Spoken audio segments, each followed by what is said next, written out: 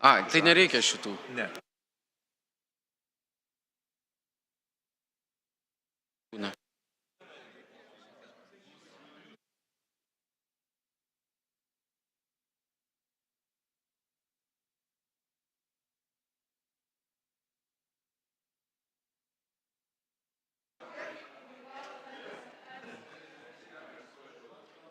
Dear colleagues, I'm inviting the vice presidents here on the top. Yes, and I ask to all take their seats. Dabar nuotrauka. Apačioj visi? Taip, aš siūlau apačioj, geriau matysis visi apačioj. Gerai.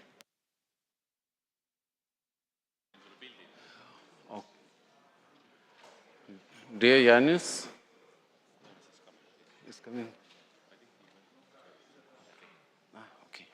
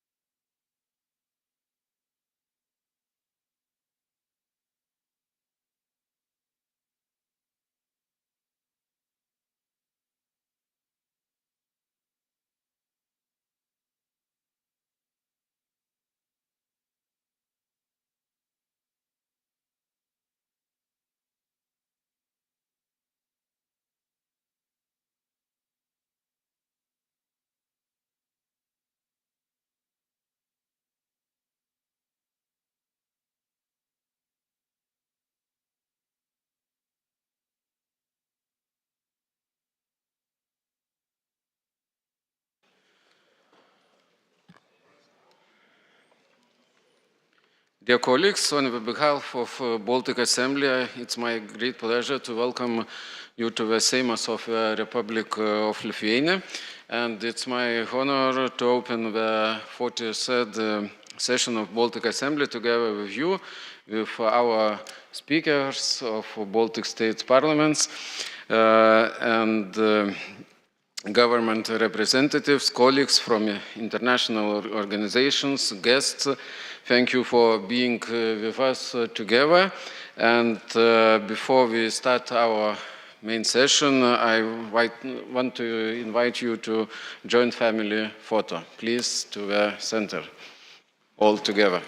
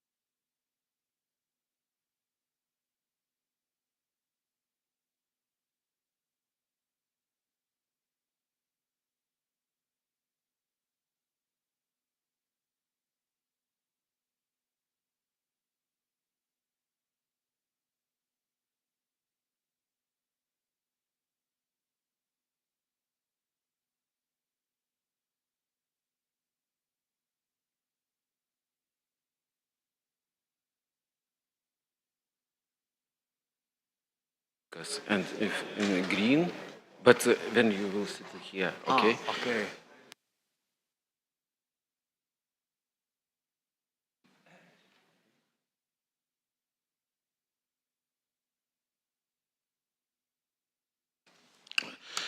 Thank you for all for family photo, and I would like kindly to stand up for anthems for our states.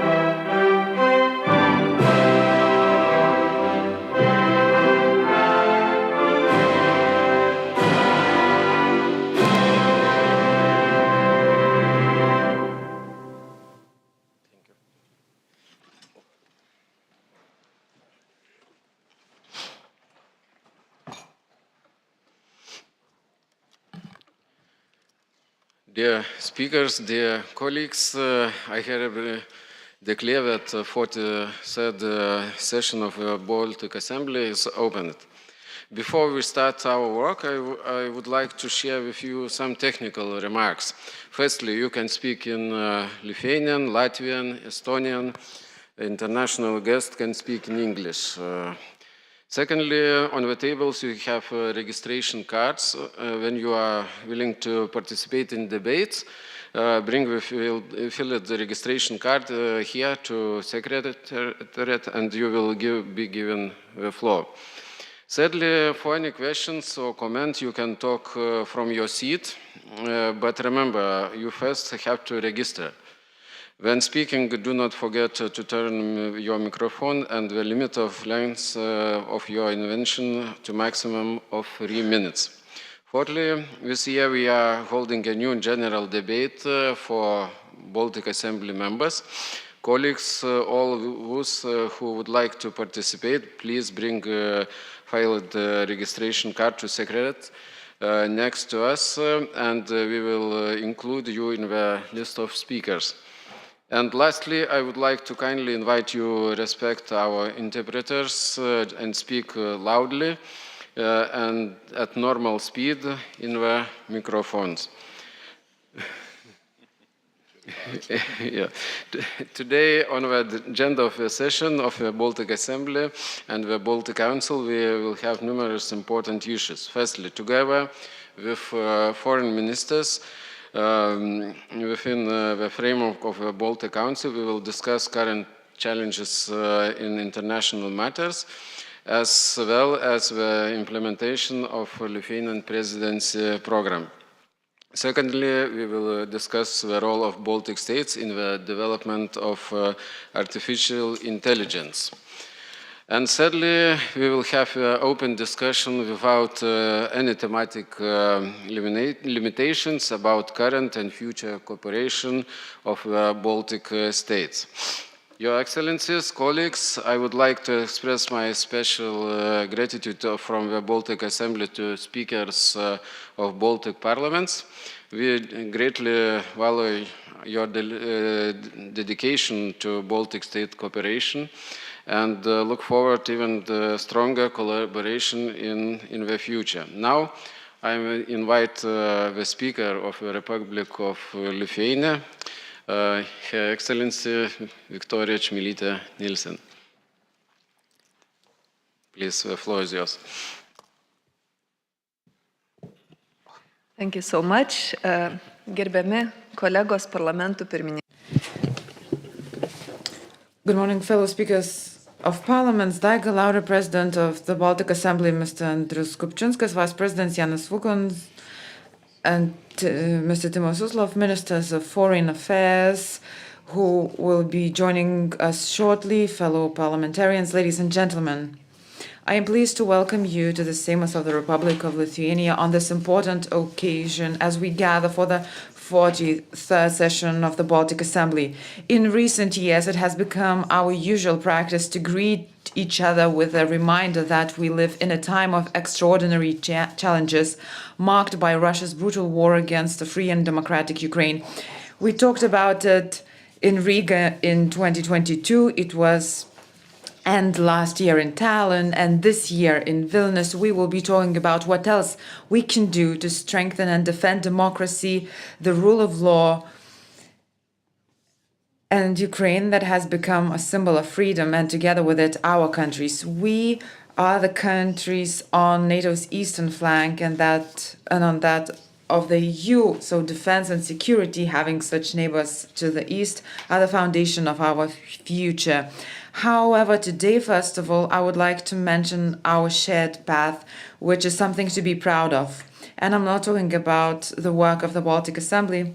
I would like to take this opportunity to express my sincere gratitude to the Presidium of the Baltic Assembly and to the entire Baltic Assembly for its active work in 2024. This year has been no less challenging than 2023. With the ongoing brutal Russian aggression in Ukraine, we have been presented with a challenge of keeping our focus on this war and continue to mobilize support for Ukraine while at the same time ensuring the security of the Baltic states. I would like to mention the important anniversaries we marked this year, which remind us once again that we are strong and invincible when united. That is what we were when we stood in the Baltic Way 35 years ago. That is what we have been for the past 20 years as members of NATO and the EU. Our journey, the success of the people of each of our countries and the success of our three countries together, is something to be proud of.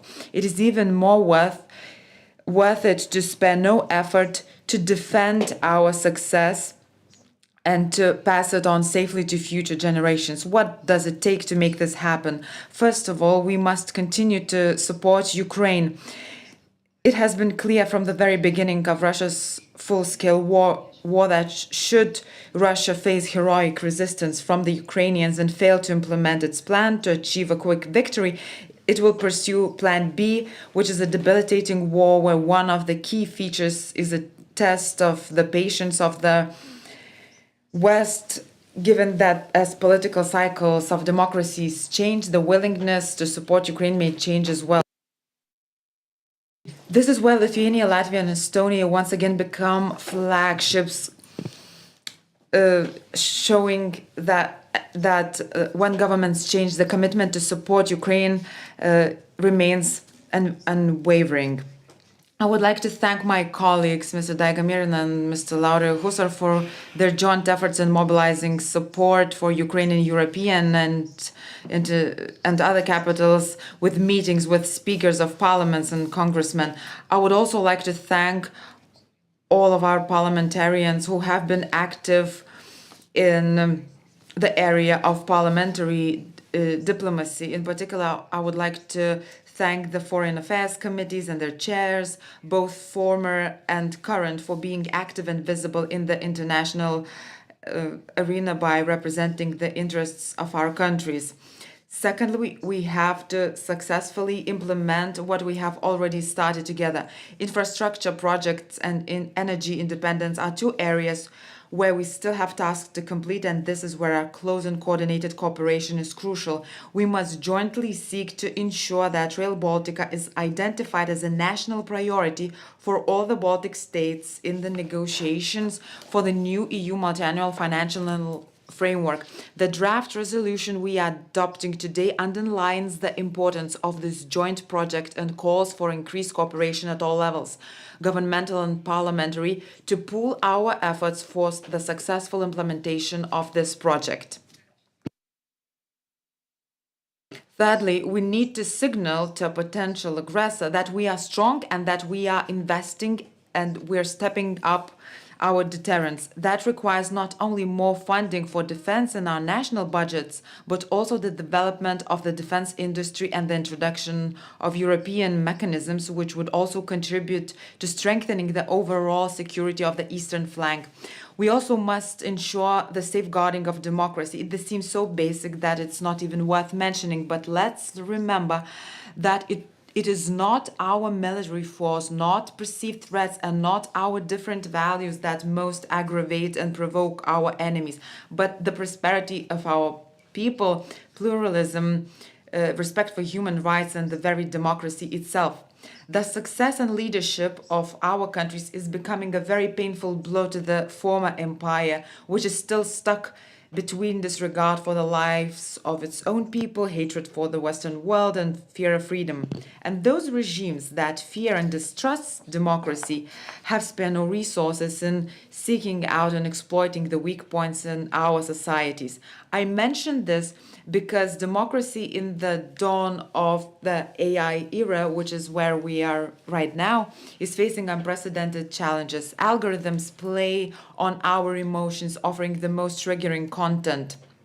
And organizations and states are ready to use AI to misinform and polarize the public and make us more vulnerable. So far, digital security and the challenges of artificial intelligence are still on the margins of our political discussions. And recently, when we met in Latvia in the format of the NB8, we discussed the short-sightedness of such an approach, and we agreed that the program should at least increase the awareness of the opportunities and threats of AI at parliamentary level. However, individual measures are not sufficient. A cross-border cooperation is necessary, and we must not postpone the issue. In fact, I'm sure that this year, which was a record-breaking year for the number of elections held in the world, will be the last in history when AI has not played a key role in shaping the messages of politicians and the choices of voters. While we have the luxury of preparing for a new wave of a more subtle misinformation, let us focus on regulating AI both at national parliamentary level and by raising these questions at European level. I would like to conclude by thanking once again to all the participants of the Baltic Assembly session for supporting this unique format. The work of this assembly is in reinforcing the security and resilience of our countries and upholding democratic values, human rights and fundamental freedoms, and in supporting Ukraine and other Eastern Partnership countries is more important than ever. The clear articulation of our mutual priorities, our active engagement in various international platforms, and our united voice that is loud and clear reinforce our positions and give them more weight. I hope that this session of the Baltic Assembly will be fruitful, and I wish the best of luck to Latvia, which will take over the presidency next year. Thank you. Thank you, dear Speaker of Lithuanian Seimas. Thank you. And now I kindly invite the Speaker of Sejm of the Republic of Latvia, Ms. Daiga Mierina.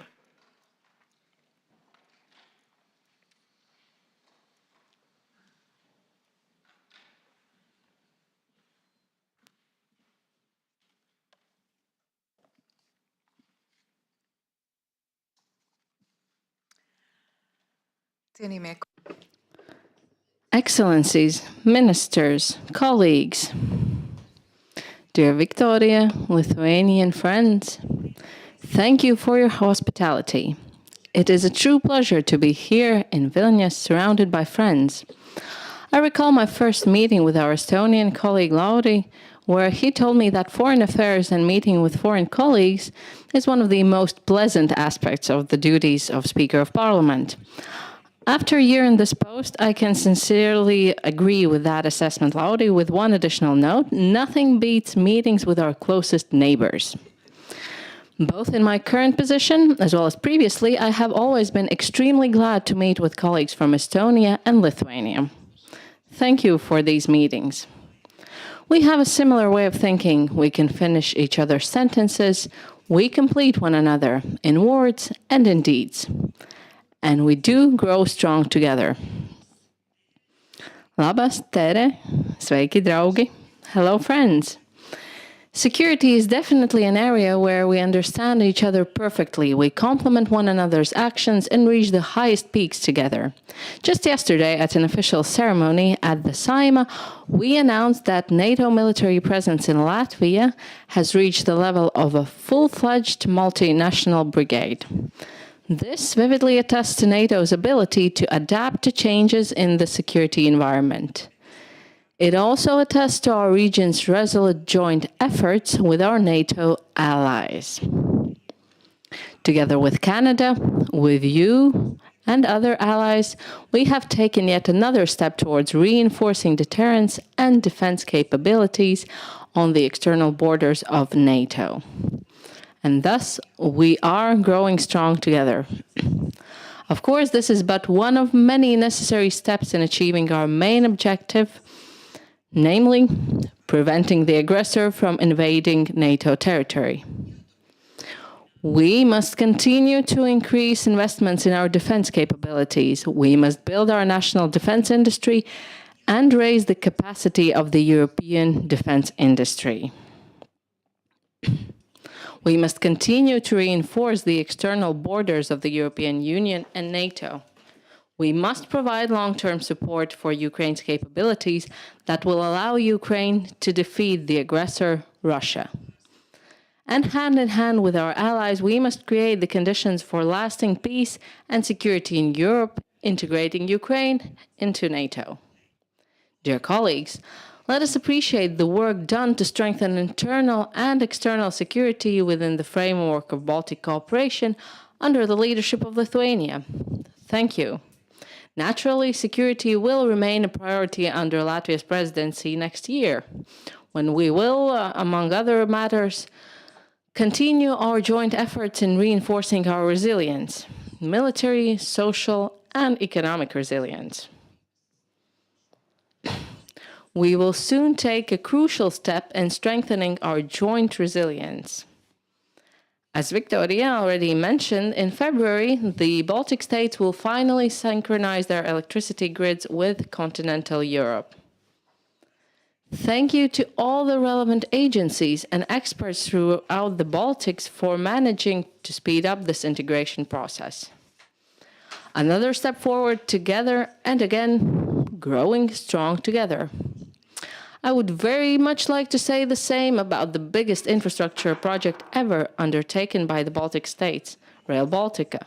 However, we still have quite a way to go there, with plenty of challenges to overcome.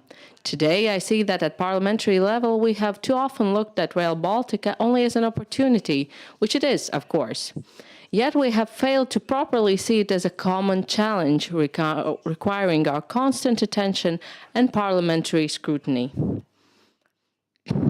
Our parliaments initially authorized our governments to implement this project. It seems now that the governments have carelessly delegated this assignment to the expert level, failing to properly follow up on the work. I believe that the Rail Baltica project, now entailing a lengthy list of additional challenges, needs to be dealt with at the parliamentary level, together. After all, it is an issue of our common security. I hope that in today's discussions you will also go into detail both about Rail Baltica and connectivity options in the framework of the existing infrastructure. We are already among each other's main trade partners, but we can definitely shape an environment and infrastructure that promotes even closer cooperation and makes us ever stronger and more competitive at a global level. Dear friends, seeing history repeat itself with the determined efforts of Russia's imperialistic meat grinder to destroy the identity of Ukrainians and Crimean Tatars in the temporarily occupied territories, I must absolutely highlight the importance of strengthening our own language and identity. The Baltic states have close cooperation and several wonderful initiatives in the areas of culture, science, and linguistics. These include ones implemented under the auspices of the Baltic Assembly, and we were witness to one such event just last night, the Baltic Assembly Prize ceremony. In Latvia, we have taken a decision to replace the Russian language as a foreign language in schools with official languages of the EU. We are working closely with France, Germany, and Spain, which are helping us implement this initiative. However, I see an opportunity and a need for us to help one another strengthen the knowledge and use of the Baltic languages alongside the major global tongues. Latvia would be interested in promoting the inclusion of Estonian and Lithuanian in the curricula of schools in the relevant border areas. Some such initiatives are already being implemented in schools in Latvia, but I would like to drive this process forward politically through a relevant trilateral agreement, which could, among other matters, also foresee mutual cooperation in supplying teachers. I would be grateful if the Baltic Assembly could include this language initiative on its agenda. Dear friends, together with our Ukrainian colleague Ruslan Stefanchuk, next week in Riga, we will host delegations from more than 40 parliaments at the Parliamentary Summit of the International Crimea Platform. In light of our own history and geographic location, for us supporting Ukraine is a given. We have made significant contributions in the framework of the parliamentary diplomacy implemented by the Baltic states, and we will most certainly keep up these efforts. However, hearing the latest discussions that the experience of non-recognition of the division of Germany and the occupation of the Baltic states ought to be applied to Ukraine, and therefore Ukraine should perhaps abandon for the time its efforts to restore its territorial integrity, I cannot help but feel that the wrong lessons are being gleaned from the non-recognition policy of the occupation of the Baltic states. The non-recognition of the occupation of the Baltic states demonstrated the importance of consistently upholding fundamental values and the basic principles of international law. Not doubts, compromise, and concessions, but rather principle and persistent protection of our interests. 2 years and 8 months after the beginning of Russia's full-scale military aggression against Ukraine, the atrocities perpetrated by Russia have not broken the courage of the defenders of Ukraine, and neither may we show the slightest hint of wavering in the face of Russia's aggression. The Parliamentary Summit of the International Crimea Platform in Riga is one such forum to demonstrate this unequivocally. Thank you, and I wish you a fruitful discussion.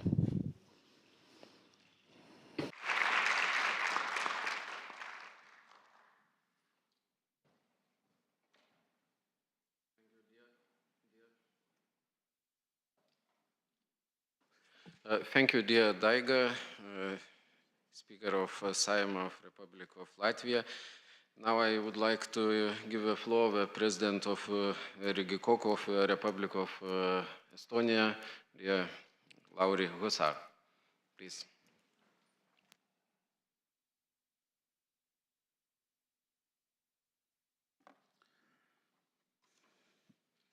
Thank you, Mr. President.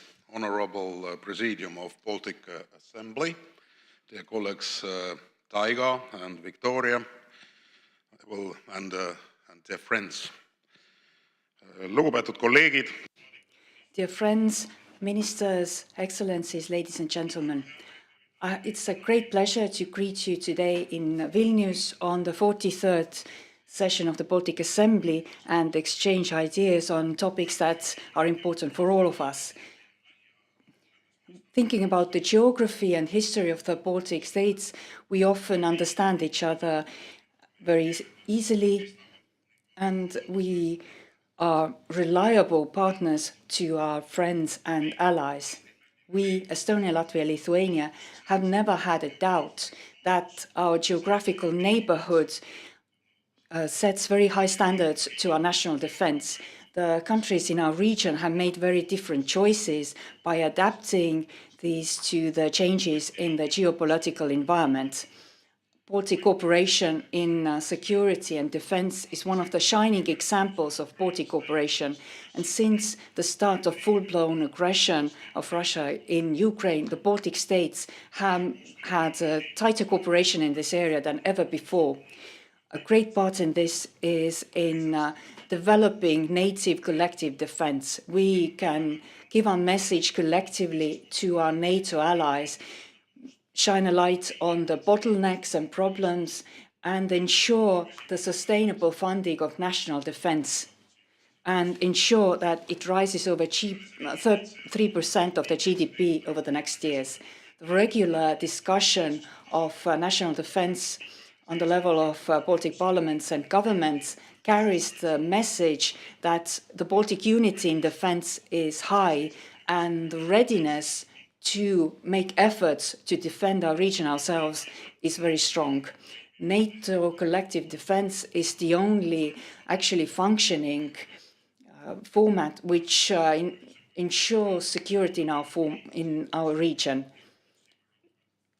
Right now, it's stronger by the addition of two strong allies, Finland and Sweden.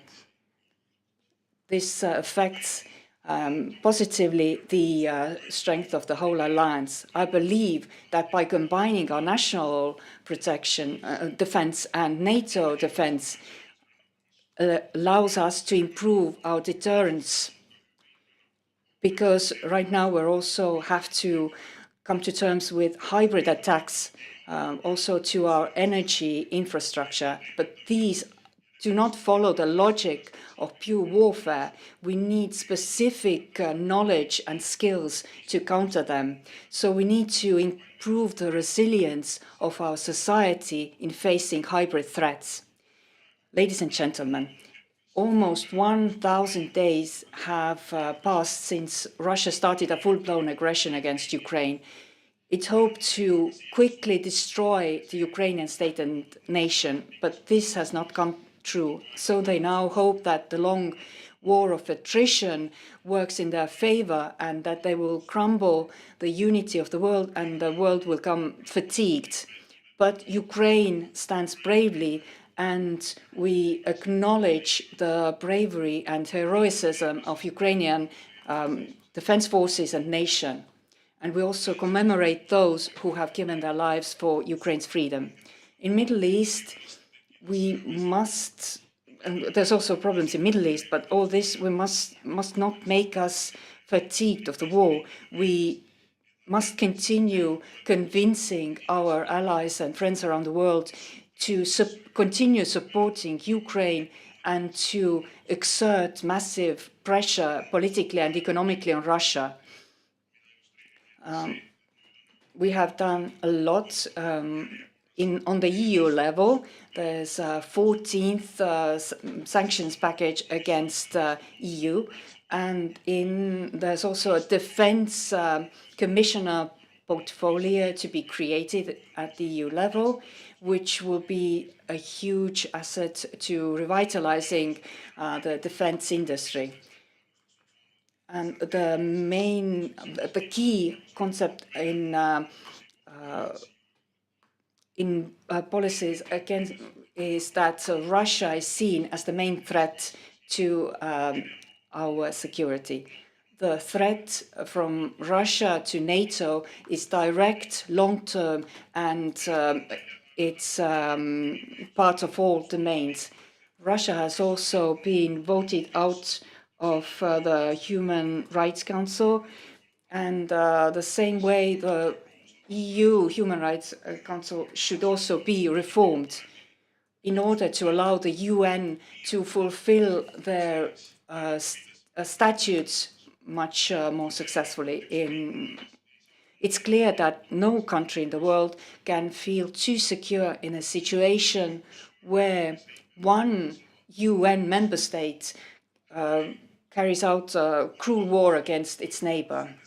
Dear friends, there's no doubt that in this war by Russia, what's at stake is much more than freedom for Ukraine.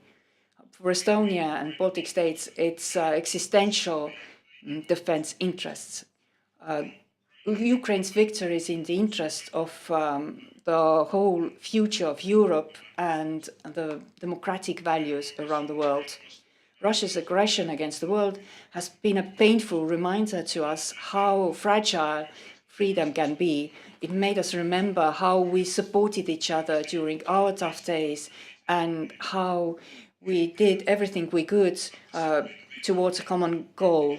And this was also reminded to us by the recent 35th anniversary of the Baltic Way, when over 2 million Baltic citizens took each other's hands in a peaceful protest for freedom. On the world scale, this was a great event. I'm sure that we will continue giving both military and financial aid and humanitarian aid to Ukraine as long as needed. We need to give military aid, weaponry to Ukraine, what they need, and do it quickly, because every lost day means loss of human lives. But as the Ukrainian president says, the end of war might be closer than we think, but for this, Ukraine needs help from all of us. We also already offer Ukraine a lot of support on its path towards becoming full-fledged members of the EU and NATO, because it's in our interest that the belt of security and freedom in Europe would grow wider. And we must not forget our objective, free and sovereign independent Ukraine in the European Union. Ladies and gentlemen, together with other supporters of Ukraine, we must continue the international isolation of the aggressor state and work towards making sure that Russia is held accountable for all the crimes committed in Ukraine. Estonia supports prosecuting the perpetrators. And there must be a special international tribunal which would have maximum international support and legitimacy. Also, Russian leadership must be held accountable and prosecuted, because if they also need to take accountability. We need to ensure that international law is successful and that the criminals receive their fair punishment for the damages done to the civilian society and to the infrastructure. And Russia, as the aggressor has the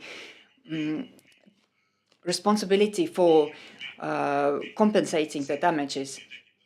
And there must be restrictions and sanctions in place until the damages have been compensated for.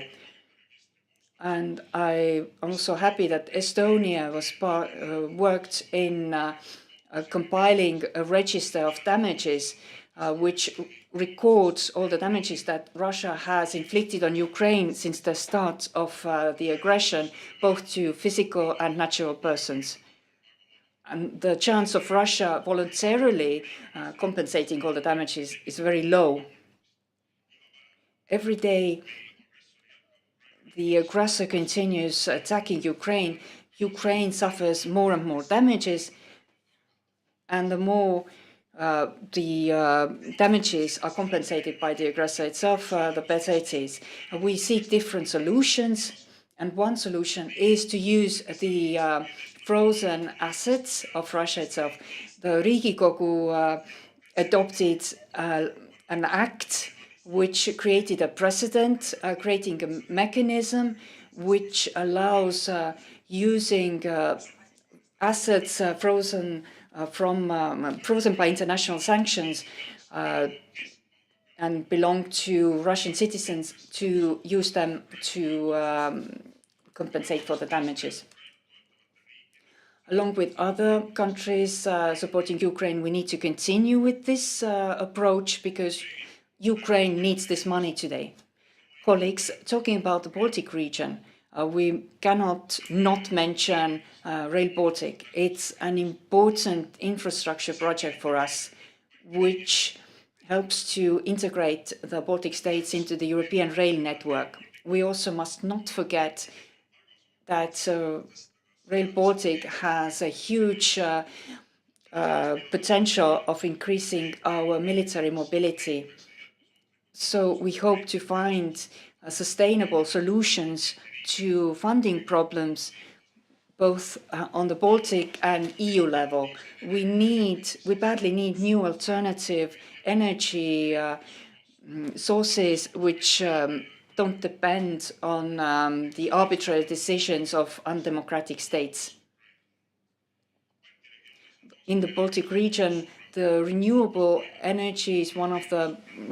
We produce a lot of renewable energy, but we also need to initiate bigger projects like in hydro energy, which would give us better solutions for replacing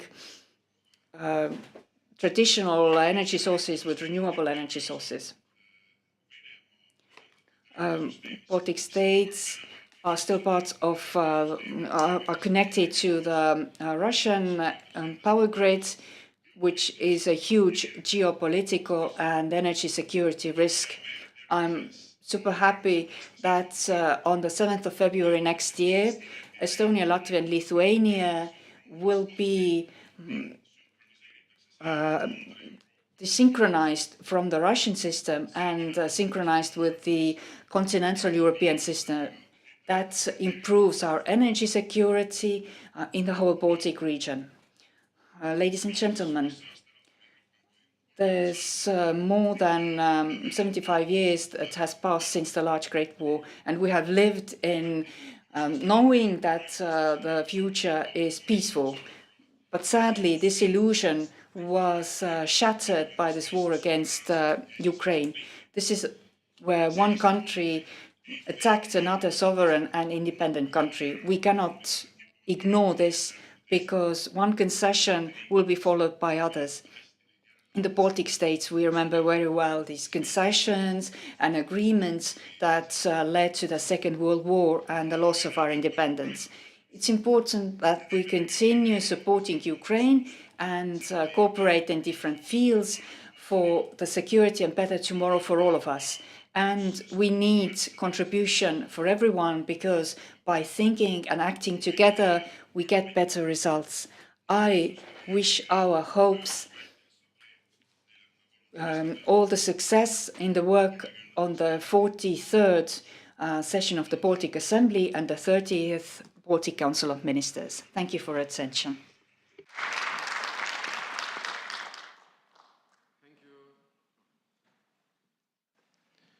Thank you, dear speakers of parliaments of Baltic states. Thank you for your ideas and contributions. So now I will give the floor for Yanis for cheering. Please,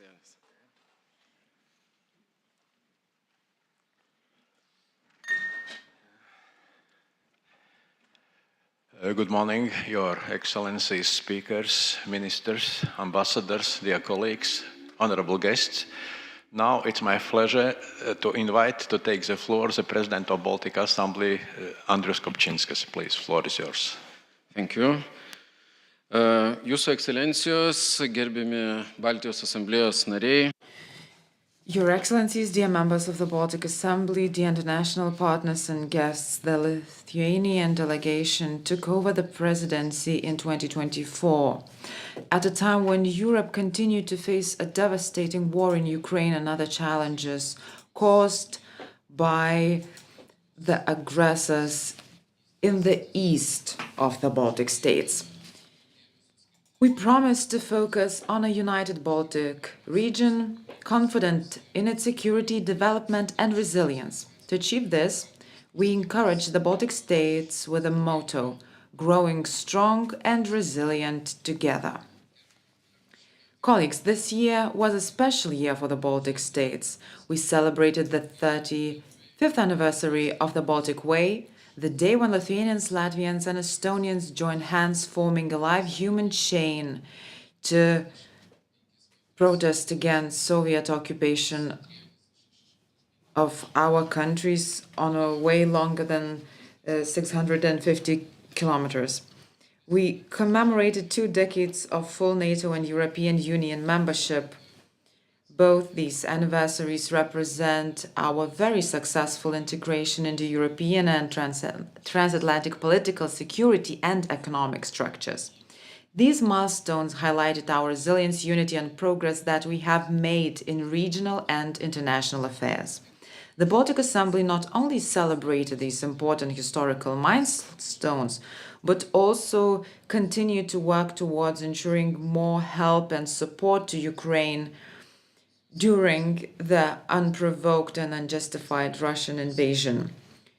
We also carried out explanatory work on Russia and its activities. That not always was an easy task. Our work regarding supporting Ukraine and deterring Russian aggression included statements as well as addresses and active participation at numerous international events. The Baltic Assembly will continue to advocate for Ukraine, among other things, also to ensure its European and transatlantic integration.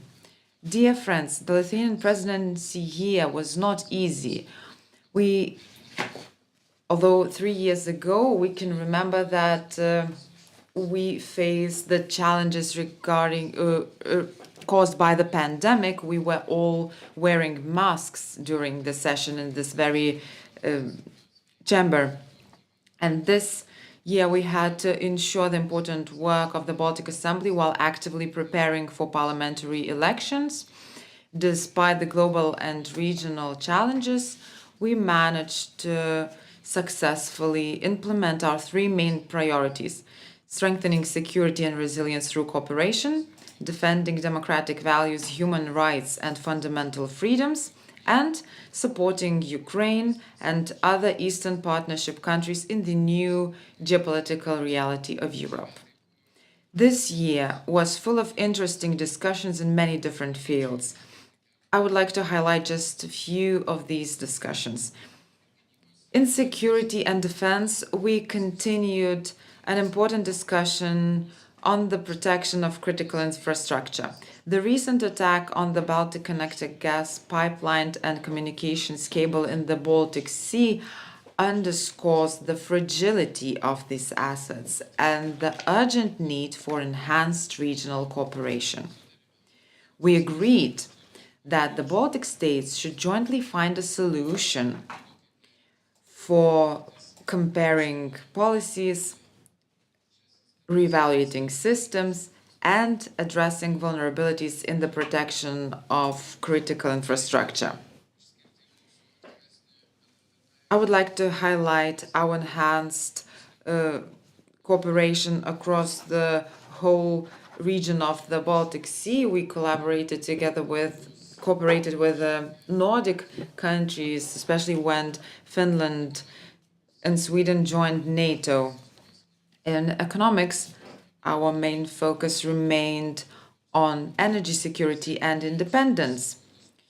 For in-depth discussions, together with the Baltic Council of Ministers in May, we organized the conference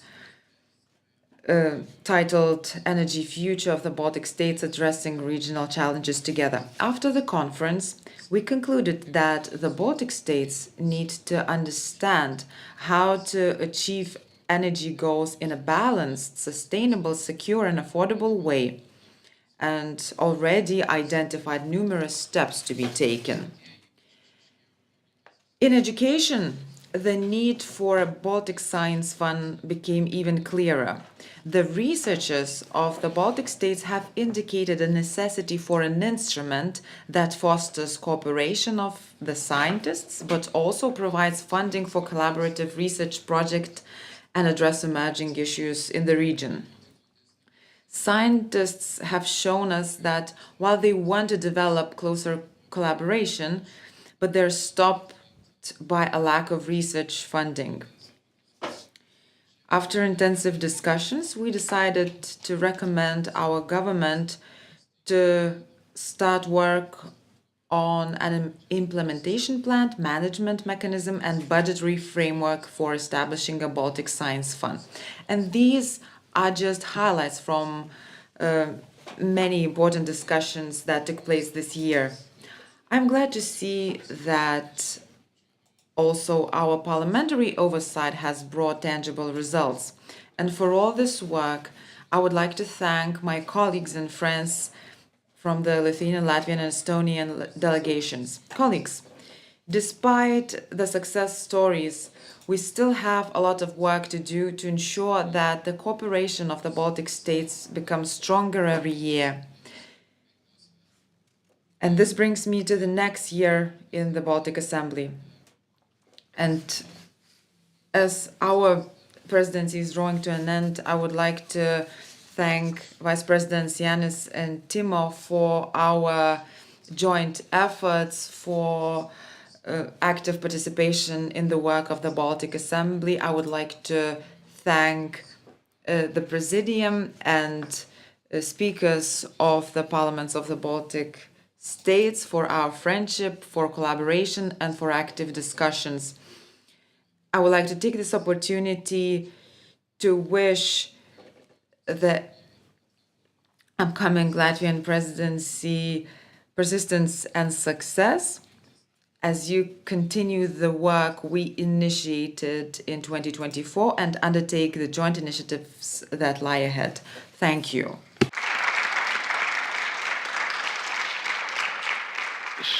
Thank you, Mr. President, for your speech, for your report, for good wishes for Latvian presidency. But now I will give the floor back to you.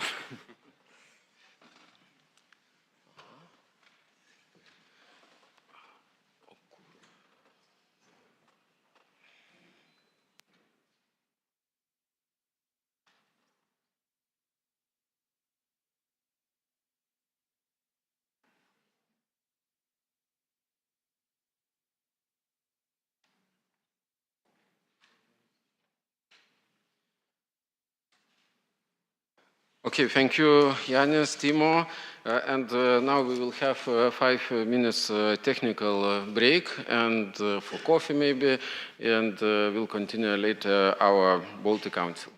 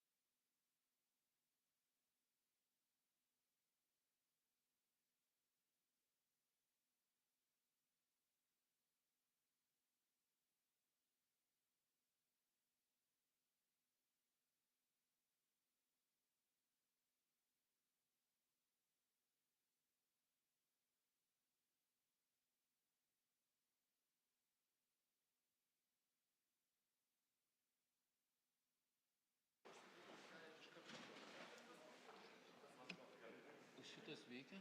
Veikia. Tie gongai čia tokie. Jo. Žinau, gerai.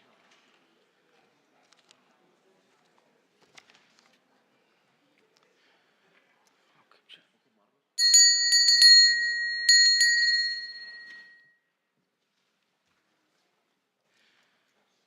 Gerbimi kolegos, norėčiau pakviesti jūs sugrįžti į salę. Galit kavą. Dear colleagues, may I ask you to return to the chamber? You can also take the cups of coffee with you. But let us begin the meeting of the Baltic Council together with the Lithuanian Minister of Foreign Affairs, Mr. Gabrielius Landsbergis. And let me inform you on our achievements and present to you the report on the close cooperation between the Baltic Assembly and the Baltic Council of Ministers ensured during the Lithuanian presidency of the Baltic Assembly. I hope that this cooperation will continue during the Latvian presidency and will be further reinforced. So I would like to take the opportunity and express my gratitude to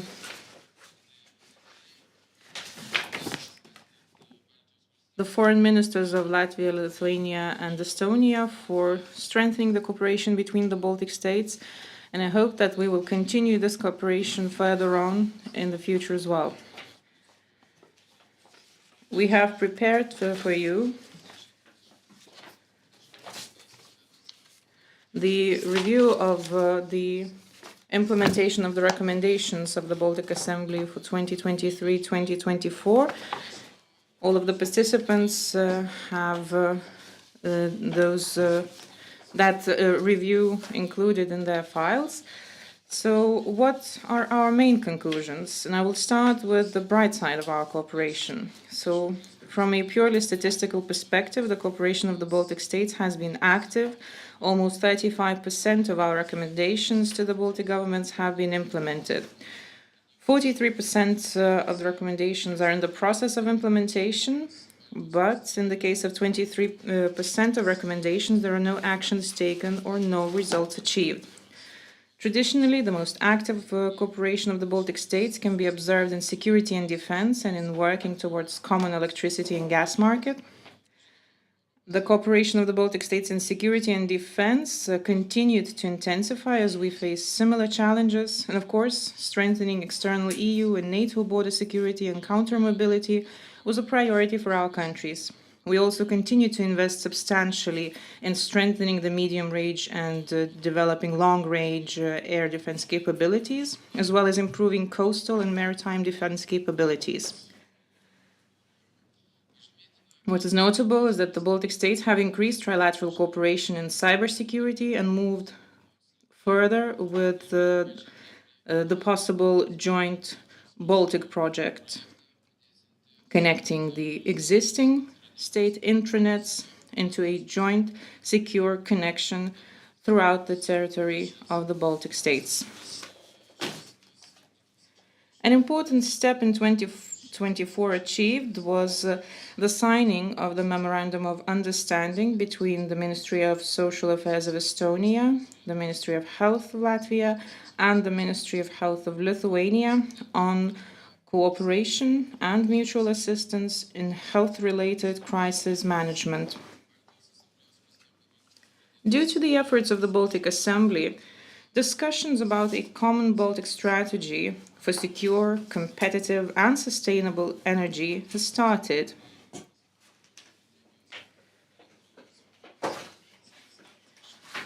During the discussions, it became clear that the energy cooperation of the Baltic states in the future should focus on the cyber realm and infrastructure, both on sea and land, as well as on developing and integrating a unified regional energy security strategy. The three states have also actively worked to jointly ensure maximum resilience of the electricity system of the Baltic states, which has resulted in the power grid operators of the Baltic states signing an agreement to decouple from the Brel power grid from the 7th of February 2025. It is also important to note that this year, the Rail Baltica project entered its next implementation phase, with approximately 15% of the main line expected to be under construction by the end of the year. Taking into consideration the crucial financial gap for the implementation of Rail Baltica and ensuring its full potential as an economic and security corridor of EU value, the project should be designated as a natural interest priority project for all the Baltic states in the negotiations with the EU for the new upcoming EU multi-financial framework. During the meeting of the Baltic Assembly's Education, Science and Culture Committee, we agreed that the Baltic Science Fund would be an important contribution to the excellence of science in the region, and I've told you about that in my previous report. However, before proceeding, it is important to undertake a comprehensive analysis of the cooperation, including the specific needs of the research communities, and agree on the operational framework. We have recommended the governments to start work on an implementation plan, management mechanism, and budgetary framework for establishing a Baltic Science Fund to finance and facilitate regional research cooperation. After active engagement of the Baltic Assembly, discussions continued regarding the Advanced Particle Therapy Center for the Baltic states. After the discussions, it became clear that there is a need to have a feasibility study to assess clinical cases in epidemiology, technical aspects, and business plans. However, it seems that securing funding for such a study will not be an easy task, and the involvement of the Baltic Assembly in the discussions in 2025 will be of the essence. However, colleagues, there are also fields where cooperation is much slower. Unfortunately, the least progress continues to be observed in the clean energy transition and development of renewable energy projects, as well as in the cooperation in the healthcare and social sectors. The clean energy transition is vital for the Baltic states. Yet, there continue to be only a few activities where the trilateral cooperation is active. Most progress has been achieved in the areas where our Natural Resources and Environment Committee has been especially active, such as the cooperation within the network for the implementation and enforcement of environmental law. And there seems to be almost no developments regarding the Baltic cooperation in the social sector. However, discussions and cooperation regarding poverty, coping and support to vulnerable groups take place within the framework of the EU, the OECD, the UN, and other international formats. Dear colleagues, overall, the progress in Baltic cooperation is rather clear. This year has been both challenging and productive for strengthening the cooperation between the Baltic states. I would just like to remind you that you will be able to ask questions and pose those questions to each minister. Each minister will have 15 minutes to deliver their speeches. So without further ado, let me now give the floor to Mr. Gabrielius Landsbergis, Chair of the Cooperation Council of the Baltic Council of Ministers and Minister of Foreign Affairs of the Republic of Lithuania.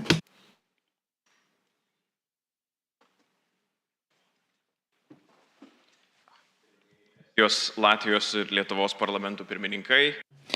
Speakers of the parliaments, parliamentarians, ministers, ladies and gentlemen, it is a great honor for me to be in this Baltic Assembly meeting and Baltic Council meeting. The year 2024 was full of challenges, but we demonstrated our contribution and defended our values were visible in Europe and beyond. Brutal Russian aggression against Ukraine is continuing for more than 1,000 years. For our common freedom, stability, we have been fighting more than 10 years. Russia is testing its possibilities in the West, is investing huge amounts into military. Russia is preparing for long-term confrontation with NATO. The West lacks trust in their capacities and efforts, and therefore we become targets of manipulation of different adversaries. If we don't take the measures, Russia will continue testing its possibilities. We have to bear in mind the intensive changing geopolitical situation. The Western states do not have the stance that we have. We need to encourage partners to support Ukraine. Ukraine is defending entire Europe. The Baltic states need to contain strong and united voice that Ukraine's victory is the strategic goal of Europe. Victory is possible only according to the Ukrainian peace formula. We need to ensure that Ukraine becomes a EU and NATO member.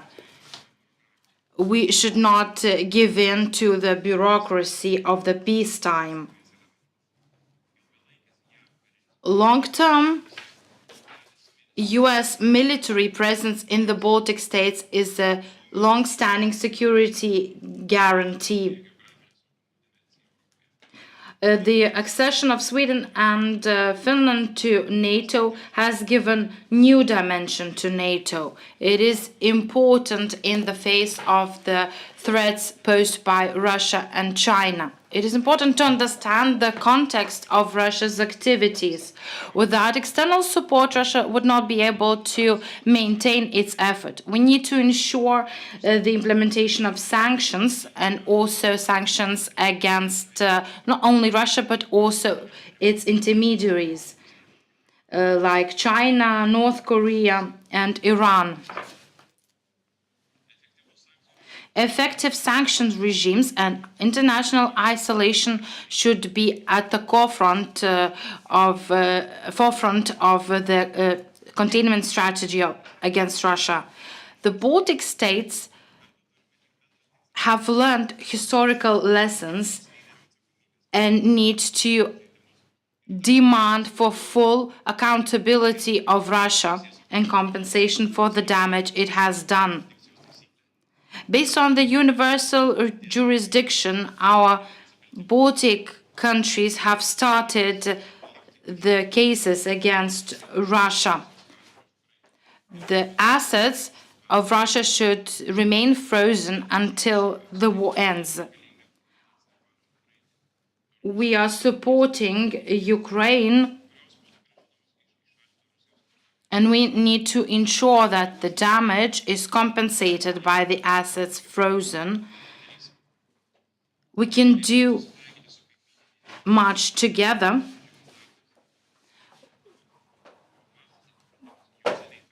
We disapprove of the actions of the regime in Belarus and the crimes against humanity committed by Alexander Lukashenko in Belarus.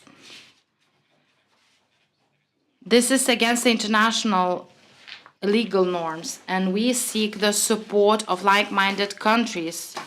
We see the hybrid attack of Belarus and the Russian migration pressures against us. We react to this together with our partners in different international formats. Baltic states take common solutions. Only in cooperation we can respond effectively.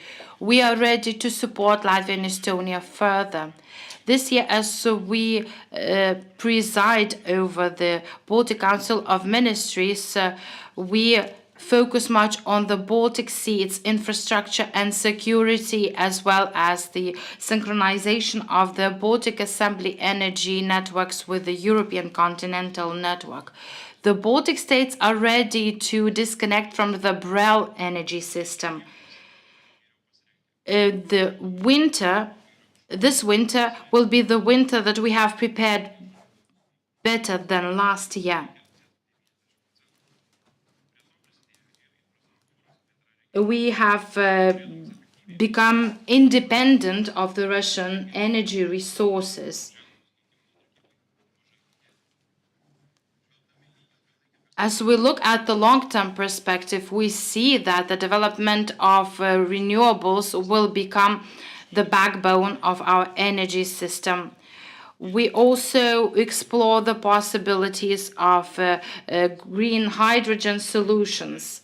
It is important to continue our efforts in transport as well. We have a common goal by 2030 to finalize the main projects of Via Baltica and Rail Baltica. We need to ensure the sustainable funding of the European Union for these projects, because these are the priority projects, both for the economic and social integration of the region, as well as the military mobility. We need to understand that the security of our region is closely connected to the strong defense industry. We need to strengthen defense industry in all three Baltic states.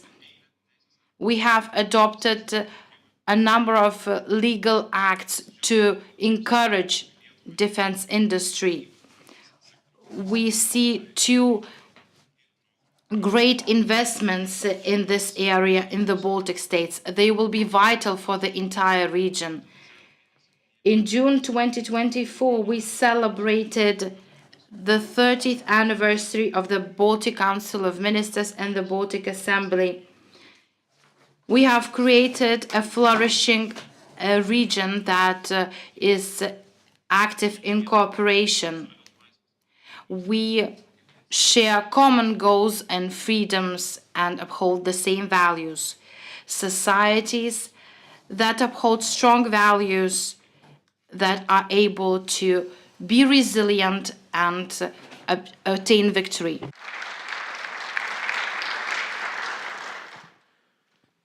Thank you, dear Gabrielius. And now I want to introduce the Minister of Justice of the Republic of Latvia, Ines Libina Endnere, to introduce the priorities of and program of Latvian presidency of the Baltic Council of Ministers next year. Please, the floor is yours.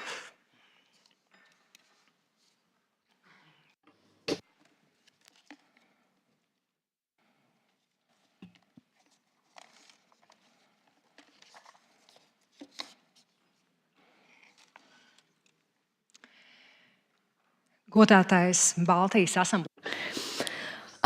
Honorable President of the Baltic Assembly, distinguished parliamentarians, speakers of the Baltic Parliament,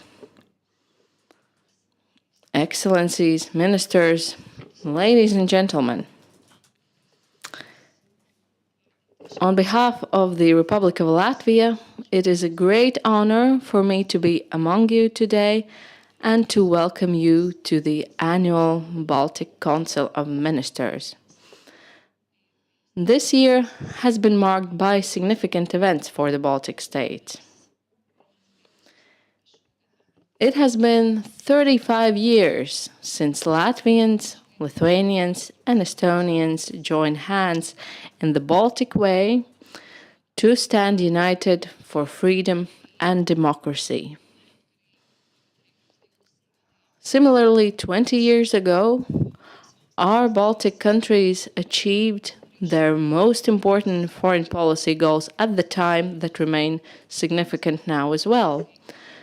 We became full-fledged members of the Euro-Atlantic community and the family of European states through our accession to NATO and the European Union. In June, we celebrated the 30th anniversary of the establishment of the Baltic Council of Ministers and the signing of the Treaty on Cooperation among the governments and parliaments of the Baltic states. On behalf of the government of Latvia, I would like to extend my gratitude to the members of the Baltic Assembly for their productive joint efforts and their significant contributions to advancing our country's interests and prosperity and strengthening regional security. In 2025, Latvia will assume the presidency of the Baltic Assembly and the Baltic Council of Ministers. Latvia will continue to work actively on matters that are important to our countries.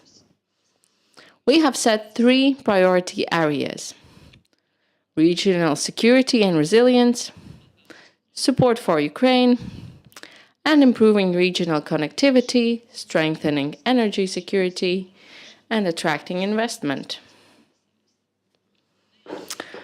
Regardless of the developments in Ukraine, Russia remains the greatest and most serious threat to NATO, the European Union, and the current global order. Ukraine is not the endgame of Russia's ambitions, but rather the most visible precedent. We must continue to work diligently to reinforce our eastern border and implement anti-mobility mechanisms, thereby enhancing our deterrence capabilities.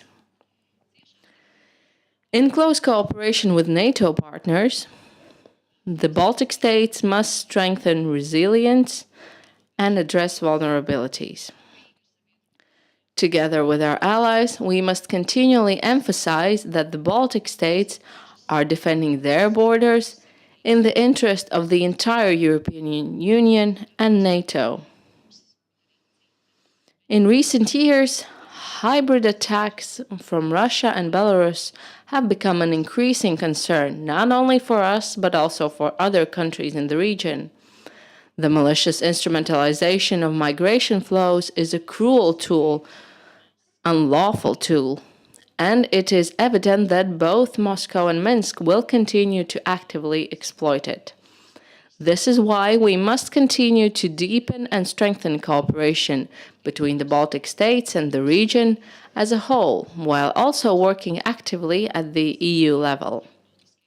Ladies and gentlemen, the serious geopolitical challenges and the Baltic states' proximity to an aggressive neighbor require not only reinforcing our country's security and defense, but also close cooperation in the development of civil protection and crisis management mechanisms. Our priority is to formulate regional evacuation plans, joint strategies, and crisis communication solutions, as well as to build a functioning civil protection system.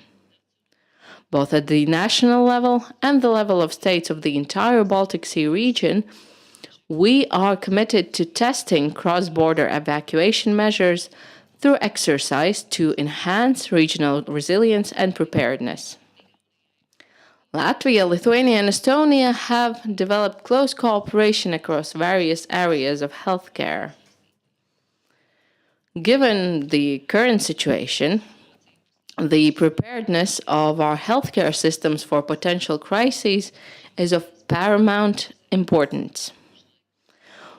We are currently collaborating closely with our Lithuanian and Estonian colleagues to ensure that the healthcare and medicines production infrastructure across the Baltic states is resilient to all challenges, guaranteeing that even in times of crisis, people have access to medical services and essential medicines.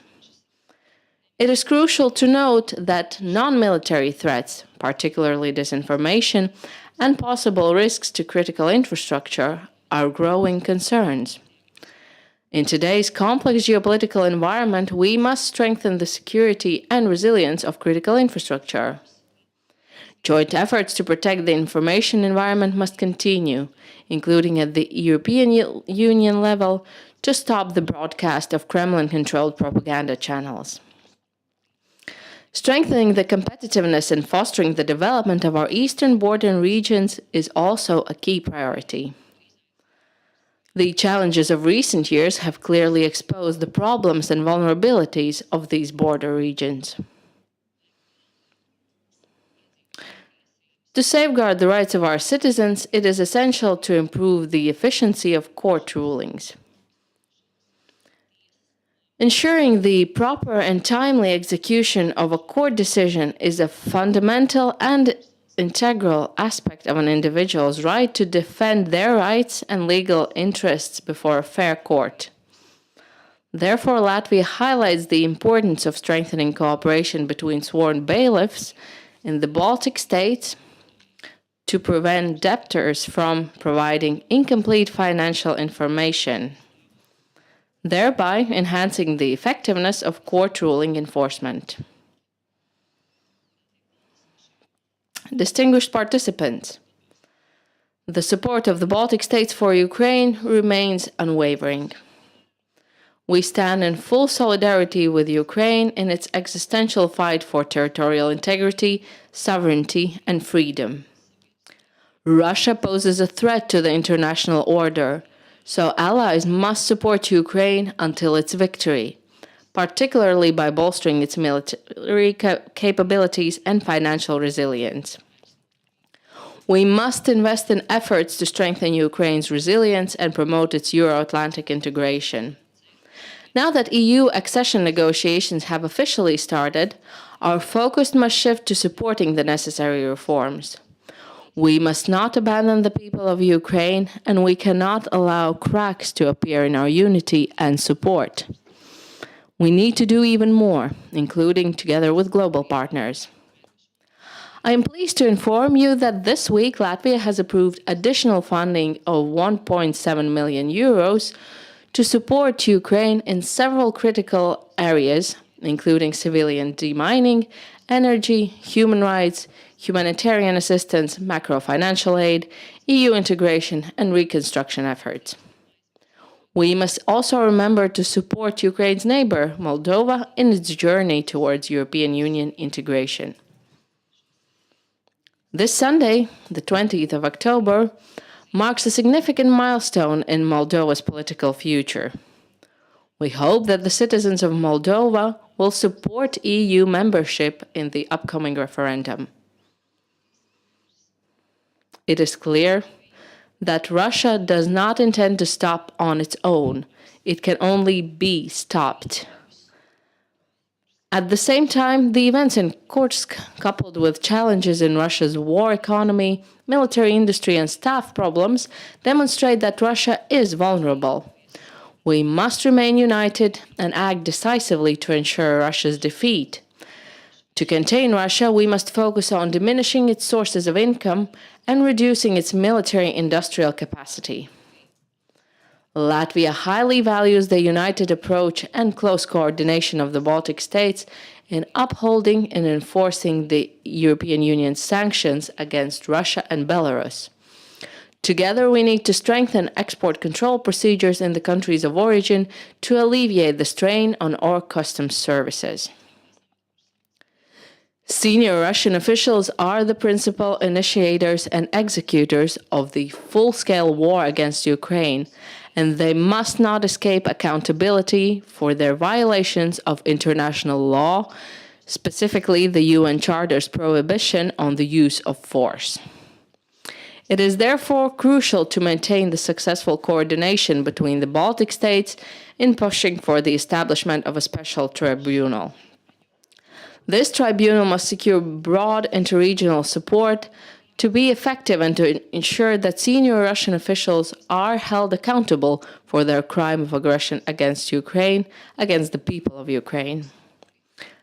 Ladies and gentlemen, next year we will take the final step in disconnecting from the Russian electricity grid and fully integrating with the European grid. Our efforts to strengthen the region's energy security and self-sufficiency will remain a priority. It is essential to capitalize on the opportunities offered by climate-friendly policies to stimulate economic growth and improve the quality of life in our societies. The EU Green Deal provides a wide range of possibilities for development and modernization, particularly through the promotion of innovative technological solutions. The successful implementation of transport infrastructure projects is crucial not only for the Baltic states, but also for Europe as a whole. Cross-border initiatives like Rail Baltica are key to ensuring the smooth functioning and competitiveness of the EU single market, as well as to enhancing military mobility. The Baltic states remain firmly committed to Rail Baltica as a priority infrastructure project. In the coming year, we will work hard at both national and regional levels to address technological, strategic, and governance challenges. Joint efforts at the international level on securing EU funding and attracting foreign investment. The Baltic states possess significant potential for economic growth. Coordinated efforts are essential to promote the region's sustainable development, particularly through strengthening business cooperation, fostering cross-border clusters and cooperation networks, and implementing cross-border projects that drive regional advancement. Ladies and gentlemen, in conclusion, I would like to express my sincere appreciation to Lithuania for its successful presidency of the Baltic Assembly and the Baltic Council of Ministers. I wish for us all to continue working productively and innovatively within the Baltic Assembly and the Baltic Council of Ministers in the years ahead. Thank you for attention.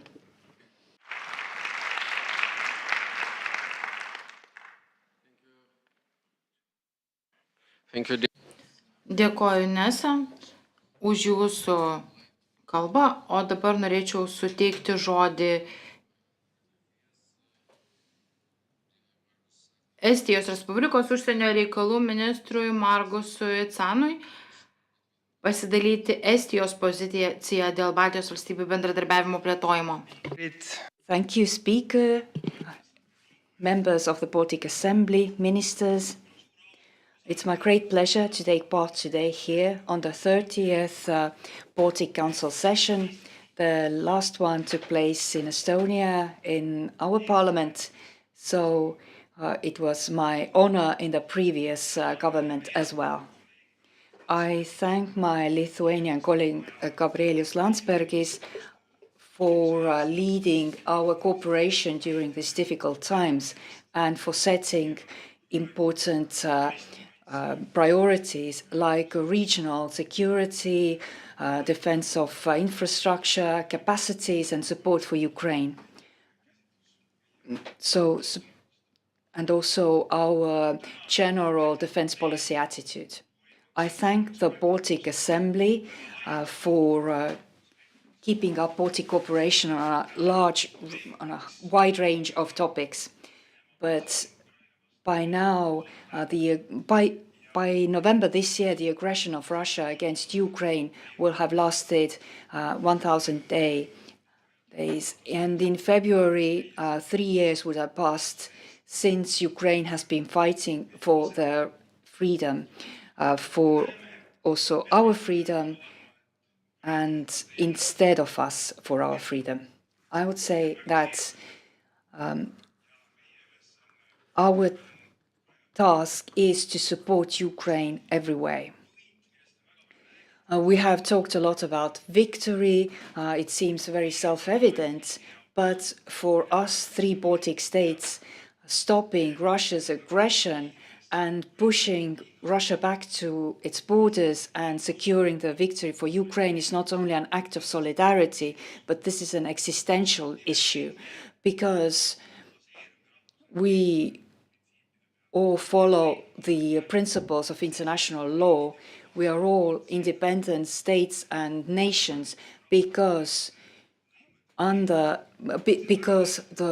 international law applies to us, and it's important for us to be pioneers in defending international law.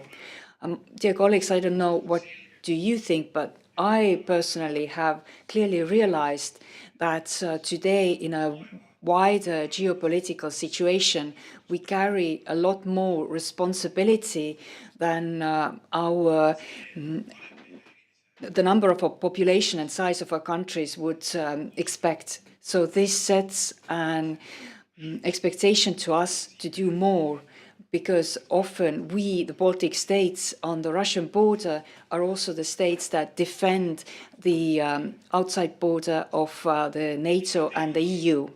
So what are the topics where we have cooperated? I'm very happy that my Latvian colleague has also spoken about the future priorities of Latvia. The fact of helping Ukraine is very important, that we have all given at least 0.25% of our GDP military aid to Ukraine is extremely important. It's important to invest and support Ukraine to make sure they survive the winter. We give them humanitarian aid, but we also help them in recovering their energy infrastructure. But it's also very important that we stay with the topics that people don't want to talk about a lot, and that's prosecuting, holding accountable the crimes of the leadership in this crime of aggression. It's establishing the international tribunal to make sure the aggression will be punished, so that Putin and his minions will not enjoy immunity for the crimes they have committed under international law. Also, in our focus are hybrid attacks. I remind you that at the end of last year, Estonia published a hybrid attack planned against Russia. Today, all the European countries are talking about our neighbor acting on our territory against our citizens. So keeping this topic of hybrid attacks in the agenda is a common task for all of us. If we set end-to-end all the hybrid attacks that have been committed against Europe over the past 2.5 years and compare it to the situation 4 years ago, the Europe would be completely in shock to see the difference. Why I bring you this example is that Russia tries step by step different approaches to keep pushing our lines, to keep pushing the awareness of our societies, where at one point we would lose count.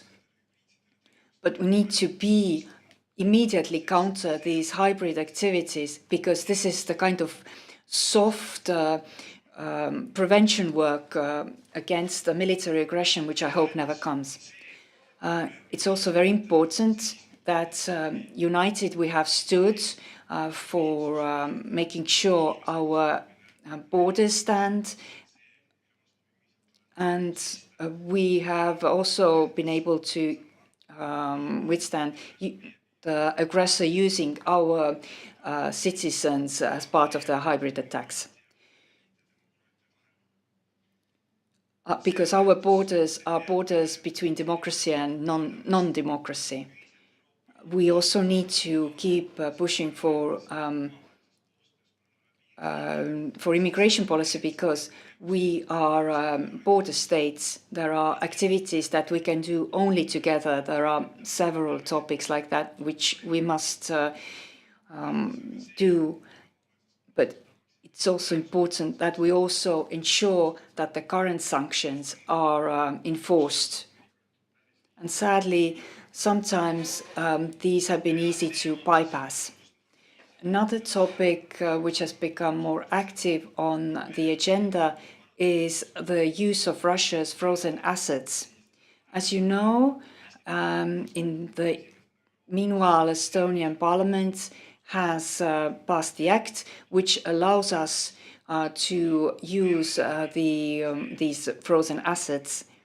But it's a good step, at least, to give the revenues from Russian frozen assets to Ukraine, and is used as a guarantee for giving larger, up to 35 million euros loan to Ukraine, a non-returnable loan. It's our task to keep repeating this message, because business as usual will not come back with Russia. I thank Latvia and Lithuania for also drawing attention to Belarus. It's our common task to support the democratic forces in Belarus, and we have done this together. It's very important that we cooperate together.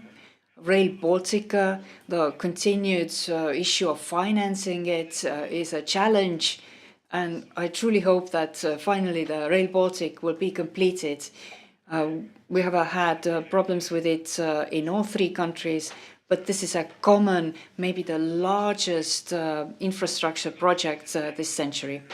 And then very practical topics. There's already a railway line between Vilnius and Riga, but I very much hope that Tartu and Riga will also be linked one day. It's also something we discussed last year. We have made very important strategic common decisions on energy market. It's very important that we unlink ourselves in February 2025 from Russia. That's earlier than we had discussed earlier. And I absolutely thank my Lithuanian colleagues for this, that we can do it earlier than expected, and that we have reached a point in our activities where we can do it earlier. Also, the functioning gas market, LNG, here we no longer depend on Russia, and that's a very important strength for our defense. Science, research cooperation, very important. One new topic definitely is the cooperation in defense industries, and here I see much more activities, cooperation on the private sector as well. Dear friends, to conclude, we are members of NATO, and we know that Ukrainians are fighting instead of us. We know that Russia will remain an aggressor country, and we know that we must withstand and be very strong in deterrence, and also independently very strong in national defense against a possible future threat. And I also would like to again thank our Lithuanian colleagues for the super organization at the NATO summit in Vilnius. But I'd like to say that it's important for all of us to realize that in Vilnius, they passed the new defense plans of a region which actually correspond to our needs. And therefore, it's very important that these defense plans are actually realized with actual capabilities. We have been an example. We invest more into our defense. All three Baltic countries are already investing 3% of our GDP, and Estonia even more. But we need to explain to our partners what capabilities we are developing to have a long-term range capability. They need to understand what is the big difference. We will not yield 1 centimeter of our territory. We, the 3 countries, cannot win back our territories because we have seen in practice in Ukraine the territory that Russians have taken. Not only they destroy all the infrastructure, but they also destroy all the population, and we cannot afford this. One parallel which probably nobody understands clearly because the scales are so different. The 110,000 square kilometers of Ukraine have been occupied, and that's only a fraction of Ukrainian territory, and that's much more than the combined territories of the Baltic countries. So thank you for all the work you have done, and definitely this cooperation between the 3 states will continue. I wish all the success to our Latvian colleagues for the next year in leadership of the work of the Baltic Assembly. Thank you.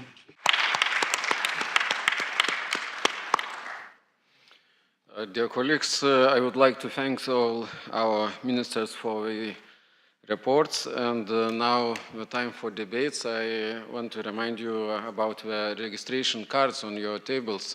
I received first one from Andris Kulbergs, but others I kindly ask if you want to raise the questions, short questions for ministers, please use this registration card. Please, Andris, the floor is yours. Andris Kulbergs from Latvia. Hello, please, I have a very important message. I have spent the whole summer as a chairman of investigation committee on Rail Baltica in Latvia.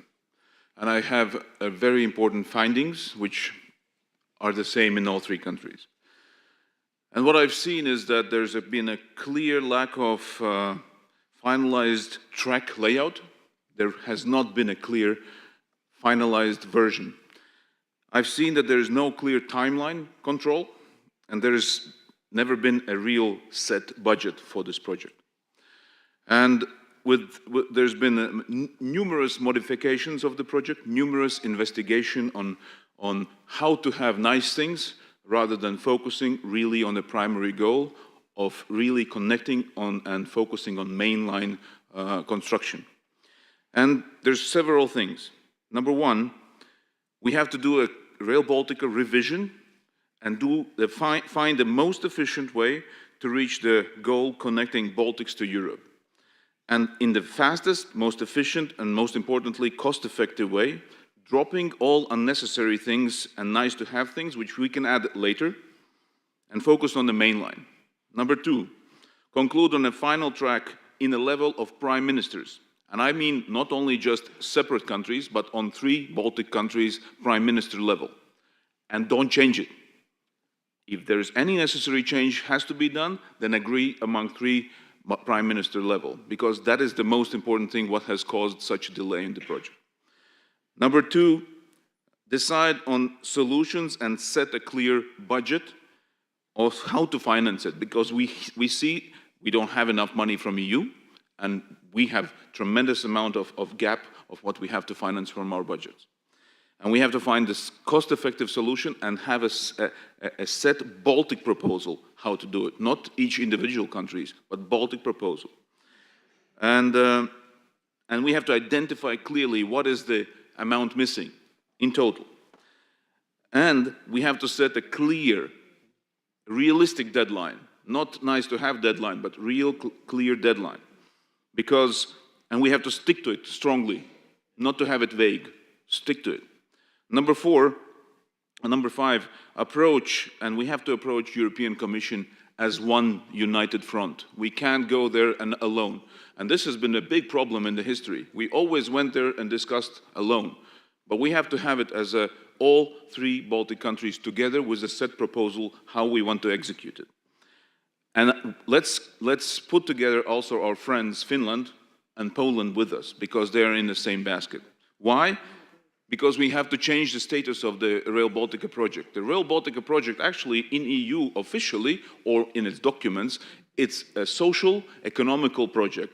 There is no information, and it's a lacking information officially, that it's a military project as well. So we have to change the status.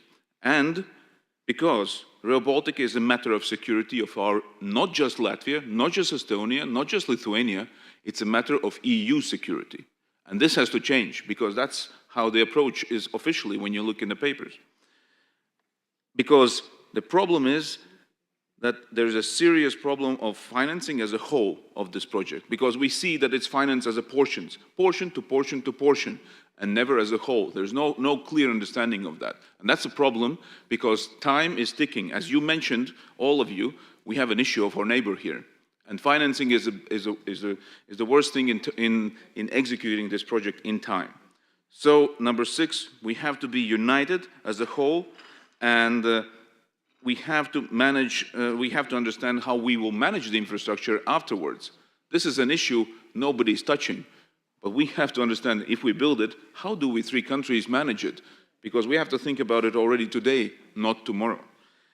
And the last, for an Italian, it is maybe drinking less, 4 cups of cappuccino less, or for the French, maybe one less bottle of wine. But for a Baltic inhabitant, it is actually not buying your next car. That is as much of financial commitment our people have to commit, because this is one of the biggest, or the biggest, common infrastructure project in our history of our countries.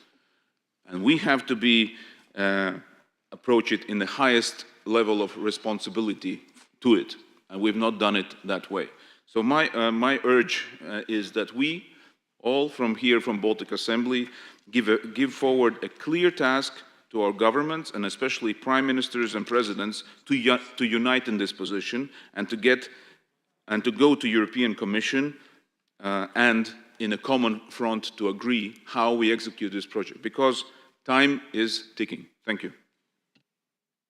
Thank you, dear Andres. I saw this is like debate, your opinion, not the questions, yes?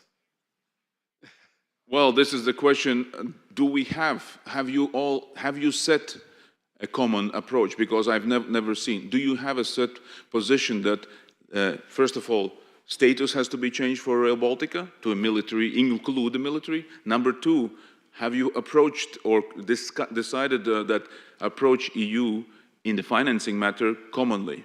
Because we see that the next envelope opening for the financing is only 2028, physically receiving the money on 2029 July. So how do we live 3 years without financing when the time is ticking with the aggressor? Have you done any common approach or ideas to approach European Commission in this way as one Baltics, not each country separate? That was my question. Great. Please. The floor is yours, dear ministers. Well, first of all, thank you so much for laying out in such a detail the results of your internal investigation, parliamentary investigation. I don't think that we've done something like that. But at till this moment, we have always approached the question, all 3 of us, of Rail Baltica. So there has never been a discrepancy in our positions when it comes to negotiating the position in Brussels. So I'm sure that will remain. Now, when we are approaching a new financing period, definitely we have to look into that deeper and prepare better arguments. How do we argue with the Commission for the financing? At this stage, and yesterday I had a conversation with Latvian minister just specifically about this issue. At this stage, we are mostly focused about the national positions, and I know that Latvia is formulating its national position.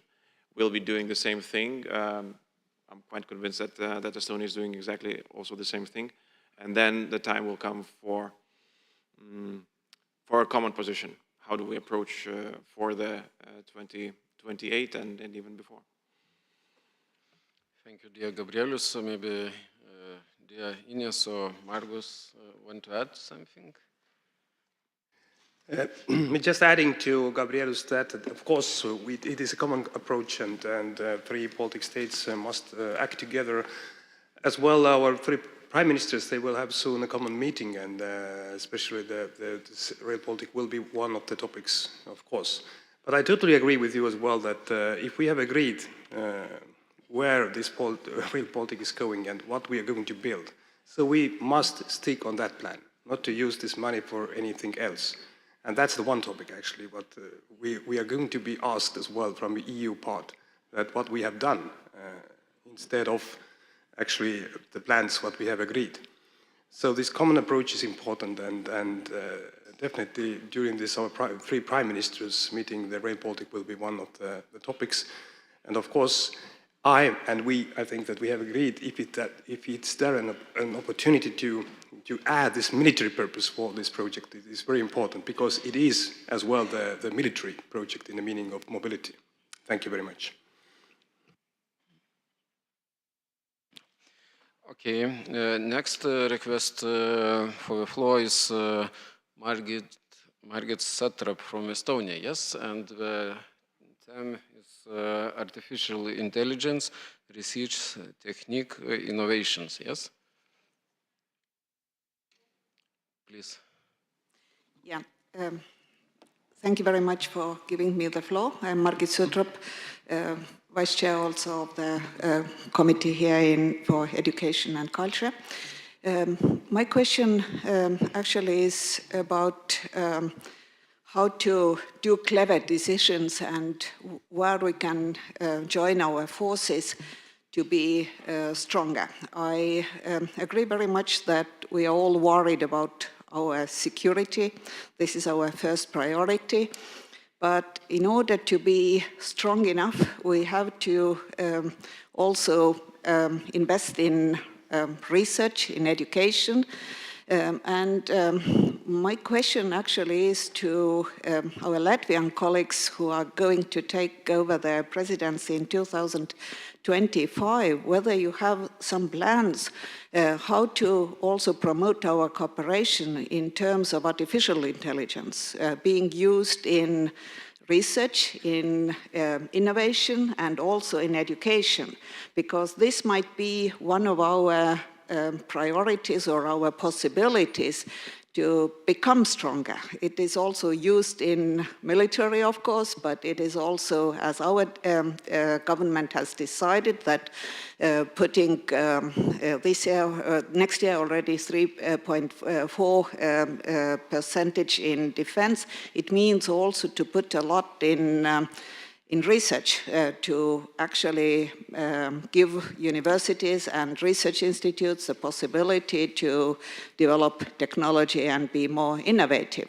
And I think one of the possibilities, since AI ethics is one of my research topics at the university, and I see also how just implementing AI Act of European Union, actually, it means that there may be some kind of difficulties that people are, of course, it is important to have human-centric AI, and GDPR is very important, and autonomy of the persons has to be promoted. But I think we have to be innovative also in teaching not to be too afraid of using even ChatGPT, because instead of just saying no to everything and being too afraid, I think we should be more have more courage to use it positively. But it means we change our education, we change also the possibilities. And I would like to hear also whether you see any possibilities where we could work together, because I think artificial intelligence may also help us to get over one of our difficulties, lack of labor force, for example. There are less investments coming to our region because people are afraid of investing since we are the neighbors of Russia. And this means that technology has to take it over. So I would be very happy helping us to make a step forward, but I would like to see what can be these possibilities where we can cooperate in using in positive terms and in innovative terms, artificial intelligence through our cooperation in research, teaching, and innovation in our 3 countries. Thank you very much for your attention and looking forward to your answer. Yes, we had your opinion, but maybe after lunch we will have discussion on artificial intelligence, and maybe Yanis or others will introduce you about this term. And a short comment, please, Yanis.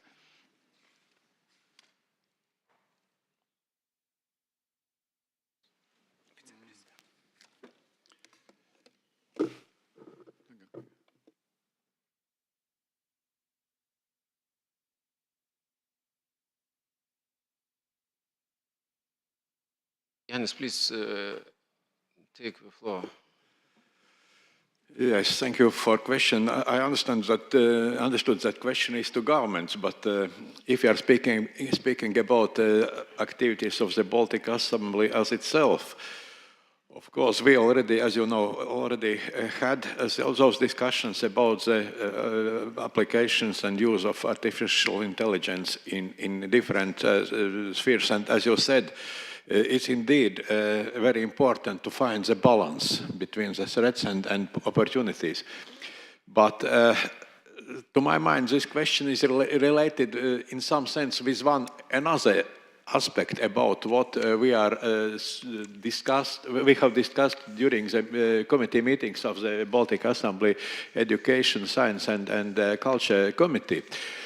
And this relates to the creation of a Baltic Science Fund, because application of artificial intelligence in this very specific period, it's also with some regional aspects. It's not global, it's regionally different. And to my mind, if we will get support for creation of the Baltic Science Fund, and in our joint statement it is mentioned, it will be some of tools how we can get financing for the creation of some teams, common trilateral Baltic teams, which could work on this aspect. But if we are speaking more deeply about this Baltic Science Fund, indeed it's very important because the initiative is coming from the academia of our countries. And we are speaking about researches in humanities and social sciences, in very special aspects from which some results could give some benefits for our national economies and also for development of our societies.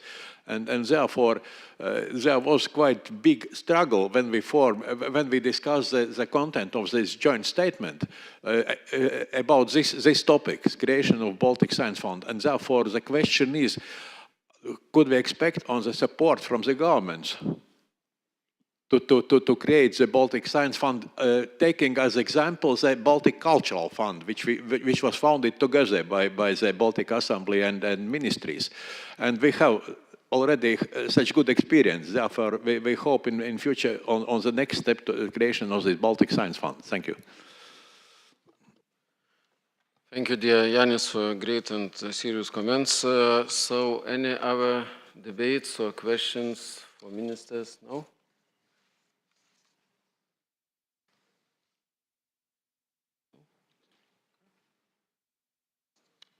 If there is no... okay, because I do not receive the registration card.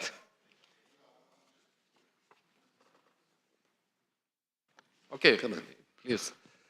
Yeah, thank you, ministers. And yeah, I'm Peter Dali from Estonian Parliament, and I'm Vice Chair of Defense and Security Committee. And my question is about President Zelensky's or Ukrainians' victory plan. How do you assess it, ministers? Is it doable? And what we, as a parliamentarians, can do to make it happen? Thank you. The ministers, could you reply to this question? I think it's doable. Many things are doable if we want to win. If we actually don't want to win, then we'll find reasons why we cannot do it. But when you think about it, just you know, one example is so when COVID struck Europe some 4 years ago, Europe declared a crisis and found a way for the first time in European history to borrow 750 billion euros in order to fight off the crisis. And we fought off. And I can say we won. Now, if we don't declare Russia's war against Ukraine or against Europe a crisis, then it's very difficult. If we declare that it's a crisis, then we have means. And honestly, and it's not just Europe, we have partners. We have the United States, we have partners in Indo-Pacific, all across the globe.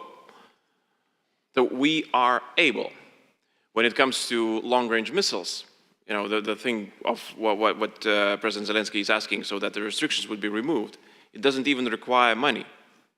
It requires only political decision. Are we able to offer security guarantees to Ukraine? I think so as well. Of course, again, it is difficult because we have to plan. We have to start writing down the defense plans of Ukraine. We have to start planning for maybe deployments in Ukraine and other things. But if we want to win, and it's doable, and it will be very soon, it will be very clear if we are actually in this to win or not.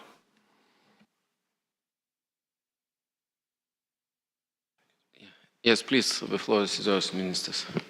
Thank you. Of course, I mean, if we don't really believe that this is doable, then we should go home. And this is our common sense that this war has to end by Russia's defeat. And not only in a political manner, we have to say this as politicians, but of course that every member of our society believes that such a war in the 21st century is not possible in a way that we don't see this is doable, that Ukraine wins. And we as Baltic countries, our coordination and our support to Ukraine is showing that we are united. And as long we are united in a way we are now, and being united in NATO and EU, we are giving the strength to Ukrainian people that they can win. Because without them and their will, and actually their lives, what they are losing every day, it's just a hypothetical question. And I think none of us could give another answer, but the other thing, what is still lacking is that we are united in finding ways for accountability. And for me, especially as being a Minister of Justice, it's very hard when we are meeting with others, Ministers of Justice from the EU countries, that we are not always united in a way that we see that we need the solution for our accountability today.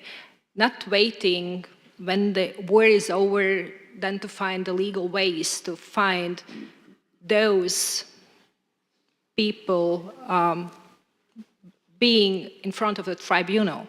So if we are not united in this very easy stage, then actually it's hard to show our other way of support, being united. Of course, we are united in giving money and giving support, but I think also this stage of accountability can't be seen without the other ones. So this is very, very important for us, that we as Baltic countries, of course, together with Poland, are the front runners, showing that the decision on accountability has to be very, very soon.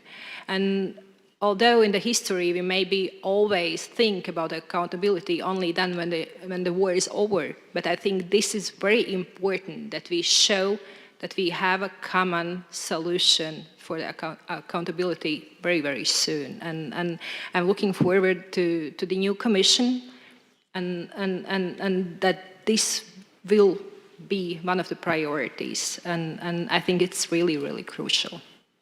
Thank you for the question. Dear Margus? Thank you. Yes, I do believe that if this victory plan will be determined, then will be put in place and will get all this support what actually this victory plan is asking, then there will be the victory. But the case is that, to be honest, there is nothing new in this victory plan. We just now it has been promoted. But for our countries, I think there is no problem of any points to support. And this is more military support. We have been promising all of us 0.25% of GDP military support at least. If all of the allies should do the same, then the problem has been already solved. But this is not a problem of our countries right now, unfortunately, only. The second is, of course, security guarantees. And first time after more than half a year, we are talking again about the invitation to NATO. And this is important to promote on all different levels, that actually the only working security guarantee in Ukraine, but also in our region, is the full membership of NATO. And this is exactly the lobby or the explanation work what we can and must do on all different levels, on governmental level, on a parliamentary level, and everywhere. Because we are not forming only the victory of Ukraine, but also what we are doing here together is we are forming the security architecture for our region. It is very important to understand. And this is exactly what President Zelensky is asking, these security guarantees in the victory plan. There are some couple of new aspects, and these I really do like, is that Ukraine is not only asking our support, but also offering something back. And one is actually the security guarantee from the Ukraine side to our region in the future when the victory has arrived. And it is that, be honest, Ukraine army now, they have like 1 billion troops. They are exercised, they are experienced, they are using NATO weapons and the only power in the NATO in the NATO who actually has been winning probably the war against Russia. And they can guarantee in our region a lot. This is exactly what they're asking, they're offering. And the new thing is for the western part of the world about the resources, uranium and many other very, very important resources.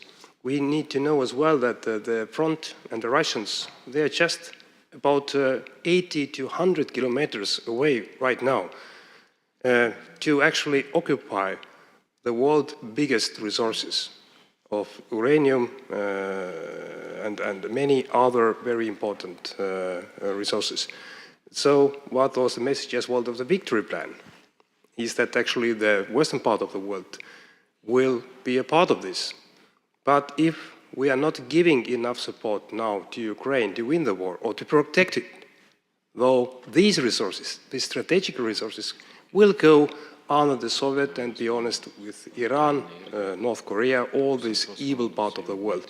And this is strategic and huge mistake, I think, that it will and must so-called wake up many other big countries. So, and finally, the question, dear colleague Peter, was what can you do? We must all advocate on all different levels to support the victory plan, but mainly make decisions. And the most easiest decision is actually to lift the restrictions from using the long-range missiles. It's just for a beginning. Thank you. Thank you, dear ministers. And from the Latvian side came, from delegation of Latvia side came one question for all three ministers. Do you support the Baltic Sense Fund? But it's written in our joint statement, so we will sign later. I think that all ministers, I agree and support this fund. Yes? Yes. Okay, and ESMA, member of Baltic Assembly Presidium, please, the floor is yours. Thank you, Mr. President, distinguished ministers. Yesterday, Israeli military eliminated Hamas leader. And the Vice President and perhaps the future President of the United States stated that it could be a very good chance for the peace in the region. Do you share her optimism? Thank you. I'm starting this time. Of course, it is important if you're taking down the terrorist organization leader, and it is making it weaker. But to be honest, this conflict in this region is long-standing and having the principal conflicts. But of course, any kind of steps which brings them and us all together closer to the two-state solution and peace, of course, it is important. Though, but be honest as well, this Middle East conflict as well dividing us in Europe and also domestically. We see more anti-Semitism in Europe, which we didn't see after the Second World War. We see as well the different votings on different stages, not because of our foreign policy principles, but because of our domestic fights. Though decision or that they took down the Hamas leader, of course, it's important, but I do hope that now it brings us closer to the ceasefire at least. But if you ask that, if I'm optimistic, I'm realistic, and it may not happen as soon as we need to happen. Thank you. If our ministers would want to comment, no? No? Okay, thank you. And I received also the third questions from Andris Kulbers. Yes, please, he want to ask about energy strategy in our region. I was such focused on Rail Baltica, I forgot to greet you, dear ministers and dear chairman. But I'm a chairman also in the Baltic Sea Parliamentary Conference on energy connectivity and security and the digitalization. So there we have extensively discussed the situation that for the future of security, and you've also mentioned its energy sector. But when we look at our countries, historically, we are all coming out of the infrastructure of Soviet Union, which has been integrated as a one whole. There has never been a separate Lithuania, Estonia, or Latvia. It's been one in a whole big network of energy. Now we're very well disconnecting next year. But one problem what we all see is nevertheless our infrastructure has not changed that much in terms of a network. We see that we don't have a line strategy for all three Baltic countries. And that strategy is not only necessary for all three Baltic countries, but also for the region. If we disconnect for such a good connection to Russia, which we have 9 connection parts, we now connect to 2 through Poland, which means we have to be very, in future, relying also on our Swedish colleagues, on our Nordic colleagues, and Finland. So the connection lines is a very important part, and the strategy has to be common. My question is, are we discussing a common strategy? Because that's exactly what we all concluded has to be done. And do we move forward with such a document? Because all of us are going for renewables in our separate ways. So this is a message from all of us as a clear message that we have to work on it, and as faster as better. Thank you.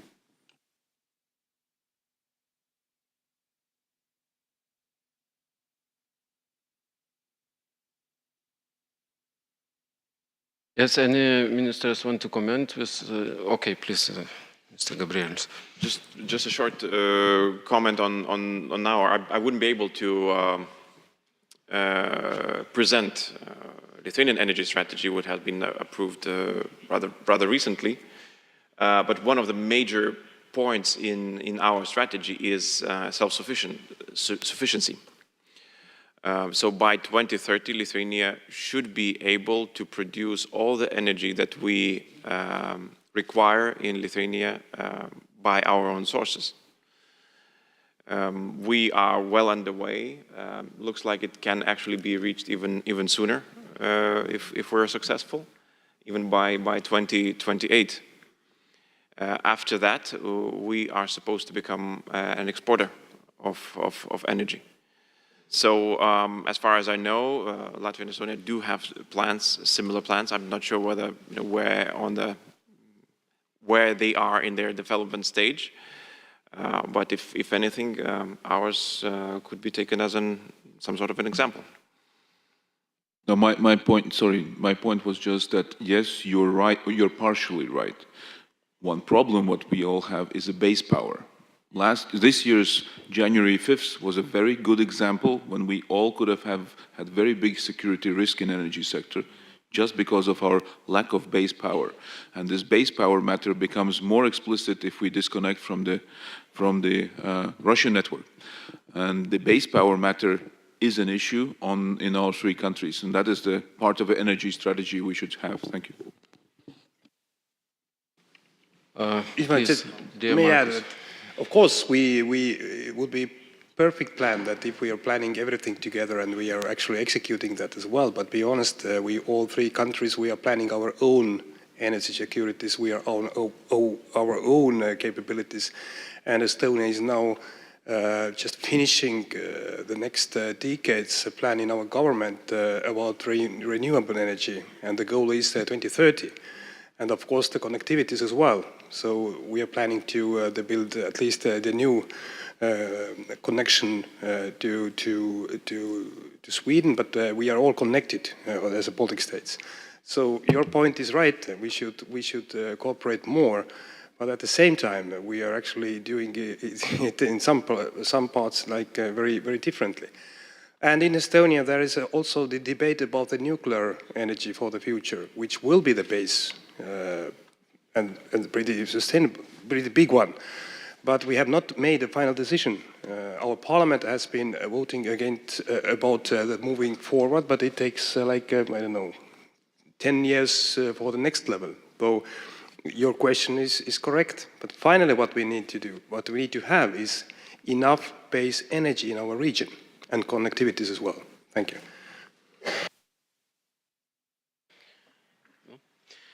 Thank you very much. And before we end the office debates and discuss, I give the floor for the ministers for final remarks, if you have, please. No? Okay, dear colleagues, there are no more questions, and okay, please. Sorry. Introduce yourself. Ervins Labanovskis, Latvijas Republikas Saeimas deputāts. My name is Ervins Labanovskis, MP of the Latvian Parliament. Ministers and representatives, please share your opinion toward Belarusia. How do you think should be our position toward them? Because we know that authoritarian state, but which is ally of Russia, but still it's not directly participating in the conflict. How do you see in the future year our tactics should be toward Belarus?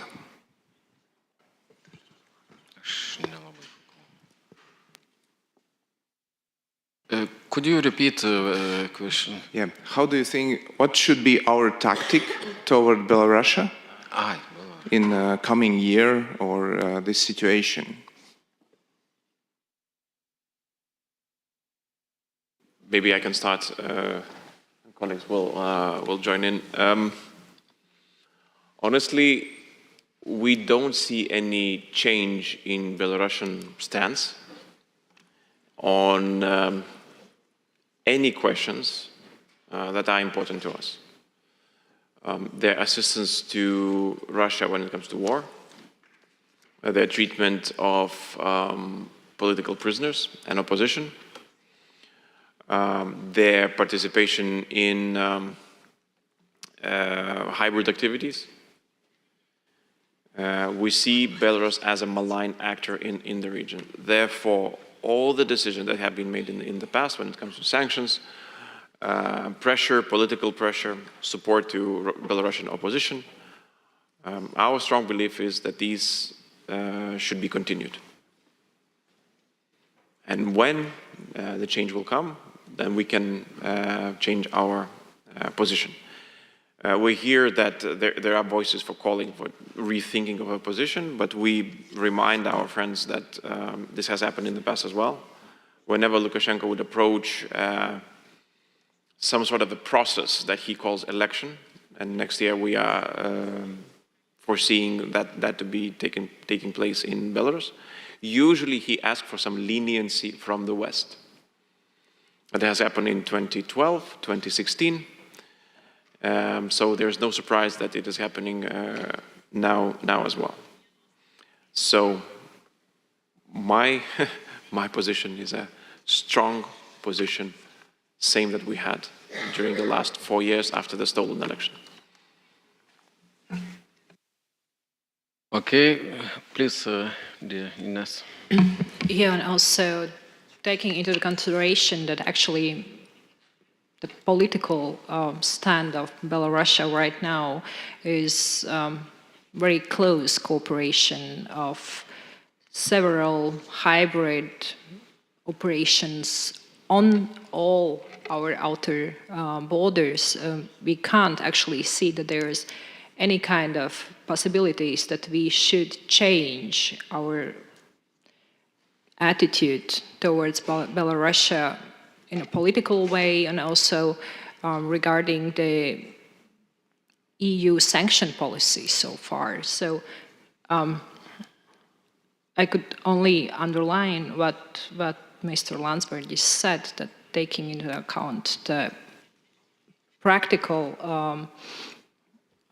stance of the Lukashenko's regime, we are actually saying that they are kind of appendix of the Russian regime. So this is the only thing that we can underline it, and in any way we are rejecting their possibilities as far as we can. Mm-hmm. Thank you, dear Markus. Yes, it's hard to add anything in the meaning of whether we are going to support or not, of course. But to be honest, the situation is deeply bad. But what we were able to do within the last couple of months were actually to equalize the same sanctions what we have put on EU level to Russia, to Belarus as well, because somehow the approach against Belarus is different in European Union. That there is a Russia and there is a Belarus. But Belarus, sometimes maybe Lukashenko is even like good, but he's not. He's a part of the aggression, and this is something that we have been using, sanctioning and putting Lukashenko and this regime under great pressure as well. So this is one strategy, to equalize them. They are part of the aggression. They are not better. And we know very well that a lot of this kind of trade, what we have been sanctioned and stopped between EU and Russia, it's going through the Belarus. The second thing is that we can add something as well about sanctions together as a regional countries. Estonia has no common border with Belarus, but if we need to discuss, and we have been discussing this kind of steps, whether to put these kind of decisions on the EU table or to negotiate with our bordering neighbors as Finland, Norway and Poland and many other countries. So this is a cooperation to make the life more difficult for the Lukashenko regime. And also what we do together, and we are actually coordinating, is that we need to support in very practical ways as well the democratical movement of Belarus, which is in our countries, and we do it and make their voice global, and also we are helping them to share some practicalities about the movement of these Belarusian people, in the meaning of getting out or protecting journalists and also political prisoners. These kind of events, what we organize together, and we need to speak out loudly, because I'm very straightforward.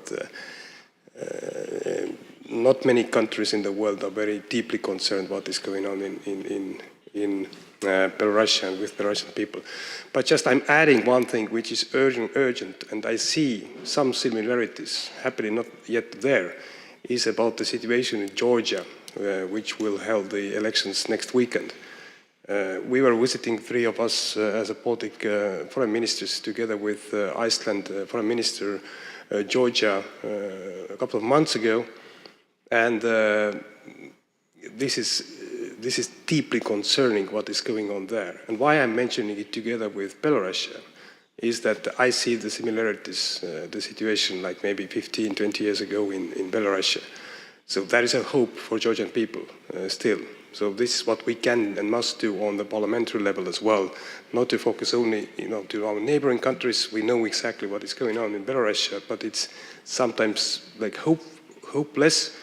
But there is a great hope to do our part, to put the world attention what is going on with the Georgian people as well.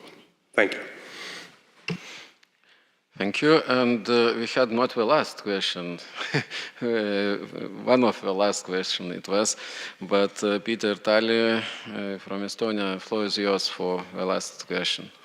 Thank you, President. And this question goes to all ministers. And yeah, you highlighted several times in your speeches that we are at a hybrid war from the Kremlin perspective. They are using quite,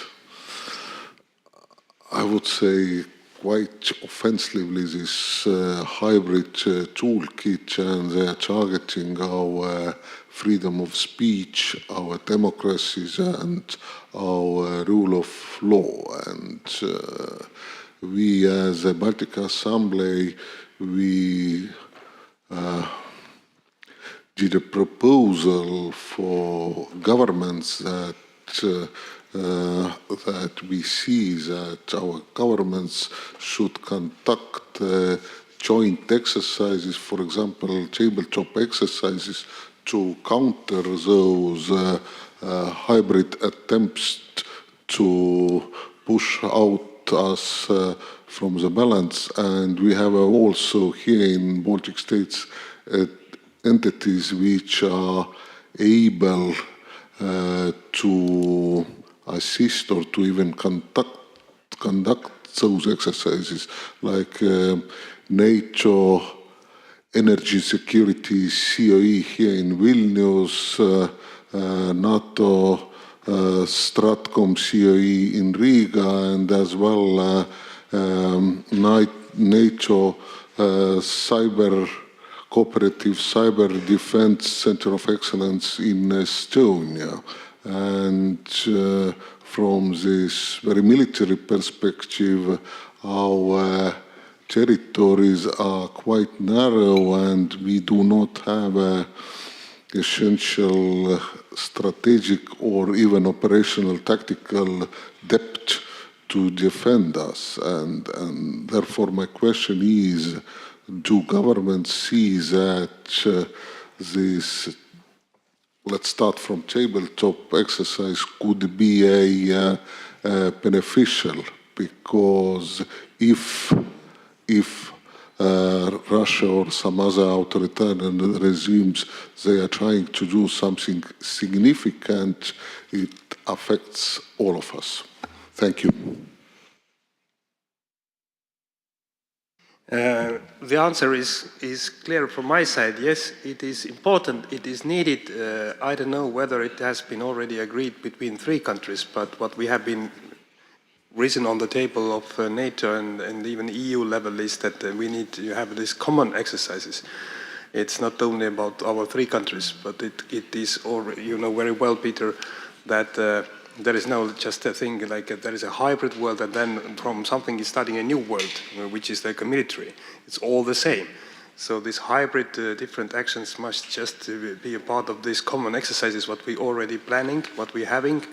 But in our minds, we always think that we have now the military exercises, but we have many other things as well. But you are right, we need to cooperate more. And for us, three countries, this is existential question. That I mentioned in my speech as well, that if we put ourselves in like three countries to the situation like 4 years ago, and listing before that all these hybrid actions, what we already have had within the last 2.5 years in our territories, and also cyber attacks and everything else. So we could maybe call 4 years ago it already Article 5, I don't know. But now, because of the, as a boiling a frog, it's like the temperature is going up, and we still say that, okay, nothing is happening. Actually, it is happening already. So it must be part of this planning of the table exercises and other exercises, just a part of that. It's my personal opinion. Thank you. Okay, thank you, dear ministers, for your intensive, and dear parliamentarians, for intensive debates and comments. Now, dear colleagues, we received the Baltic Assembly and Baltic Council of Ministers prepared a joint statement of the said Baltic Council. Would anyone from Baltic Assembly or from Baltic Council of Ministers want to comment something on this joint statement? If there are no objections, so I invite my colleague, dear Gabrielius Landsbergis, to sign this agreement and joint statement.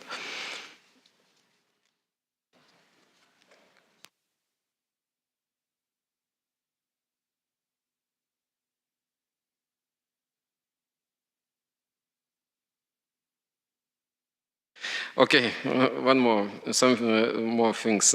Before signing the joint statement, after signing the statement, the Ministers of Foreign Affairs and chairs for the national delegations of Baltic Assembly will have a press conference at the press conference hall. You are all invited to join us. And the second, we continue the session of the Baltic Assembly at 14.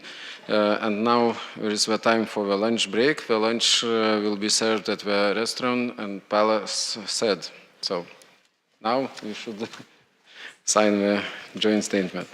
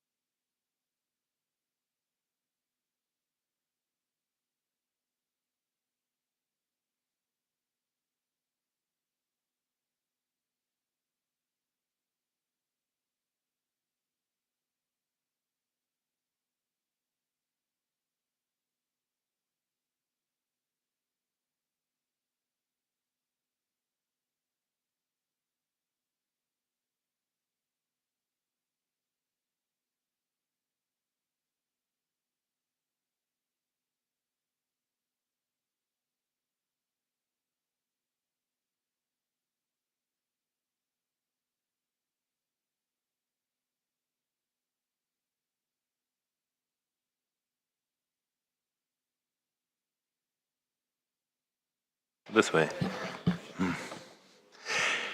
Dear colleagues, dear friends, how are you after the lunch? Everything is okay? I have two news, one good one and one bad, actually. The good one is that we are late on coming back after lunch, only 12 minutes. And the bad one is that we have to be the rudest guys in the room and to invite everyone to come back and to start working part of the noon session, which sometimes is not very pleasant to do after having the lunch. But still, we will try somehow to manage it. And today we have a very interesting topic on our agenda. You know, I will be honest and frank with you that I use ChatGPT quite often, also on many of the occasions. And this time, when I was preparing my introductory remarks for this session, I did it also. And I asked ChatGPT to write me introductory words about the role of the Baltic states in the development of artificial intelligence and the main areas that need to be addressed in a trilateral format. And here is what the artificial intelligence came up with. I will quote. The Baltic states play an increasingly pivotal role in the development of artificial intelligence in the region, with each country recognizing the transformative potential of artificial intelligence in driving innovation, economic growth, and digital sovereignty. However, to fully harness these benefits, trilateral cooperation among Lithuania, Latvia, and Estonia is essential. The main areas that need to be addressed include, first, the creation of shared artificial intelligence policies, regulatory frameworks that ensure ethical AI development. Second, an investment in joint AI research initiatives.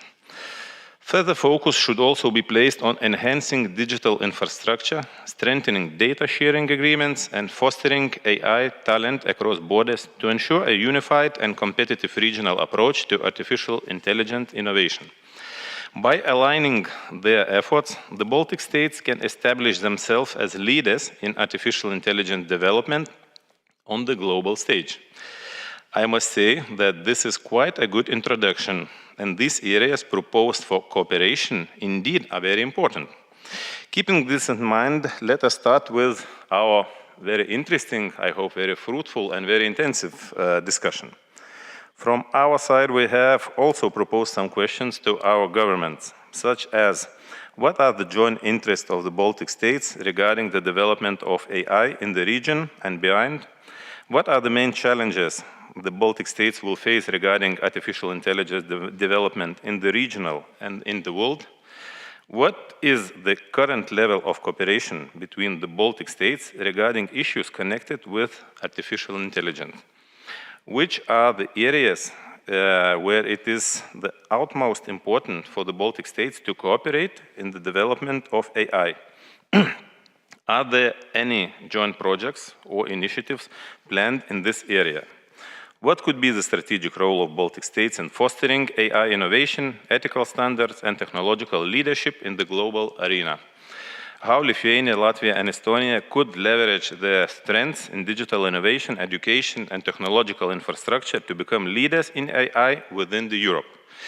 To elaborate on these issues, we have invited esteemed experts from the Baltic Council of Ministers to join us today. We have kindly asked them each to focus on different areas to have a broader understanding of the main issues that need to be addressed. First, I will give the floor to Ms. Lina Gedraitene. She is the head of the Digital Initiative Management Division of the Digital Agenda Department at the Lithuanian Ministry of Economy and Innovation. Ms. Lina, please, the floor is yours. And I hope that after your presentation, we will have an intensive question and answer session because the agenda is actually very interesting. And I have to underline also that we have established in our parliament a year ago, a working group in our parliament on artificial intelligence, which is very actively involved in all AI issues. So please, Ms. Lina, the floor is yours. Sorry, I will switch on. Yeah, please. Sveiki visi, kalbėsiu savo gimtąją kalbą, lietuvių kalbą, bet skaidrės anglų kalba, tikiuosi bus patogu. Ladies and gentlemen, I will be speaking in Lithuanian. For the first time I'm participating in the Baltic Assembly, and it is very interesting, and I'm honored to be a part of this event and to be discussing these issues with you. And I believe that the Baltic Assembly is a great platform to share our experiences and collaborate on the most important questions and help each other on our way to digital transformation. And an essential element of that journey is artificial intelligence. And I would like to talk about certain Lithuanian initiatives in the area of artificial intelligence. I would like to start with numbers. It is estimated that business spending for AI operations will contribute by $19.9 billion to the world's economy, and it will be 5% of the global GDP. It has to do with direct effect, which includes revenues from AI business solution services providers directly selling their products to end users, and also indirect effect, which is economic impact related to the AI supply chain and AI adopters' benefits. It all shows that we don't have to be afraid of the progress related to AI. We must invest in it. It's yet another innovation. It's a technology which will create more added value, which will generate efforts, which will help to find solutions. And it's a good instrument that will allow to realize a variety of ideas in a more swift manner. Therefore, we should not be postponing the change, because we are at the point of a breakthrough. In this slide, you see the most important indexes and where Lithuania ranks in them.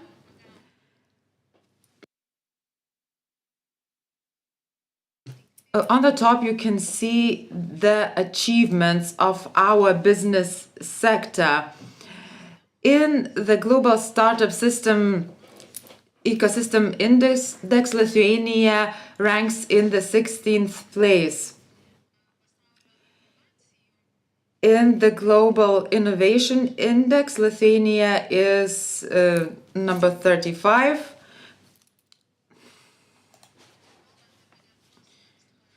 As for Lithuanian businesses,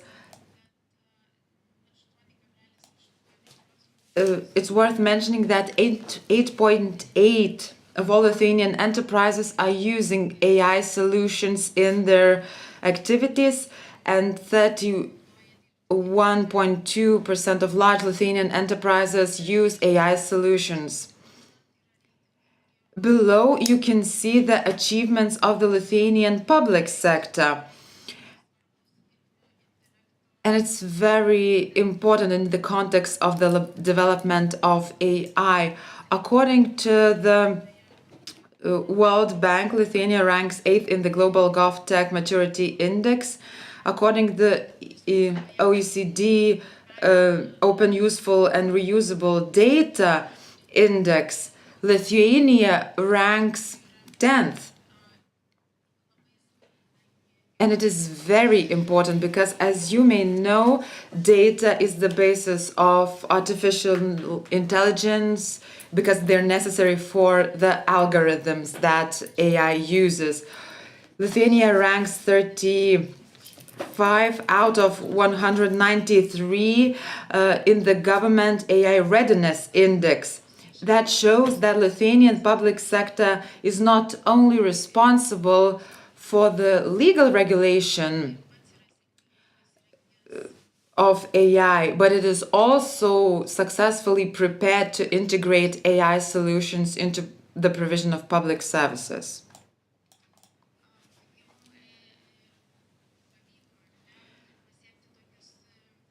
How did we manage to achieve these results?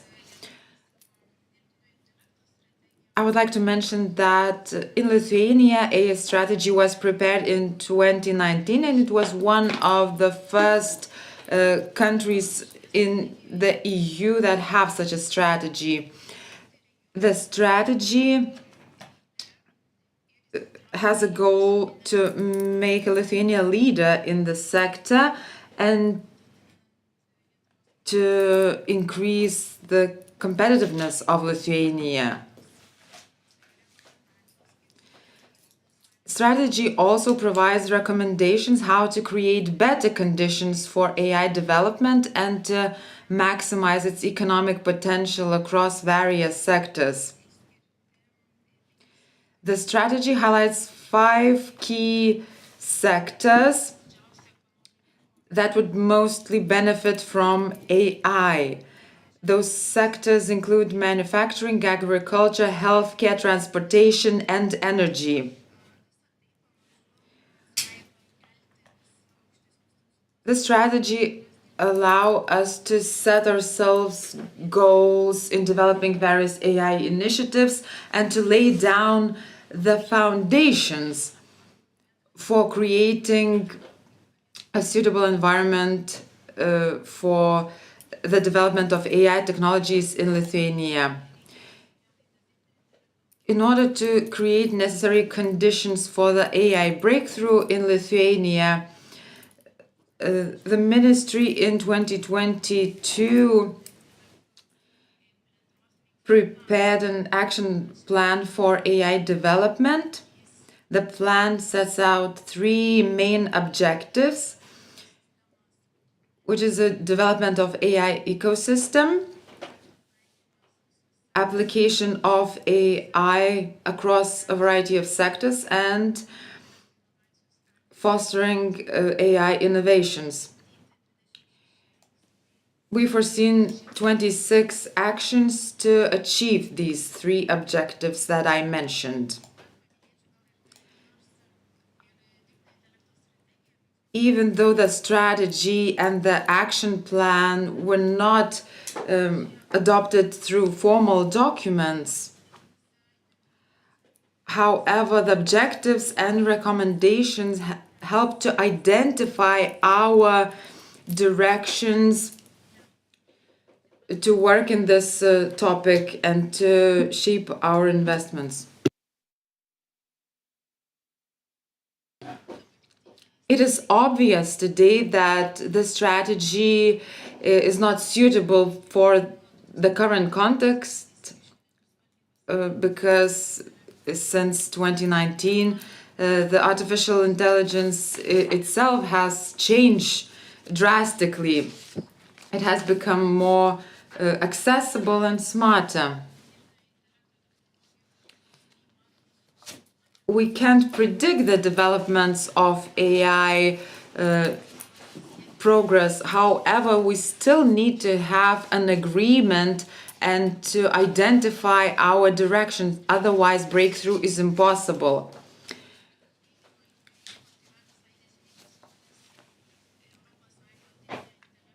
The adoption of the EU AI Act also increased our discussions, and the Act will inevitably affect the entire ecosystem of AI.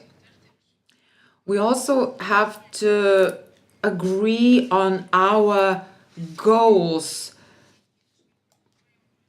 and what are the quantitatively measurable changes could be achieved both at national levels and in separate sectors. Another thing that we should agree on is the priority sectors in which we should concentrate our investments. In this slide, you can see the financial measures initiated by the strategy and the action plan and the recommendations.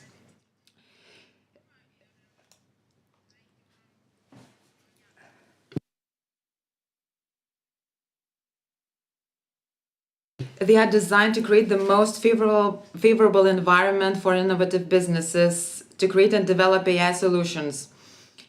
there's a measure that allocated 15 million euros for startups to create AI, blockchain, and robotic solutions. We allocated approximately 30 million euros for the creation of AI solutions in central and western regions of Lithuania. In this case, we must talk about yet another financial measure to create the Lithuanian language digitalization.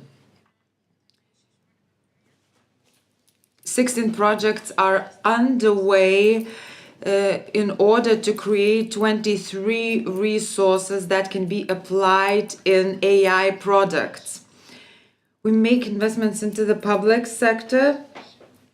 More than 110 million euros were allocated for digitalization of public services. And one of the criteria of these projects was whether innovative technologies would be used in the implementation of these projects. We allocated 6 million euros for the development of Lithuanian businesses so they could develop innovative solutions and digital services using open data. Another unique measure is our initiative for digital entrepreneurship program for pupils in grades 5 to 8. This program helps to create a method of digital learning to ensure that pupils can choose relevant studies.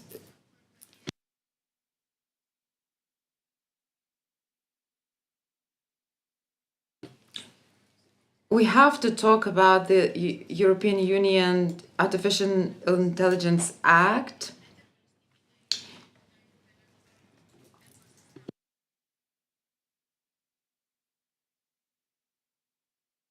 And this document will have an immense impact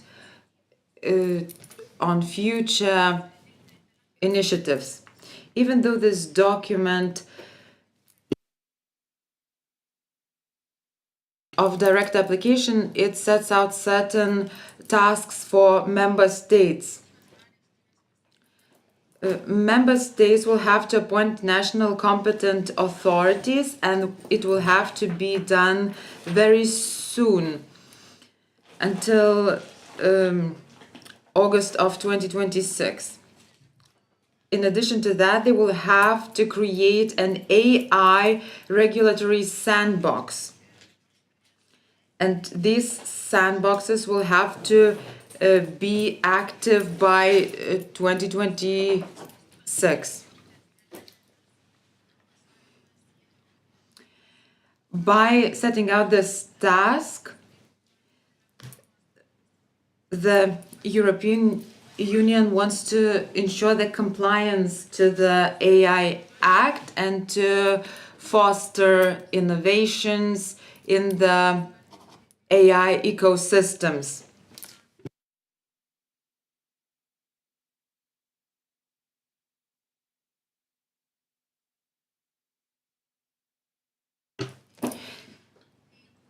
This slide shows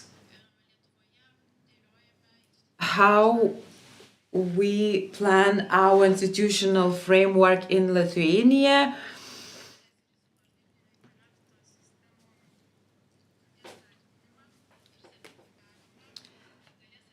The conformity assessment and certification will be carried out by notified bodies, and we won't have to establish them. They will be business or education institutions.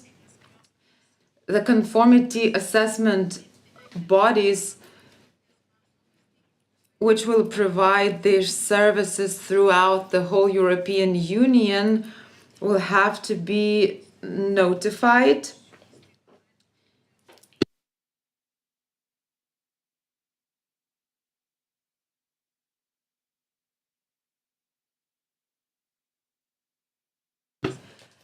An important role will be played by a market surveillance authority, which will evaluate the products that are already on the market. In Lithuania, we have prepared 2 amendment projects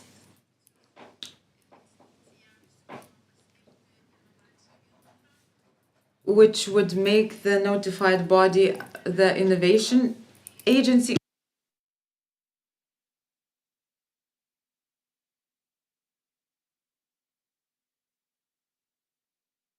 In addition to that, the innovation agency will be appointed as the notifying authority and also be responsible for the creation of AI sandbox.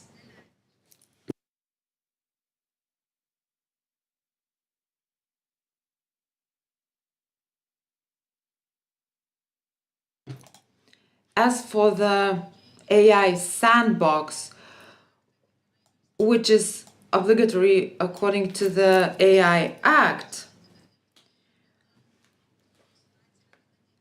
in Lithuania the situation is favorable because in 2023 we prepared a strategic roadmap for information and communication technology sector, and AI was distinguished as an important technology that has a significant transformative impact on the whole sector. The task was to create the AI sandbox program to enhance the potential for the whole sector and provide better conditions to experiment with data.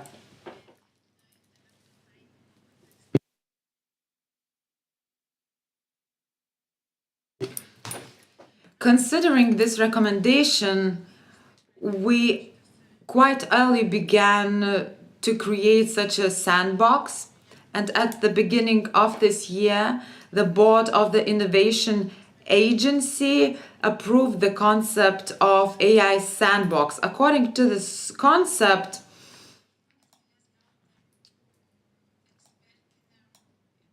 companies will be given expert and legal advice on the compliance of their solutions with the AI Act and other relevant regulations.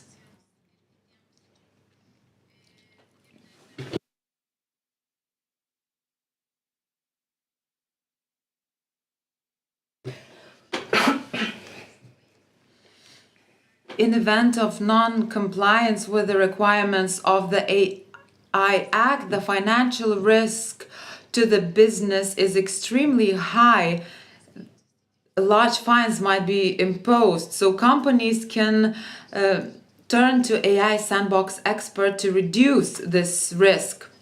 It is also foreseen that companies participating in the AI sandbox will have the opportunity to test their solutions and to get access to the necessary infrastructure.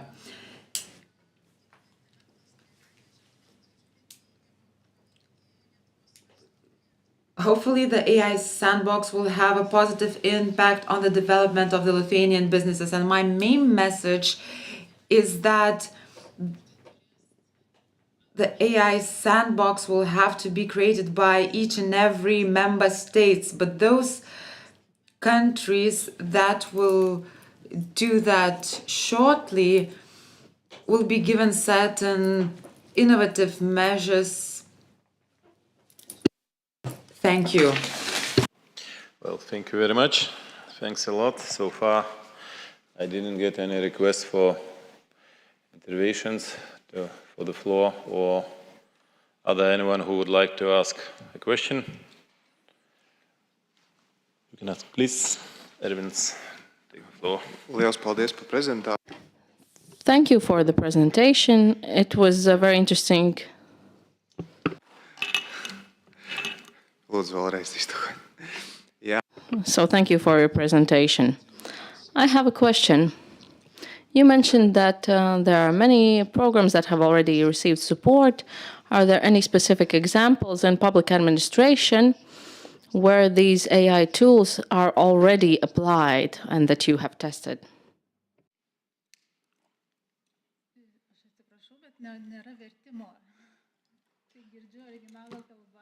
I can try in English. One more time.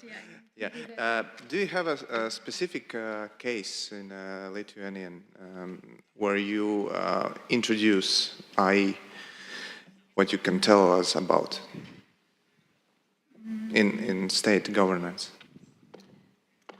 Actually, I would say that the Minister of Economy and Innovation... Please use the phone, microphone. Okay. Yeah. Maybe I could add that Ministry of Economy and Innovation is the main actor that is responsible for the policy, implementation of the AI policy, but we also have Innovation Agency, which is responsible for implementation of this policy, for providing information, help, consultation for businesses about AI and other initiatives. So maybe these are two bodies like here in this field and provide. Okay, but that's more consultation. I mean, that the real introduction in whatever state, generating answers to public or creating, analyzing data somewhere. I don't have many samples in Latvia, so it's not, we are not there yet too, but maybe you have some, because I saw that your presentation, you already put money in also some state institutions. So you don't have a exact sample, what you can tell, experience. As an example, it also could, maybe later my colleague Mantas will add, but we also have a state data agency, which is responsible for all data, and we are creating data pool, like data lake there, in order to our businesses and institutions could have more data for AI algorithms and different solutions. So I see quite important and key role of state data agency, and more initiatives we of course will have when we will have AI sandbox, which provide not only consultations but also some access to infrastructure and to data, and also we'll have inside, like in additional investments, some measures for businesses to invite them to create AI different solutions. Thank you very much. I saw one hand raised before. No, before Andres. Before, yeah. Sorry, I do not see the name, but Margit? Yeah, Margit. You had, please. Yeah. Thank you very much. I'm Margit Sutrop from Estonian Parliament, but I'm also a leader of the Ethics Advisory Board for our Center for Excellence in Artificial Intelligence in Estonia. And I was just wondering whether you have some similar research centers for artificial intelligence in Lithuania, and whether you have also some cooperation perhaps with the other Baltic states, also like Estonia. I know that our researchers cooperate in machine learning and have meet in conferences, but whether there is also something that you do in the field of research to promote research on artificial intelligence in your universities and research institutes. Is this the case? Do you know? Thank you. Actually, our universities are very, they have strong centers. And I also think that cooperation in this field among our countries is essential and important. And it's in the future we should more maybe invest in cooperation to join like powers of our universities and create a new future on artificial intelligence. So I see this like the main aspect for future cooperation. Thank you very much. Now the question goes to Andris Kulbergs from Latvia, please. I was pleased to hear that Lithuania has put, as you said, a strategic goal to be a leader in the region in AI, and I see that you're pumping also money into that. So your words are not just words, but also you're doing an investment. But have you looked in combination that we had a Baltic parliamentary conference, we had a visit in Finland, especially looking at how artificial intelligence also is used. There are specific consequences if you want to push for that, and I wanted to ask the question to you. Have you a strategy, or are you thinking in terms that artificial intelligence requires a lot of data computing power, and a lot of data computing power requires a lot of energy? And have you looked into that? Because if you want to push it, you will have to have a regional data center, a computing power, which Finland has the third fastest computer in the world, and they are upgrading from 15 megawatts to actually 300 megawatts in 5 years. Have you looked in this energy strategy, data computing strategy in combination with this? Thanks. Actually, as I said, now we are in a process of renewing our AI strategy, and all things related to energy will be like a part of our strategy. So maybe at the moment I could add more details on that, but we will of course think not only about like AI like a separate thing, but also there will be like some area, some remarks on data centers, on energy issues, and because it's really important nowadays, and we should like have our own vision on that. So my point was that actually, if we want to push forward in this, we three Baltic countries have to look into this as in terms of having our own data centers. Because if we want to push this, it means it will use traffic, it will use network, and to have our own center would be very wise business development also, that we attract investment, we attract foreign companies to use our data centers. So this could be a point. Thanks. yes, thank you. Thank you very much. Does anyone else would like to ask a question? No? In that case, thank you very much for your presentation, and we will move on. And our next speaker is Mr. Rinalds Celmiņš. He is the director of the Digital Policy Department at the Latvian Ministry of Smart Administration and Regional Development. Please, Mr. Rinalds, the floor is yours. Thank you. Good afternoon. As already pointed out, my name is Rinalds Celmiņš, and in my department we're working with AI-connected questions. Concerning AI, a lot has been touched already on the global scale and also AI regulation, so I'll try to skip that one. But concerning the questions already highlighted, challenges, strengths, opportunities, and cooperation, I'll try to jump through fast all four building blocks. So what we have on global context is the increasing energy power. We have increasing use of large language models. We have increasing risks and challenges on the cybersecurity stage, and also the cultural paradigm where we need to ensure that our languages and cultures remain the same in a digital age.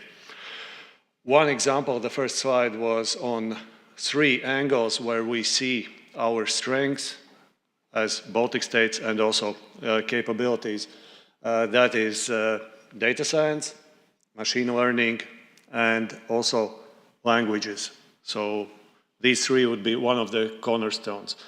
And just one example on, if we look at the global scale, that, for example, on large language models, we see the huge dominance of English LLMs. What does that mean to us? For example, my children are looking YouTube, etc., only in English. The possibility that in one generation we'll not have our small languages inside the World Wide Web, and the possibilities for our children is a bit scaring, if I might say so. So that's why also all the training that is done on large language models, you already mentioned GPT, one of them is mainly done in large languages where we see that there is ample information and possibility to learn in precise language. If we look at on the scale, just to broaden the scale on EU, then of course we have AI as one of the targets, digital decade 2030, where we need to achieve 75% of AI usage in enterprises. Well, we can see that the average now is 8%. So it's about 9x. We need all EU, including us, to foster and increase. With a view to the challenges already highlighted, energy, infrastructure, we have also a lot of challenges that are on the ground, real life examples. One of them is data. It's not a secret that what we feed in, we get out. What we eat, that's what we are. So at the end of the day, if we feed the artificial intelligence algorithms, the systems, with bad data, we get out bad results. As simple as that. There's no cutting corners. You need to have the high quality data. That is one angle where we all need to focus on ensuring that the quality data is there. Second one is the training, the forms of training, how you train AI models, it differs. That's why we have a lot of solutions, Claude, Llama, Gemini, GPT, etc. All of the solutions involve different technological approaches. And the training and the data, the way we train, and also the data is crucial in order to understand and have the best result coming out. Meanwhile, having said this, we all have heard the notion of hallucination. AI hallucinates. The precise answers we can get out of AI are good for GPT speeches. But if you need precise answers in public sector, you need to have tailor-made data, solutions, and training models. Sorry, interpreters. And that's why one of the challenges that we all do have in our homes, institutions, etc., at work, is to avoid hallucination at the end result, at the final finish line where we are using the AI solution. Whether it is public service, whether it is just application for university or training in sports. One more example of challenges we have are synthetic voices, synthetic videos, deepfakes, so-called. Challenge, copyright. one of the challenges. But if we have this copyright regulation, then we again need to find a balance between training and copyright. Also, the possibility to find the deepfake solutions, the deepfakes that are out there. Is it real or not? Can the machine catch the machine or not? And these are challenges what we are seeing, and these are just few examples tailor-made to the specific niches, but each of the sectors does have its own challenges. What we did, just one of the examples on deepfakes, what we did in Latvia, we established a criminal liability for using deepfakes in the process of influencing elections. So in case somebody is using now targeted deepfake, you will not have administrative approach, you'll have criminal approach. And that was approved this year. And now we're also working on another amendment to the law with a view to artificial intelligence being used in the elections. So one of the angles to challenge and to work with deepfakes and these technologies is to frame them and to set the sailing of the ship right. And that's why a lot of, we can see memes going around, US innovates, EU regulates, but the approach is different. We come from different angle. We come in EU, for example, my data is my data. If you as public institution or businesses want to use Rinald's data and work with it or provide me the services, you should ask for the permission to access my data.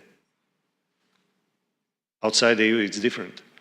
And that's why we also have EU Act, Artificial Intelligence Act, where we have restricted prohibitions, which it is not allowed to use AI in. But I'll jump through that in a minute. Okay, on AI Act, maybe I will not go into depth. Already colleague mentioned all the notifying institutions, certifying sandboxes, etc. In our case, we see that the sandboxes will be specific sector approaches. We're now having already one sandbox that we're having in fintech. Bank of Latvia is having their sandbox on fintech.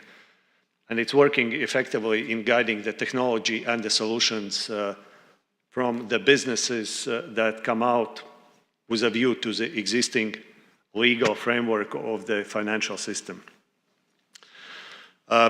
If we come to the next step of strengths and joint interests, well, we can see from different angles, already mentioned, infrastructure, energy, customers, or also the enablers, accelerators of the AI solutions, and also the skills that are essential. So all of these building blocks are essential. It's not cut in stone that we can have just one solution. It's a whole ecosystem that we all should be working on, and we are. What we did this year, we did a fast survey of public administration on how many of the institutions do use AI. In our case, we had 49, approximately half of the responses that we are using some kind of AI solutions. And if we look at the future, okay, I'll jump, okay. If we look at the future, then basically all of the solutions that are within institutions will be specifically tailor-made to the one precise service or one activity, and then based on that it will be expanded further. So we have a good basis on proceeding in this direction. How do we see it? At the moment in Latvia we are having more than 90% of public services digital. So we come to the approach where digital is by default, except some specific use cases or critical infrastructure.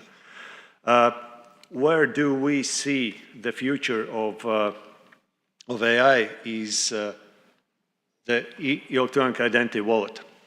If we look from the angle of public administration services and people, that I will have access to my e-identity wallet, that will have my own artificial intelligence assistant, and I will be able to ask Siri, Cortana, Alexa, please submit my application to university or this public institution.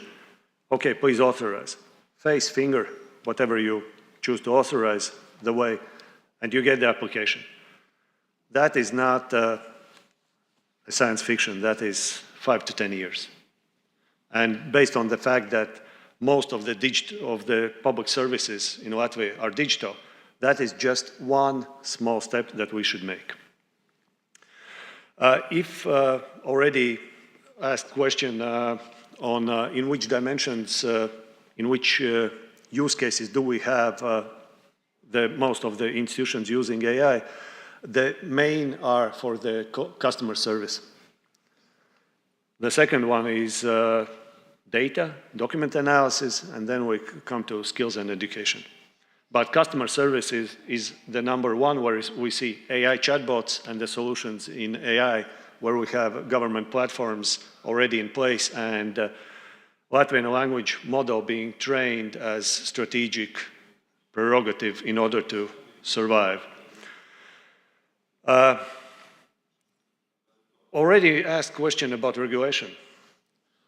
Most of our survey results identified that we don't need changes in regulation as such at the moment.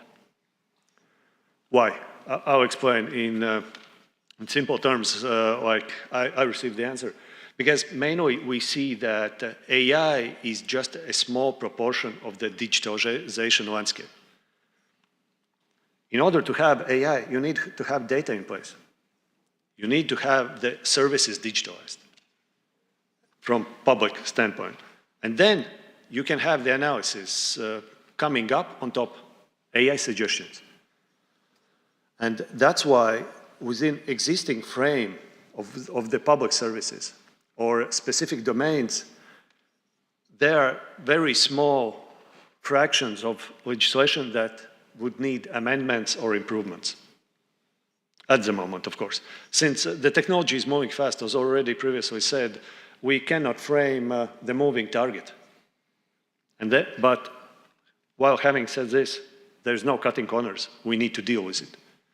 So on a landscape of AI, we have a lot of solutions, and I've taken out here just a few of them. In public administration or private, you can use large language models, small languages being able to be used in customer service or specific use cases. We can have also, the funny case I found is fish sorting. It may be funny, but the machine object reading solution and AI on top, there are lots of huge fish farms where you need to sort out the fish which are already ready for table, sorry for saying that, or not, for restaurants or not, or that are ready for next phase in changing the water they're in. And the solutions that are using AI approach are one of the examples. Of course, also the example of in health. Everybody likes health examples. In our case, we have in our hospital insults being identified by AI and suggested to the doctors for the next phase of analysis. Also, analytics, mobility. We have solutions that use machine reading in identifying red lights. Where the cars are crossing red lights, you get the fine immediately. And this was a long road, 3 years. But now, after we've done it 3 years, it's 2 to 3 weeks to replicate in another municipality or city or whatever environment. So there are lots of solutions that we do have now, where we are good at, Latvia, Baltics, and we shouldn't be ashamed of them. We should use them in our joint effort to use the AI solutions to become more effective. What else? The virtual assistants.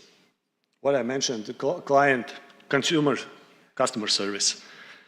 We're having most of our public institutions are having chatbots with Latvian language inside, where you can have the linked chatbot system. Meaning, if you apply for, I don't know, revenue service, you cannot find the service you need, you ask the chatbot, and the revenue service chatbot says, it's not to me, but I'll connect you to the next one.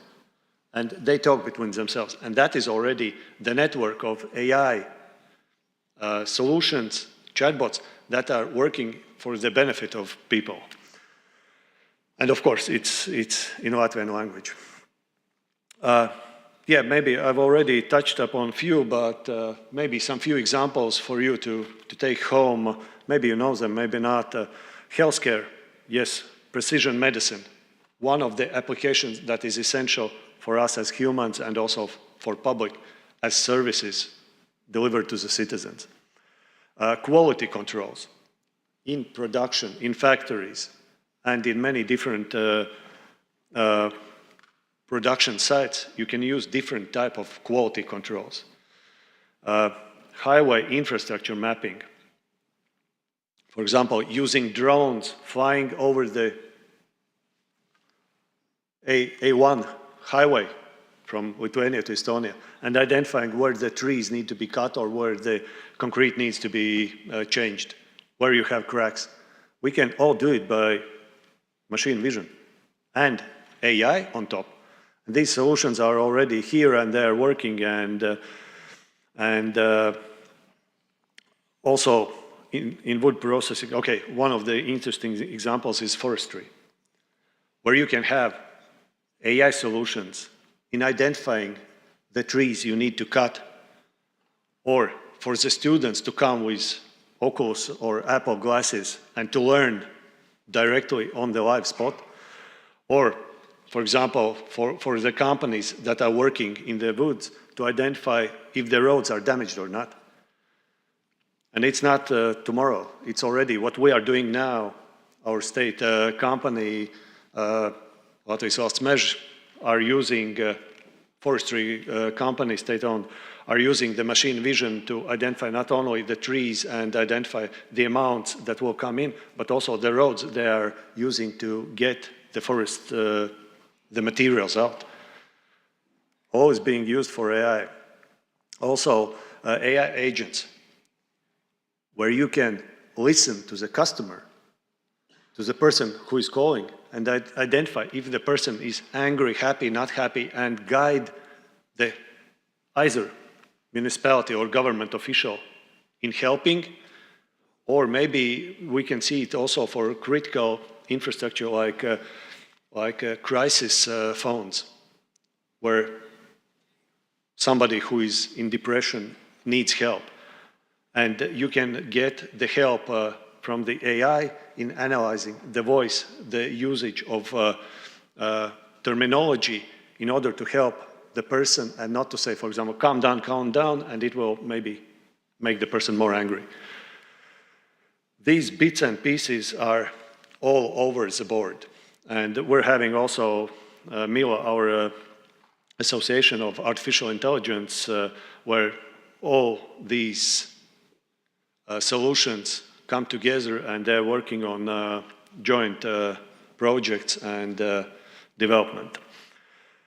What else? Lots of customer telco grading, call center solutions, etc. Also, precision farming. Interesting, one more case, virtual 3D tour of the, let's say, private properties. you get the camera, it analyzes itself, everything that is on the spot, and you don't need the agents or the person to come in to the place to buy or to rent in advance, or for conferences, or you name it. It's a very wide application where you can use it. And it's, this solution is made where even I can take it. I don't know anything about real estate and about the possible pricing, etc. You put it in the middle, it analyzes itself and gives the analysis out based on the market prices, market solutions offered and services. And not to jump into more and more of these examples. So we are there, we are using, and it's not a future, it's today. I already touched upon a lot of questions of our strengths and challenges. Where we need to work further is strengthening the ecosystem. Meaning, already mentioned, telco infrastructure. It's not just for Latvia or Baltics. It's for every country that will be using AI. Telecommunication infrastructure is essential to be very strong and resilient. Since AI involves a lot of traffic of data. It's a highway. It's not just simple WhatsApp chat or Signal chat. It involves sending huge amounts of data back and forth. So infrastructure is one. Second, already touched by the previous speaker and the questions, is power, electricity. The use of AI involves a lot of processing power, and we need to have it. And I'm not talking only about public services. I'm talking about also the private use. So prioritizing the data flow will be also essential, since we cannot rebuild all the telco infrastructure. That's impossible.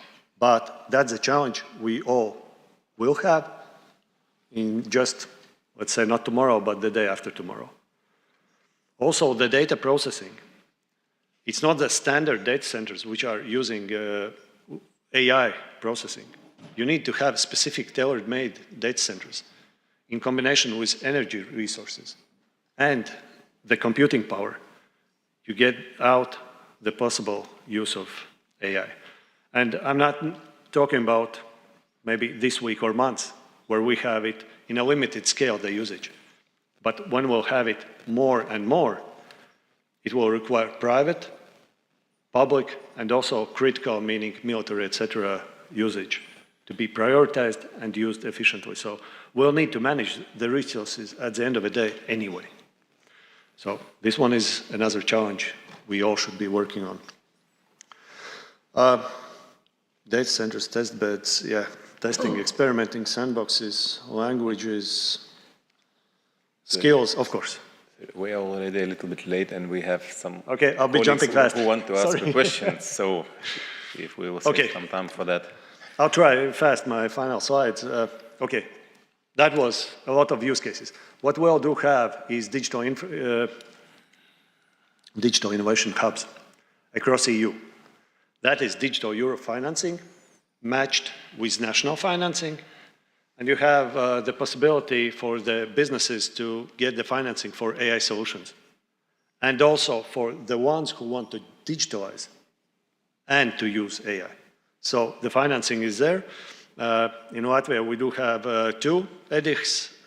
I see in Estonia it's 1, if I'm correct, you may correct me, and Lithuania also 2. But it's the network across EU. And the main idea was to gather all the resources and competencies that are in specific niches in a joint pool. Concerning cooperation, we do have Innovation Club, Germany, Lithuania, Estonia, Latvia, together working on the future policy and precise solutions. Nordic Council of Ministers, there are several strands of work where we do work together also on AI regulation, fine-tuning, and getting harmonized approach. and also the possible future Artificial Intelligence Excellence Center of Nordics and Baltics. Okay, AI Act already touched upon. Okay, prohibitions, I presume you already know. Okay, I was trying to be fast. Thank you very much for very interesting, actually, presentation. And we have several questions. And first, I'll give the floor for my co-chair from Estonia, Peter Tali. Please, Peter. Yeah, thank you.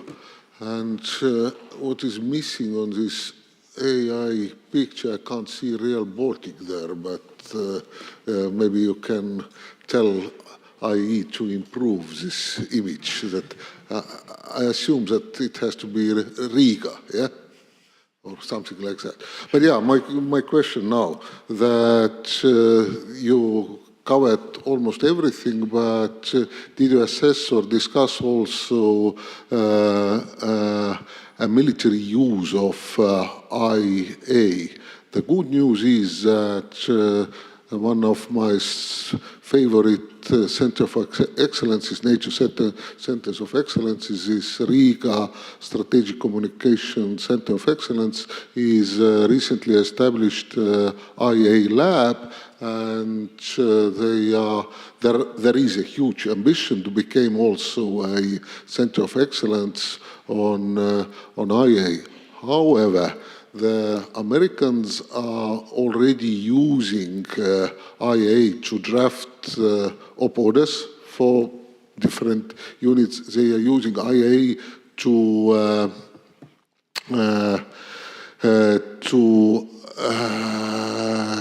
for intel gathering and as well for operating weapon systems to find targets and to destroy them. And what is most from our perspective, which is most harmful a challenge of IA? IA is able to create such kind of fake news what even other IAs are not able to recognize as deep fakes. And my question is that did you cover also this, let's say, field of use of AI, and what perspective, what is a long-term plan? How to see it? Thank you. Thank you. You always get answer from me, yes. But first of all, Stratcom and disinformation, it's a totally different topic that is not within my domain, but you're correct. Stratcom has established a center of excellence on AI, on disinformation. And we're also contributing from the budget of Ministry of Defense to this endeavor and capacity. So there, the center is there or being established at the moment, and it will work with the questions you already identified on disinformation, etc. Meanwhile, having said this, we should see also the possibilities and the limited resources that we do have. Baltics do not have ample amount of resources. And that's why we also have at hand EU regulation. If somebody has heard about Digital Services Act, that involves also the responsibility for the huge platforms, GAFAs, Google, Amazon, Facebook, Apple, Microsoft, using the machines to catch machines. So the initiatives are there. There's a lot of what's going on in the field of disinformation. And a lot of agencies are working on that, but it's not, there is no silver bullet. What we do need to acknowledge that, first of all, cybersecurity. We all need to educate everybody around us and ourselves about cybersecurity, using two-factor authentication, critical thinking, because the amount of information that comes out will never be able to catch everything. And that's why we need not only machines, but to make ourselves more resilient, critical, and asking questions. And the second question you touched upon, military, that is also not in my domain, but here again we could have some half an hour presentation by what military are doing and playing with which technologies. The only thing that maybe I'll touch upon is that we are very good at 5G and AI. We are having 5G testbed that is unique. Actually, even NATO partners are coming to train to Latvia, since we have a military base set up with AI solutions and drone technologies in order to test the newest solutions and viewing also what goes on in Ukraine. This became even more and more essential, not only AI and drone warfare, but counter warfare. So, but again, this is for the military guys, but we are having this sandbox testbed, or you name it, testing the new technologies in war environment. Thank you very much. We still have 2 requests for the questions. Maybe we'll collect both of them and we'll answer in one. So Valdemaras Valkiūnas from Lithuania and then Margaret from Estonia. Valdemaras, please, the floor is yours. Thank you, Mr. Chair. I'm from the Committee for the Future, and we are discussing artificial intelligence, and I asked the artificial intelligence many questions, and I always see Latvia as an example when it comes to data.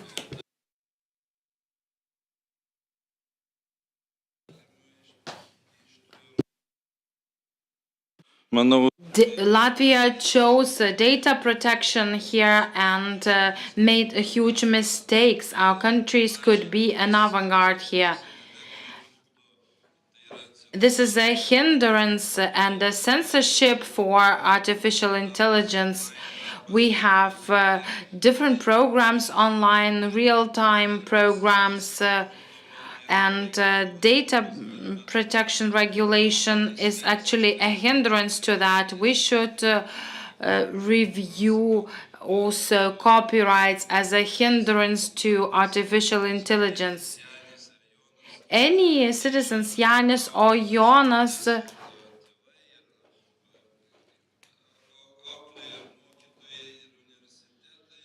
educated by parents or in universities, and there are 2 opinions on that.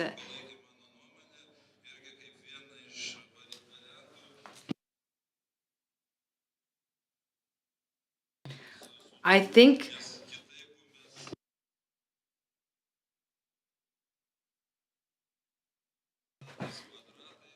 artificial intelligence is being hindered by various regulations, because there's hindrance to the access to Google and other sources of data. We can voice our concerns over that. Data protection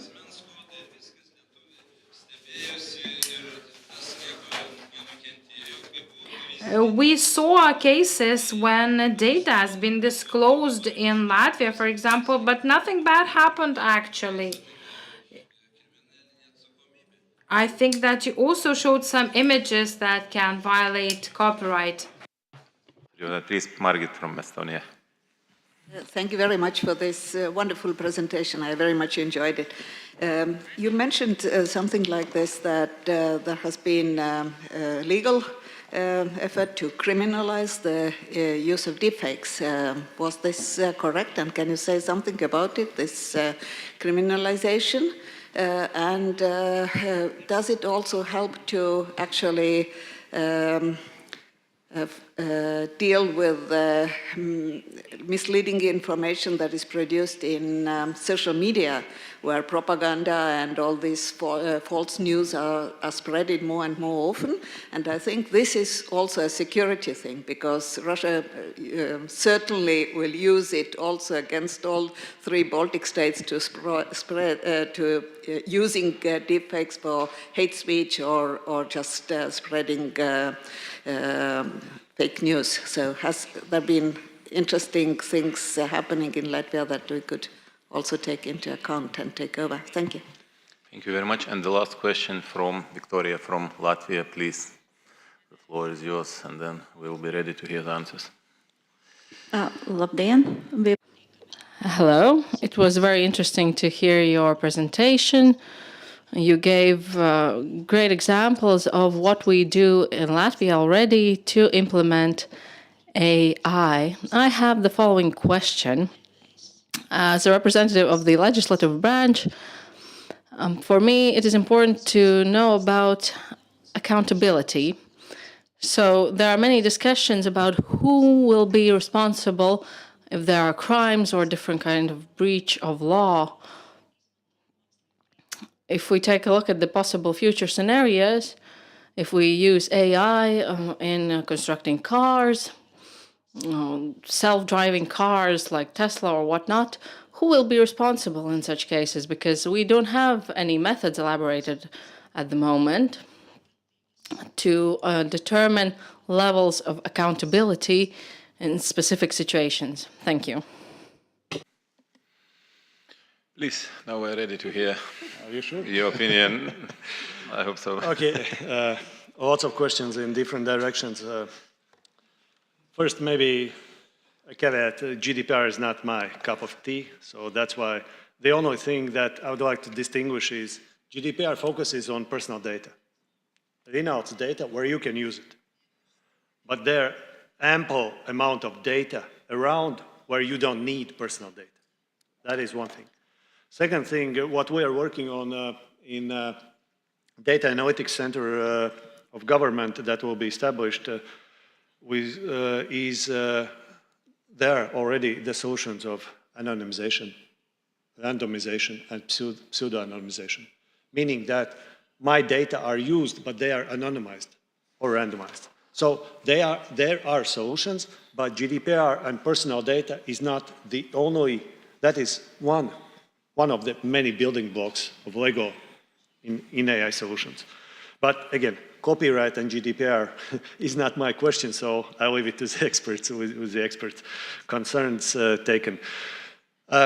On deep fakes and experience, the second question, our amendments to the law were made in May this year with a view to European Parliament elections. First of all, there are a lot of challenges, but where we do need to set the ambitions, the mindset straight, is the signals that there are cases which will not be tolerated. Using deepfakes for elections is out of the scope that we can tolerate. And that is the signal that we are sending. At the end of the day, legislation is there.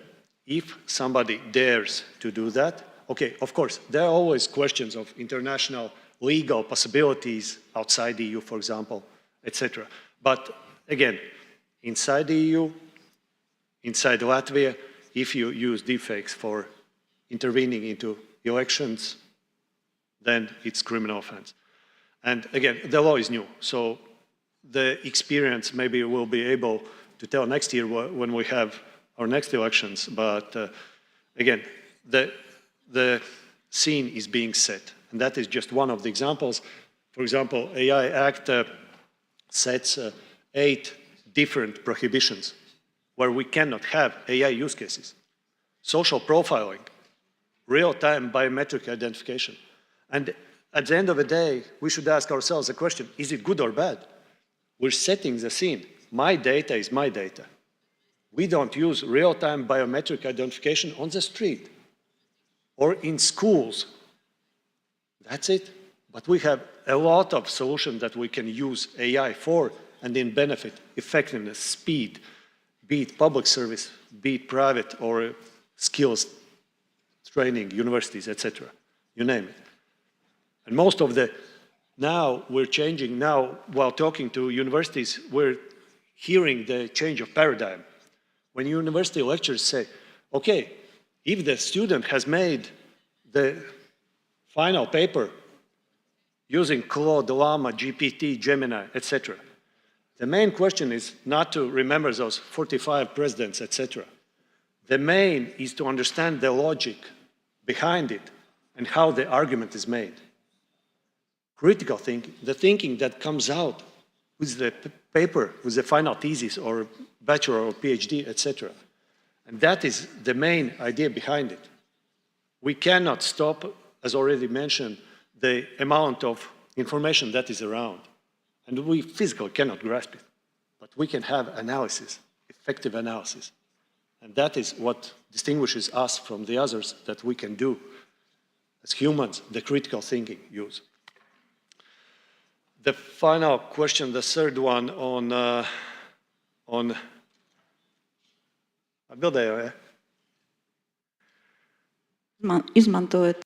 So, if we're using artificial intelligence, who will be accountable for specific cases? I might give specific examples. So, we use AI in self-driving cars, and if an accident occurs, who's responsible for that? There are no legislative measures determining specific cases of accountability, so there are specific situations where people use AI solutions and it goes wrong, and who's accountable, who's responsible in such cases? On the liability, on the cases where AI is being used and something negative happens. What we do have now with the AI Act will be the certification.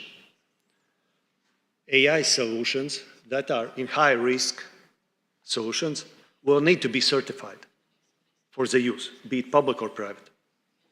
And let's not distinguish, if I may say so, AI from the whole narrative of digitalization. That is one of the wheels of the car. And using AI is for example, the example of Tesla.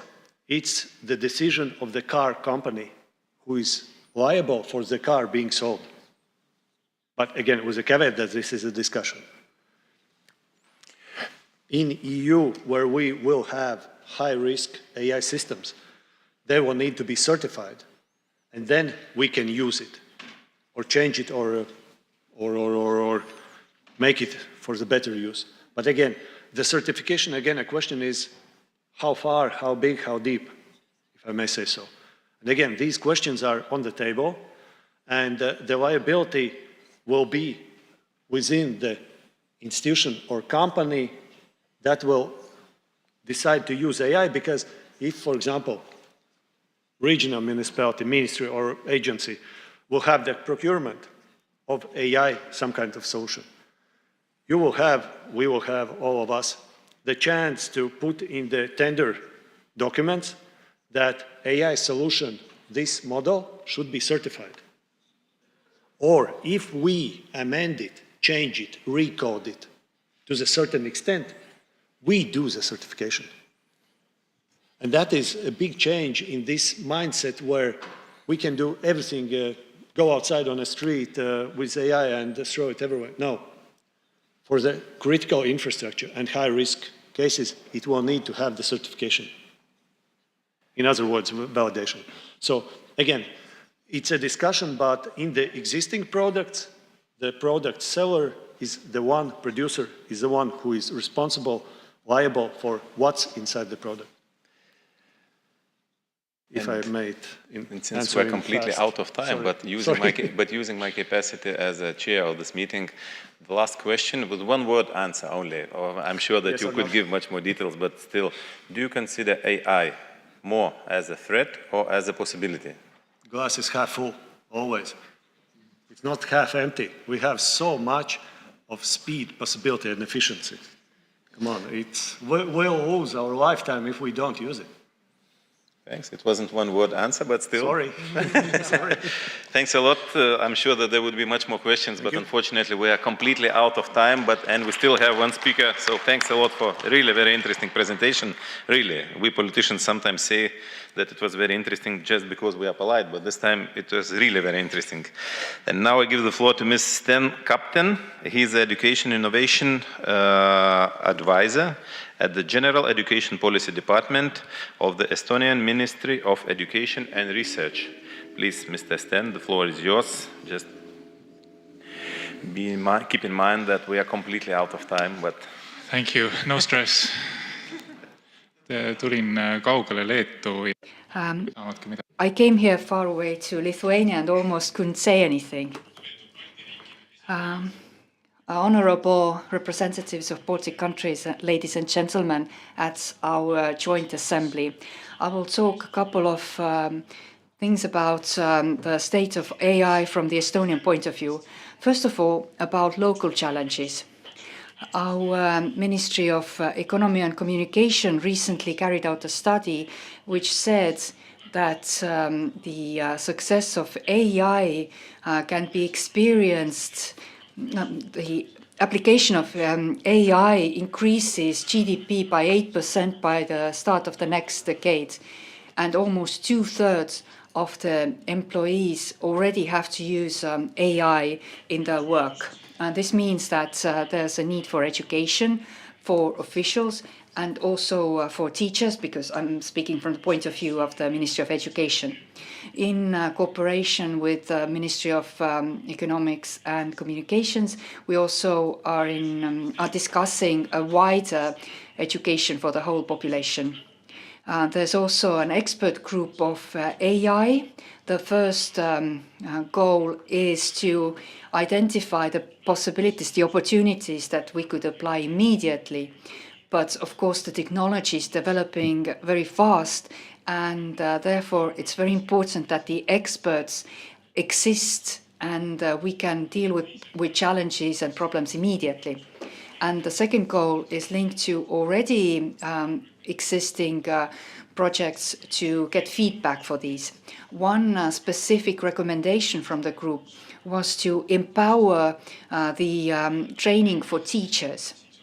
As we know, AI is already affecting education. We see it in the fact that teachers need to reevaluate the homework from students, and at universities there's already more oral exams, and we also need to renew the digital competence because with the addition of the AI.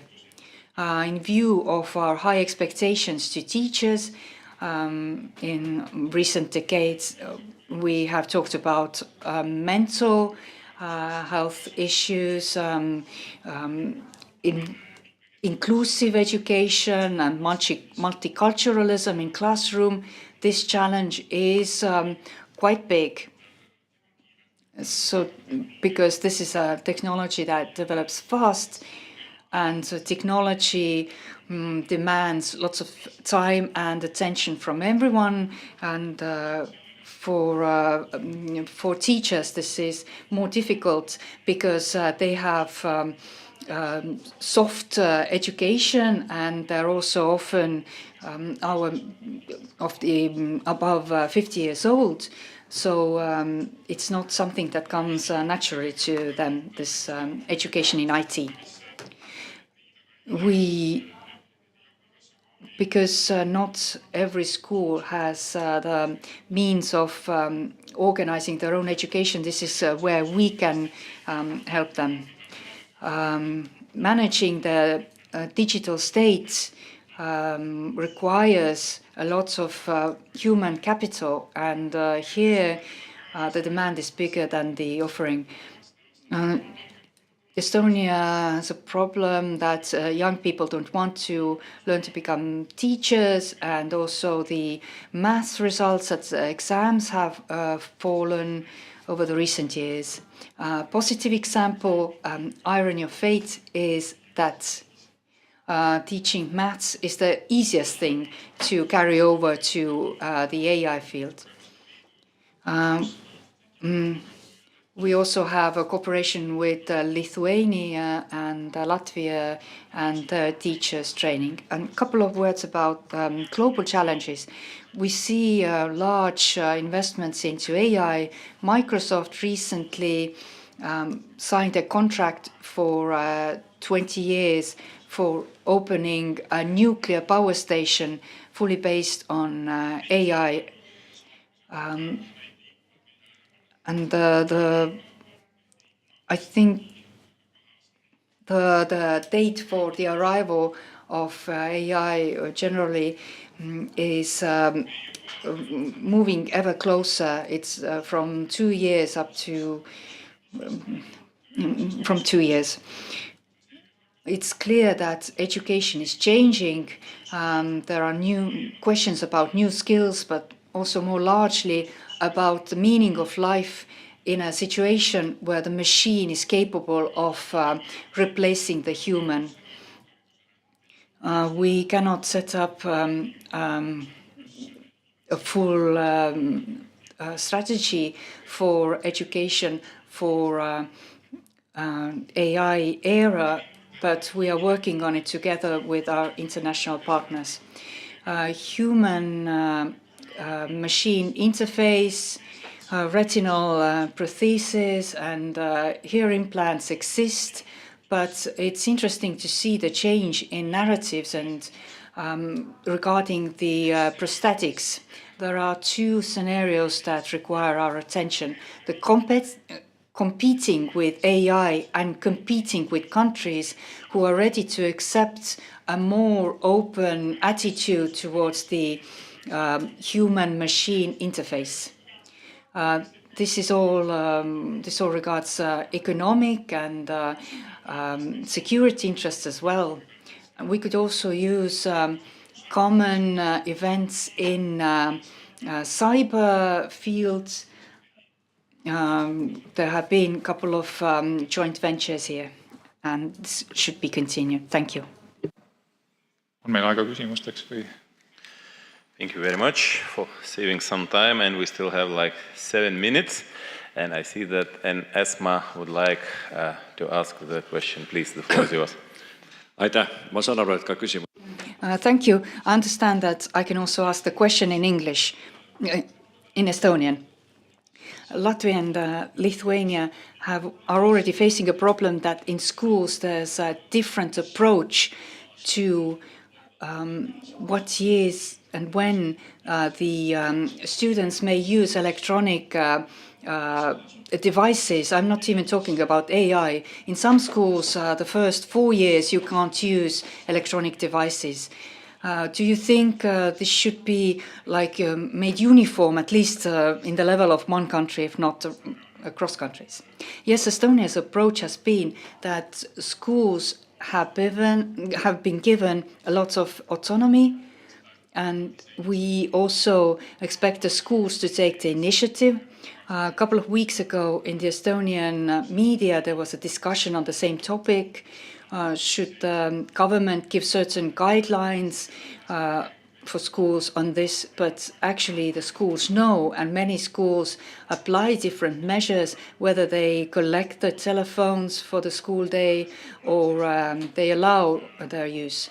We think that every adult understands the electronic dependency, and it's the parents who need to check in with their parents. But maybe it would be good if the schools should agree among themselves to the use of appliances and devices should always be justified. The children are huddled in the interval or in their phones. This is a problem, I think. As the representative of the ministry, I would think it would be a problem if the schools don't see that this is a problem of this device dependency. The schools need to cooperate among themselves. The teachers also need to communicate with parents, so everyone who daily deals with these children understand that technology has its place, but it shouldn't be universally available, but also they shouldn't wait that the government comes with certain legislation, demands something, and then supervises it itself as well. That's my honest answer.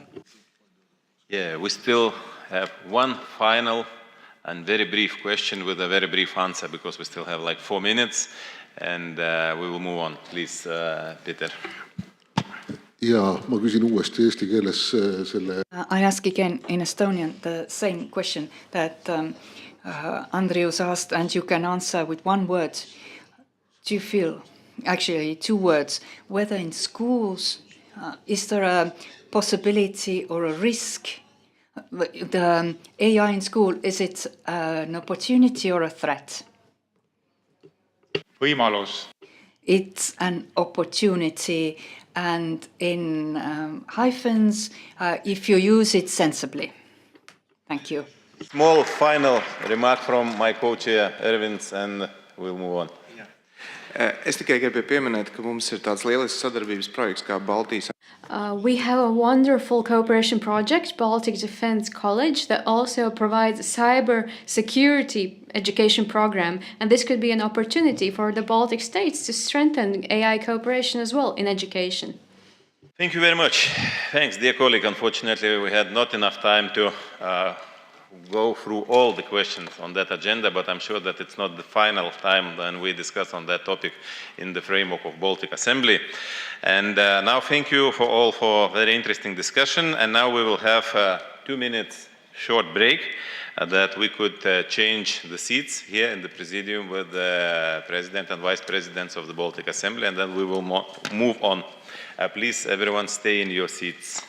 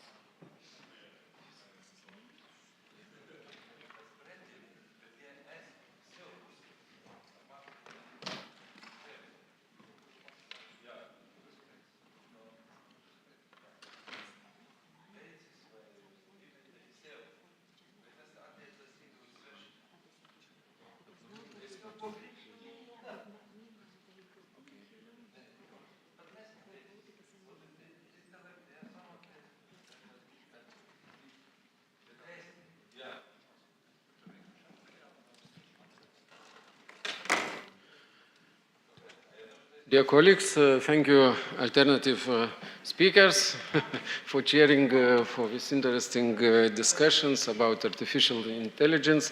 So we're continuing our plenary session, and as international experience of Baltic Assembly, we will now continue with international partners and guests. Colleagues, we deeply value our cooperations.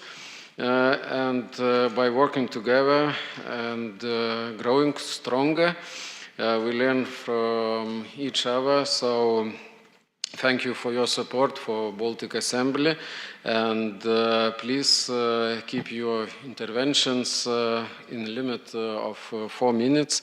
So I'm inviting first foreign guest to the stage, and it will be President of Baltic Sea Plenary Parliamentary Conference, Mr. Alfons Roblan. Please, the floor is yours.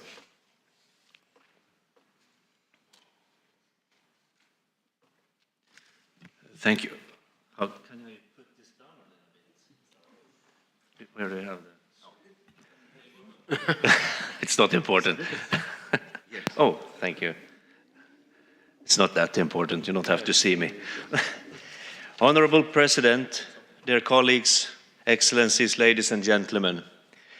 As President of the Baltic Sea Parliamentary Conference, I convey the warmest greetings from the BSPC to this 43rd session of the Baltic Assembly. And I would really like to thank you, especially Mr. President, for the hospitality, for all the good food, and for the fantastic concert we took part of yesterday. Thank you very much. As we convene in Vilnius, we are reminded of the deep historical connections that bind our nations, connections shaped by the Baltic Sea, our lifeline that has fostered trade, culture, and cooperation for centuries. This sea, which we all share, is the foundation of our past and the key to our future as we stand together to confront the challenges and seize the opportunities ahead. At our conference with the BSPC in Helsingør this August, we reaffirmed the critical importance of cooperation, security, and sustainability, the pillars that will guide the BSPC under the current Åland presidency. In a time of unprecedented global upheaval, marked by ongoing conflict and the impacts of climate change, these pillars are more important than ever. Today, security and sustainability are two sides of the same coin. Our discussions in Helsingør underscored the urgent need for enhanced cooperation in cybersecurity, energy, defense, and environmental protection.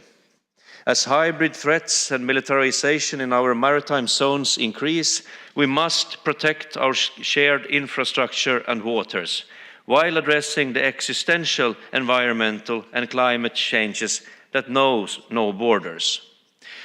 Through joint efforts, the BSPC has focused on policies that support renewable energy, sustainable fisheries, and marine biodiversity, areas where we must act decisively to preserve the health of the Baltic Sea.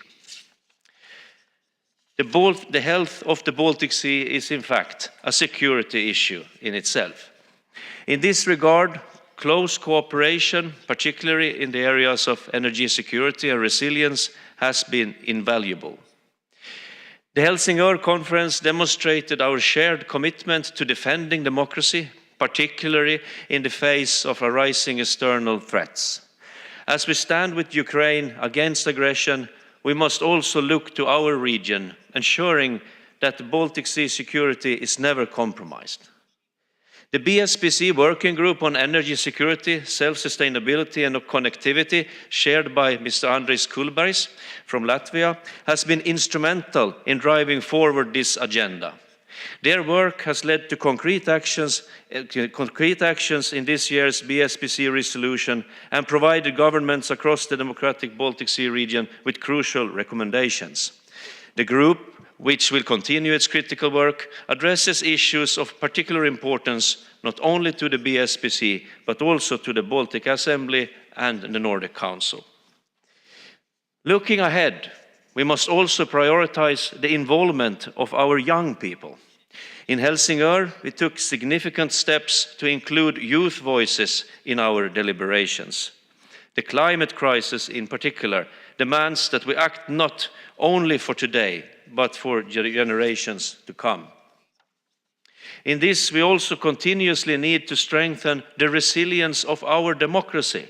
In an era of misinformation, the mix-up of facts and opinions, and worrying reports of young people losing their trust in our democratic system.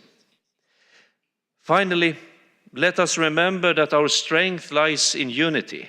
The challenges we face, from energy crisis to climate change and defense, demand collective action. The BSPC and the Baltic Assembly have long demonstrated that what we can achieve when parliaments work together in trust and solidarity. In these times of division and uncertainty, let us hold fast to that spirit of cooperation. Thank you for your attention, and I look forward to our continued close cooperation. Thank you, Mr. President.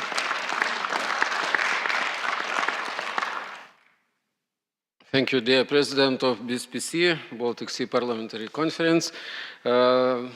Next, I invite the President of Benelux Parliament, Mr. Pim van Bellegom.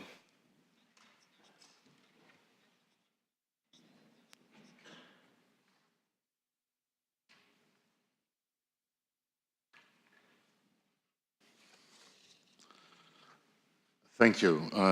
Dear colleagues and friends, on behalf of the Benelux Parliament and in my capacity as President, I would like to express my gratitude to our hosts for inviting us to this session of the Baltic Assembly in the beautiful city of Vilnius. And as already told by Alfons Röblom, we were impressed yesterday by the ceremony and the marvelous concert, food and good company. I only heard one serious complaint by Mr. Ugis Roodbergs. And he said to me, the incoming presidency, he said to me, this evening, he told me, is putting the bar quite high for the incoming Latvian presidency. But despite that, I hope it will be a successful presidency. The regional dimension of artificial intelligence is not only a topic of interest to the Baltic countries, but also to the countries of the Benelux. That doesn't come as a surprise. And they are part of the so-called Digital Nine, together with Sweden, Denmark, Finland, Estonia, Ireland and the UK. And the fact that today our regional assemblies share views on this topic is self-evident from an EU point of view. The Benelux countries have a high educated population and have the potential to develop artificial intelligence efficiently. The Benelux is a small but highly productive region where artificial intelligence can boost economic growth and address challenges in the field of climate change, energy and mobility. The opportunities of our economies of scale through the Benelux corporations offers prospects of being a leader in this field. Since 2019, the Benelux Union has identified artificial intelligence as a priority in their digital agenda. And the Benelux Union has organized conferences, also in cooperation with the European Commission. And the key question for the Benelux is how can we play a vanguard role in this area?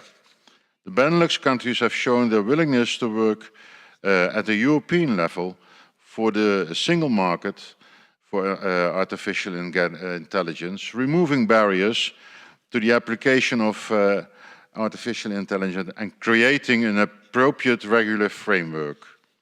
It is too often considered, and wrongly too often considered, as a risk to employment, where it can also create new jobs and encourage investments. And on top of that, I think we need, personally, to tackle shortages on the labor market, because the European Union is a graying region in the world. So we need innovations. Artificial intelligence, meanwhile, has attracted the attention of innovative centers in the 3 countries, and these centers are building partnerships in the field of research and development. The Benelux countries have calculated that artificial intelligence offers them a prospect of additional annual growth, and that will also be here in the Baltic region. The biggest opportunities are in retail, transport, logistics, healthcare, tourism, and governmental cooperation. We can modernize our training and education systems by taking into account the developments in this area. And that can be done by harmonizing technological qualifications and further developing digital skills among young people, women and minorities. Training as a part of lifelong learning is important. Artificial intelligence offers the public authorities the opportunity to enhance smooth cross-cooperation under our Benelux police treaty, sharing relevant data, software and expertise to make the cross-border police cooperation more streamlined. The Benelux countries have pushed for more European coordination in the field of ethical issues related to this issue, but also insistent on harmonizing the digital skills. As shown by what I have just explained, artificial intelligence allows us to update the existing Benelux toolbox. Artificial intelligence can modernize our current framework, cross-border labor mobility, support for startups, and that are joining forces in our 3 countries. Further work can be and has to be done, and I think in close cooperation with all of you, I think we can make that a success. On the Benelux program, and that's my final point, President, on the Benelux program in the near future, partly during the Latvian presidency, I would like to highlight the following. First, you are all kindly invited to our conference in Ostende next week on energy security and security of energy infrastructure. Quite important for several reasons, and not only for our energy independence. Next year, the Benelux Parliament will organize a special day and debate on the added value of enhanced cooperation between regional parliamentary assemblies, of course including the Baltic Sea Parliamentary Conference, the Baltic Assembly, the Nordic Council, and the like. And your ideas and input in the preparation of this day of discussion is more than welcome. Strengthening our cooperation, including on defense, foreign policy, and security issues, is, in my opinion and conviction, the best answer to the Russian aggressor. And straight from our hearts, Mr. Juras, we all stand next to you and your people and be God with you. Thank you very much for your attention.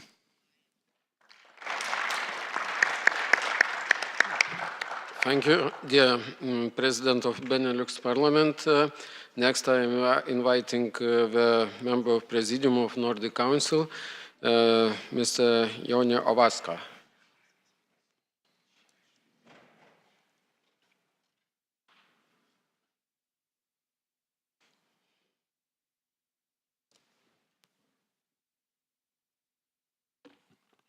Mr. President, Excellencies, ladies and gentlemen, dear Baltic friends, it is a great honor to present the Nordic Council at this session of the Baltic Assembly, particularly as we celebrate the 35th anniversary of the Baltic Way and your 20 years membership of EU and NATO. The Baltic Way, a powerful and peaceful chain of people standing for freedom and democracy, made the Baltic states heroes of their time. The world admired the courage of Estonians, Latvians and Lithuanians in reclaiming their independence.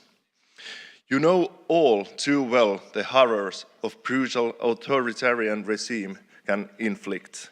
Time and again, you warned the West about the threats, but those warnings were not taken seriously enough. Ukraine is living a nightmare, and you understand better than most what that means. The Baltic states have been leading voices in supporting Ukraine, and I'm proud that the Nordic countries are also among the strongest supporters. Together, we have a great responsibility to keep Ukraine's cause high on the international agenda. Ukraine is not fighting for itself, but for all of Europe. Therefore, we must ensure that it gets the support it needs for as long as it takes. To our Ukrainian friend, Mr. Juras, you and Ukraine, you have our support. I assure you that the Nordic countries, together with the Baltics, will continue to support, and we will work to ensure others to do the same. Dear Baltic friends, the Baltic and Nordic regions are among the most integrated regions in the world. Now we are also members of NATO, and together we send a clear message that our borders are inviolable. Finland and Sweden's NATO membership facilitates deeper military integration and interoperability among Nordic and Baltic states, enhancing collective defense capabilities. In addition to the threat of military aggression, we face a range of other challenges that we can only combat together, such as cybersecurity threats, hybrid warfare, terrorism and extremism and climate change. So, dear friends, the theme chosen for this session, artificial intelligence and AI development, is yet an example of a field where strong Nordic political cooperation is needed. While AI has great democratic potential, AI unfortunately easily produce and spread false information aimed at manipulating and undermining democracy.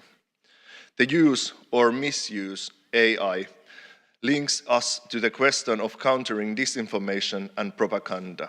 We know that the Russian propaganda machinery operates continuously outside Russia's borders, and they are becoming increasingly cunning. So I'm really happy that the Icelandic presidency of the Nordic Council has been focusing on the issue of disinformation and the media this year. I also know that the Baltic states have developed robust strategies to enhance media literacy and public awareness, which the Nordics can learn from. The Baltic Assembly is among the closest partners of the Nordic Council. We have a long and proud history of cooperation. At the Nordic Council's team session in the Faroe Islands this April, the Nordic Council adopted a recommendation that the Nordic governments should further deepen their cooperation and exchanges with the Baltic governments. With this recommendation, we wanted to send a clear signal to the Nordic governments that the cooperation between the Nordic and Baltic regions can only become even closer. Today we all stand together as partners in the EU and NATO. And I think the ties between the Baltic Assembly and the Nordic Council have never been stronger. But I think we can always make these ties even stronger. Thank you.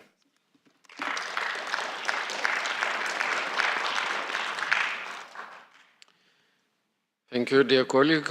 Now I'm inviting Mr. Nüüd annan sõna härra Sviatoslav Jurošile, Ukraina.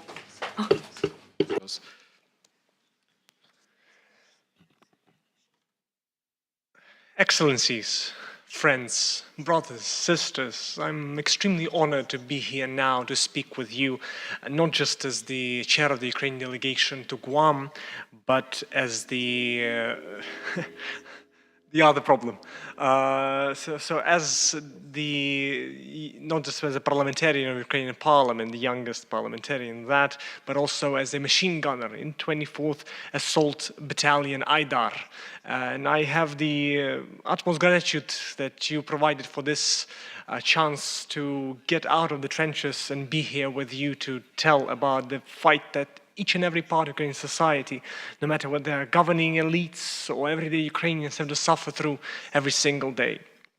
As a Ukrainian, we cannot thank you all enough, because no matter what discussing Ukrainian budget or looking at various supplies we have to sustain the fight, we always look at tremendous example that the Baltic nations provide for us, the example of devotion and complete and utter joining with us through it all. So we must again only begin the barrage of gratitude that we can never fully finish when we look at the commitment you all have made in sustaining us in this fight and withstanding the onslaught Russia is throwing on us day in and day out. I must also say that in the army we see the great result, the instruments we have of war to, again, fight back against Russia. And the instruments, it's not just you have provided, of which we have many, and we are extremely thankful, but also you have joined us in lobbying other governments around the world to the fact that we received all of that.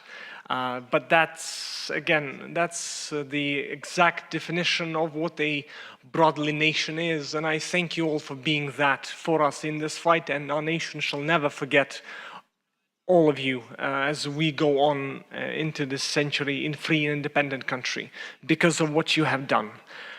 I must also speak about the reality of the organization that I chair for Ukrainian delegation, that is Guam. Guam is very much a poor relative of the great alliances that we see here, the Baltic Assembly, Nordic Council, the Benelux, and I am very eager for us to continue and further the agreement we have with the Baltic Assembly to learn from the achievements and success of yours. If I can take a moment of your time to present a small list of steps that our organization is trying to develop to make this organization alive and useful to all of you as you are proving to us. First, in the great effort, and we have convinced all the nations of Guam to have a joint cybersecurity Guam center in Ukraine. And we very much want to look to your success in cybersecurity realm as we are planning all possible steps to the creation of such an institution. That is something that we look towards all of you as an example and as a teacher on how to build that structure which will help us counter the threats that Russians are deploying onto all of us. Continuing with the usefulness of Guam, we are trying to revive and build up on the Business Council of the Guam as an institution to try and provide, even in these dark times, various avenues for making Guam useful to the world and to each and every one of our countries. So that is the further step to bring Guam to fore. Another thing is the multiplication of our alliances. We have the great example of Baltic Assembly with whom we have an agreement, and because of that, it's not the first time I'm speaking to all of you in one of your amazing capitals, trying to present our case not as an institution to be relevant no matter the challenges we all are facing. So I'm very thankful for the Benelux Assembly, for Nordic Council, for again seeing that possibility of forming an alliance, a connection like we formed with the Baltic Assembly into the future. And the fundamental story of recognition that you've shown at the big ceremony yesterday, that is certainly something Guam needs to establish to try and present the great men and women in all of our countries to the world. So because of you, we have that future potential to make Guam much more of a reality as far as international blockings and alliances are concerned.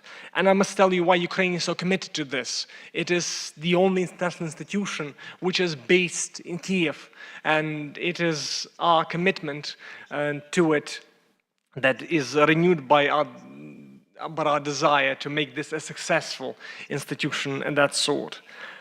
As far as the continuing with gratitude that we feel to all of your nation, I must finalize with this, that we can never be thankful enough for all that you have done for us, and we will continue to be grateful in the years and centuries to come, remembering our Baltic brothers and sisters as we are building up on that relationship, and as you have proven vital to us, so we will try to prove as useful as possible to all of you. Thank you very much.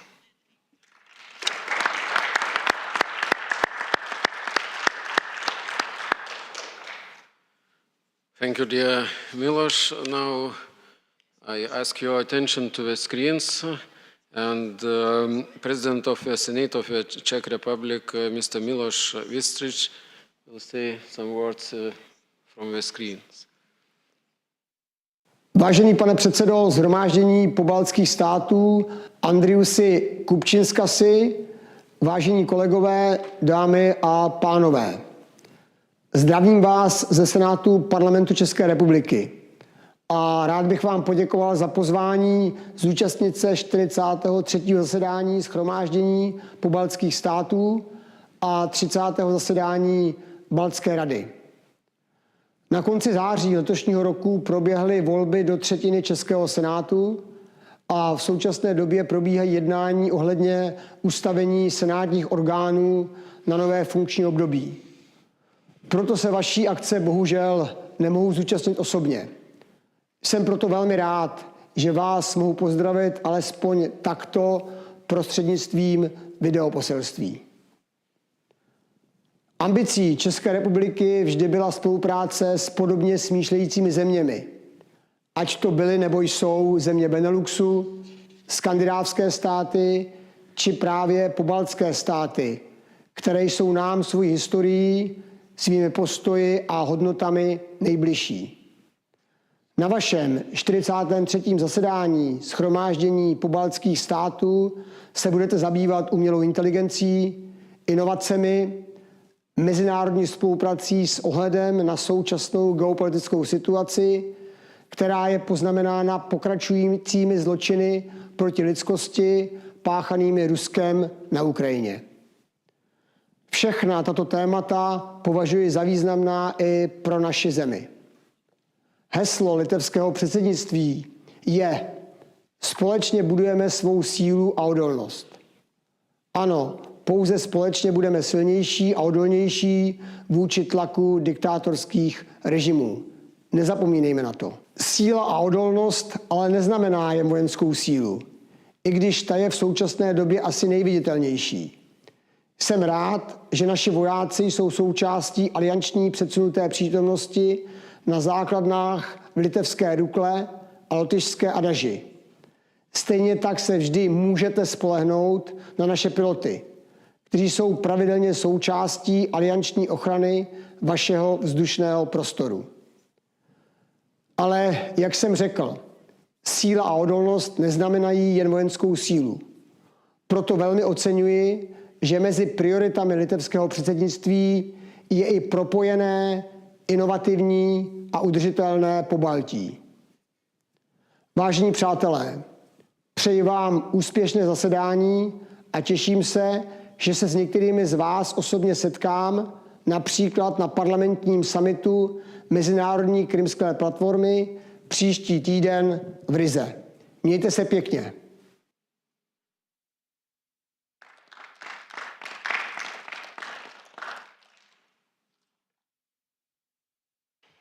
Before I invite the next speaker, I want to remind you that you have registration cards for general debate on the current and future cooperation of Baltic states in this tribune. Please use these registration cards and bring them to Secretariat. So now I'm inviting the Deputy Speaker of Albanian Parliament representing the Southeastern European Cooperation Process Parliamentary Assembly, Mr. Bledar Tsuti.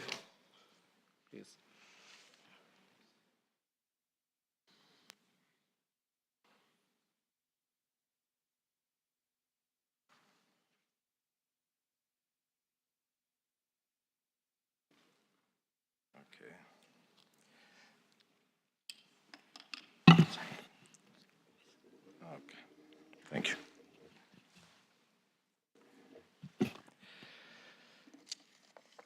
Thank you, Mr. President, honorable colleagues, ladies and gentlemen.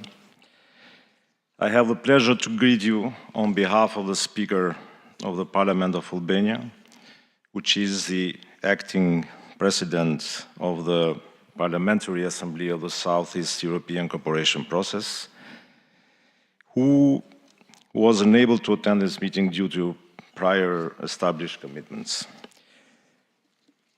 This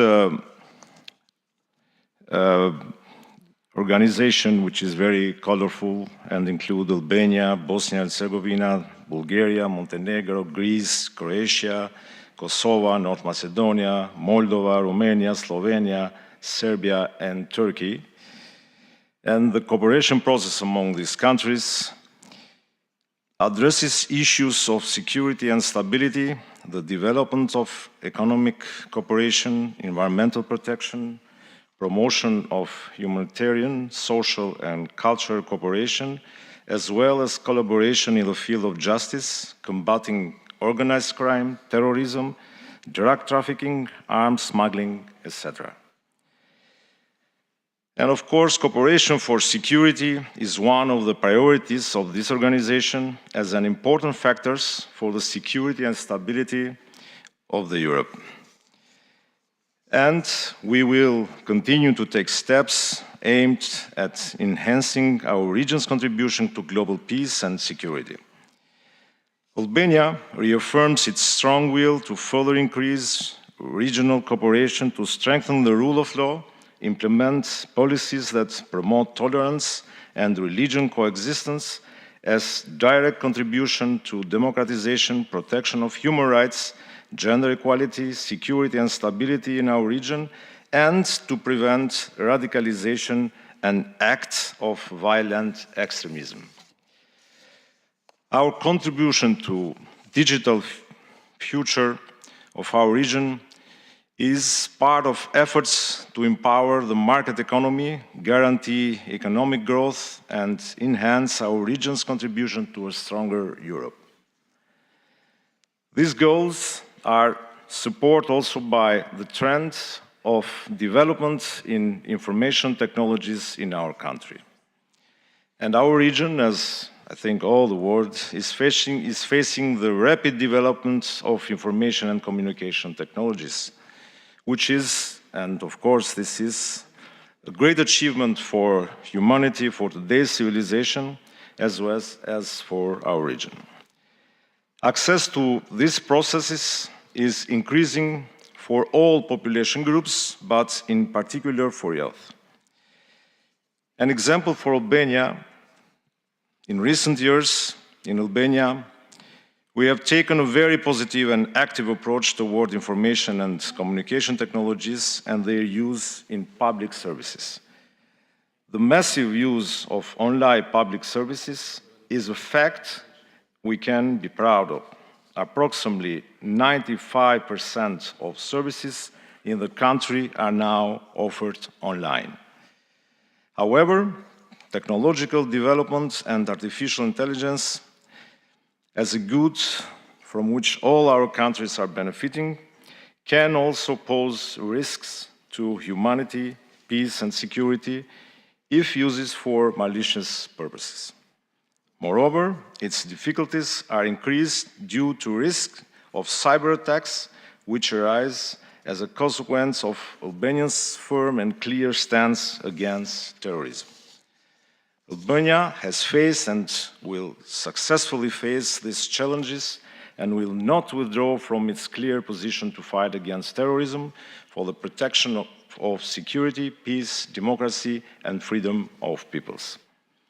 We will use the development of information technology and AI in our region as a good for our countries, to the benefit of our people's progress and welfare.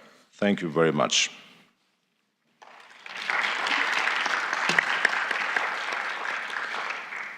Thank you, Deputy Speaker.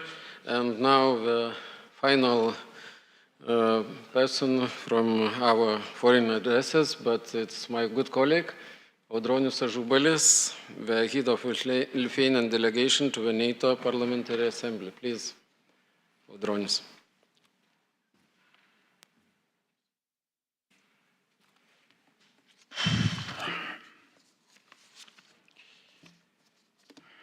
Gerbiamas Baltijos Asamblėjos pirmininkas. President of the Baltic Assembly, Vice Presidents, dear colleagues.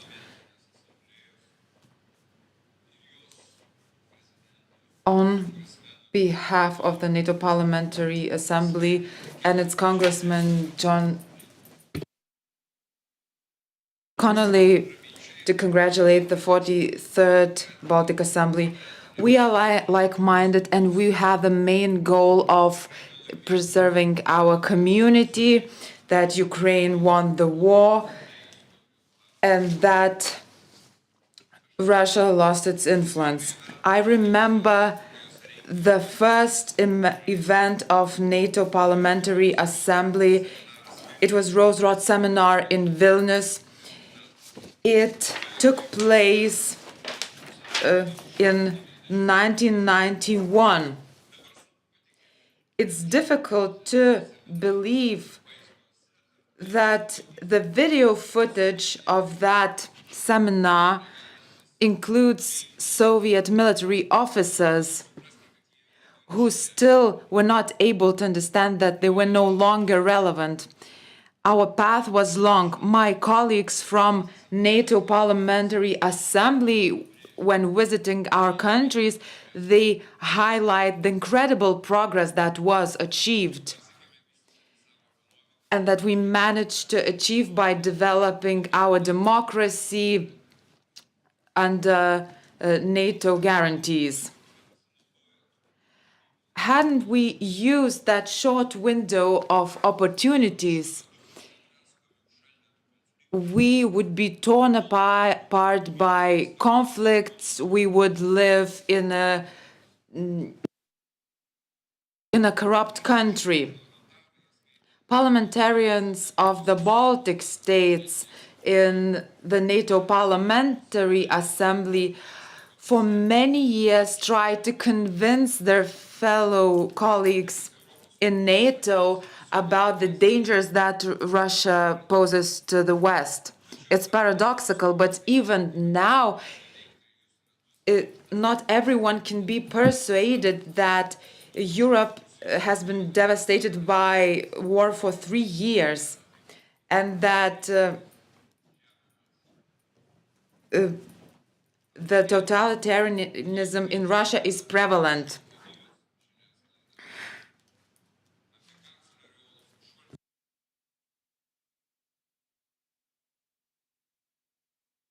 The media is talking about Olaf Scholz's intentions to renew the dialogue with Putin, as if we didn't have the example from Macron's long conversations, which turned out to be useless. The NATO Parliamentary Assembly shows its leadership, and it's usually ahead the management of the alliance. We stopped our connections with the Russian parliament after 2014. After the full-fledged invasion to Ukraine in 2022, we were the first one to identify Russia as a terrorist state. Since the onset of the aggression, we urged states to support Ukraine, and it was a very difficult task. In May, we adopted the resolution urging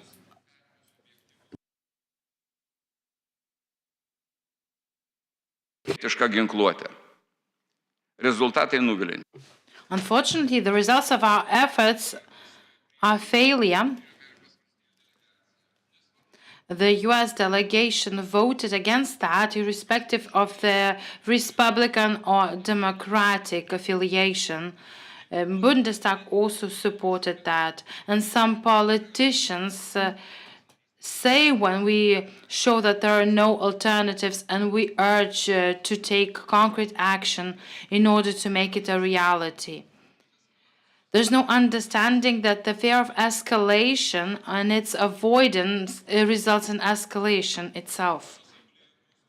Our assembly has met with the famous journalist Christoph Rosel, and he said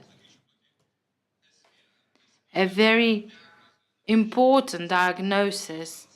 He said our governments don't understand what is at stake. Čia yra tiksliausia diagnozė apie tai, ką kitos valstybės didžiosios. And this is a very correct diagnosis of other countries.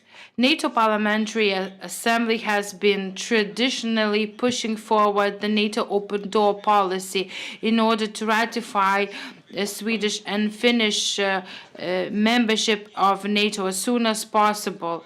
This has changed the security situation in the Baltic region dramatically and has given a strategic depth to the security of our region.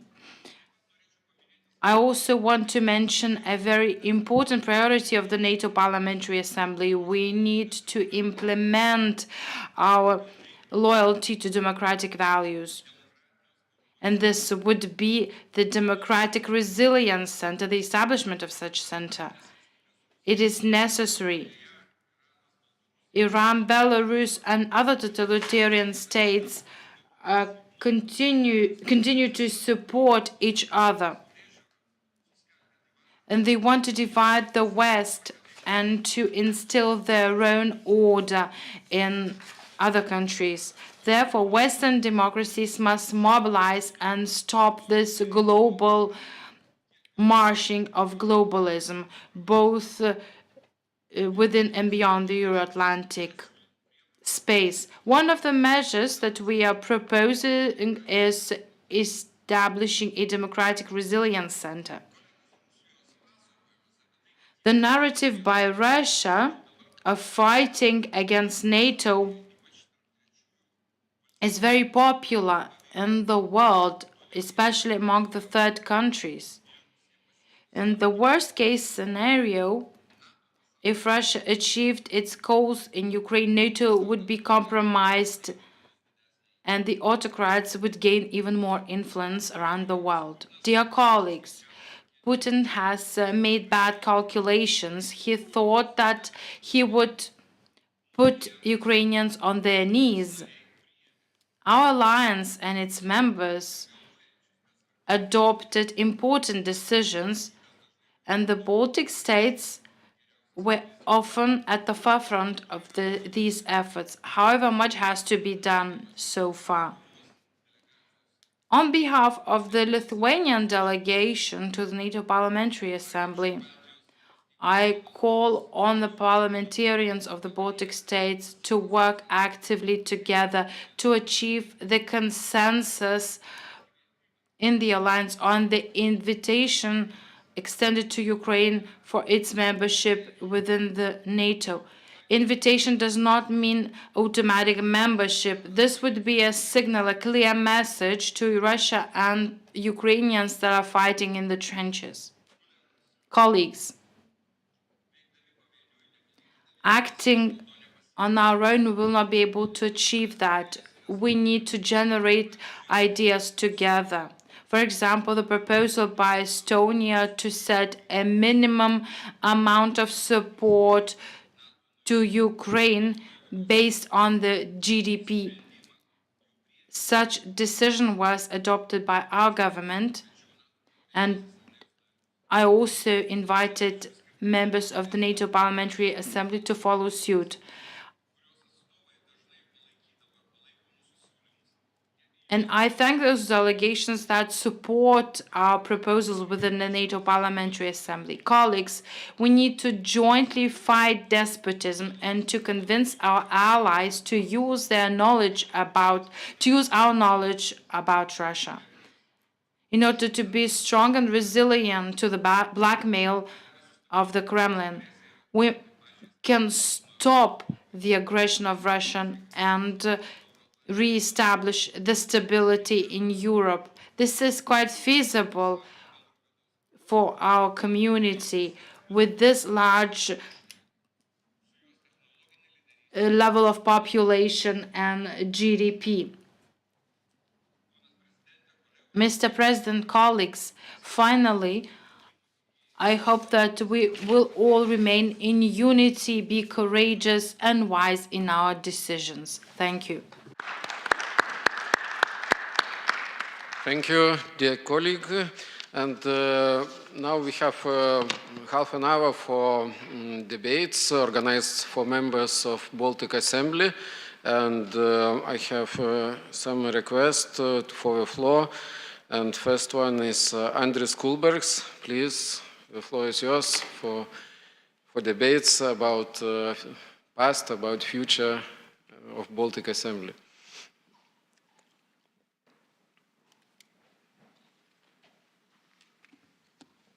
Dear Chairman, I really love this desk.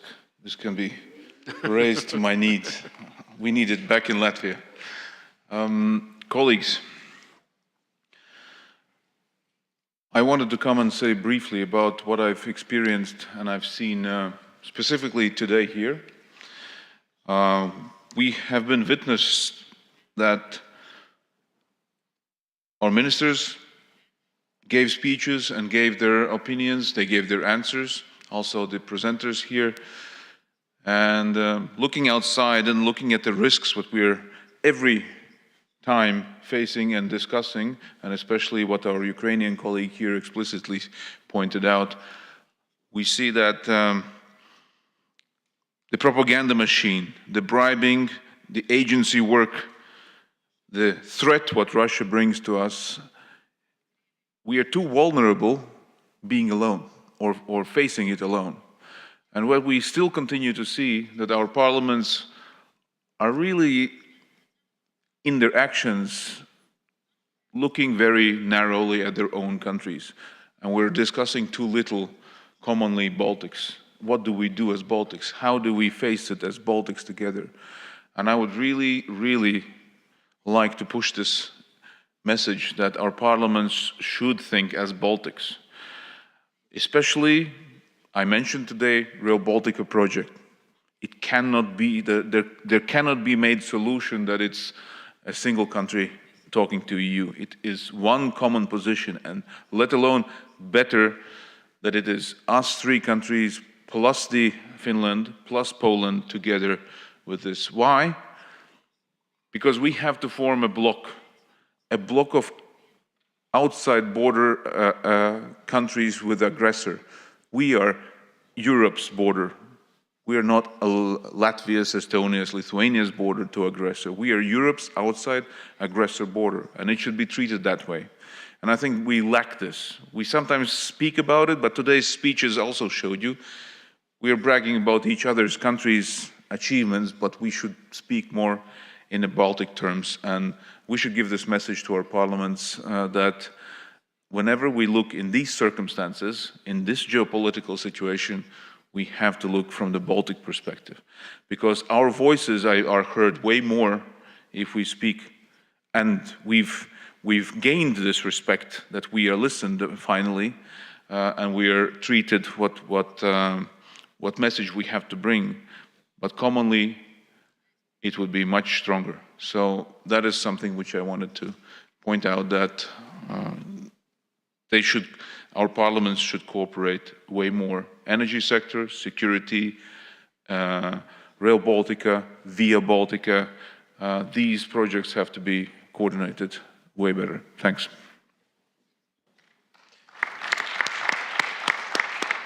Thank you, dear Andris. And next I'm inviting Ugis Roterbegs from Latvia also to join the... I will do it. Yeah, you do from your seat. Mr. Chairman, thank you very much for giving the floor. First of all, I would like to thank Lithuanian delegation and representation for the tremendous yesterday's concert, and that was something we will have to, I think, consider seriously when we will have next presidency upcoming year. I have a small remark. I'm now the co-chair, vice chair of the Security Committee, and next year I will be the chair of that committee, and we have drawn kind of ambitious ideas about. The first one is cybersecurity in the Baltic Sea, of which we don't know much about yet. There is a tremendous infrastructure and which is under threat, and Baltic Sea, of course, is covered with cyber regulation where there's internet and things like that. But we have a vicious enemy next to us, and we don't know what will be their next corrupted kind of hybrid attack. And we have made plans adopted here, and we know the meetings, and we have separated whatever through different committees. But I think that we should also consider some time to devote and think how the Baltic Assembly could become more responsive to the unknown threats, how we can be more forward-looking as well, because a few years ago we didn't know we will have whatever kind of illegal immigrants coming through the support of secret services, or enormous amount of attacks. Like Ukraine is fighting now the freedom war for all Europe. Our Baltic countries are on the neighbor of the eastern flank of EU, and we are, in a sense, pioneers as well, in a certain sense, cyber, in whatever hybrid warfare, and I think we should somehow find place for also brainstorming what is the future and what else will be on our table as a potential threat or real threat next year and coming ones. Thank you.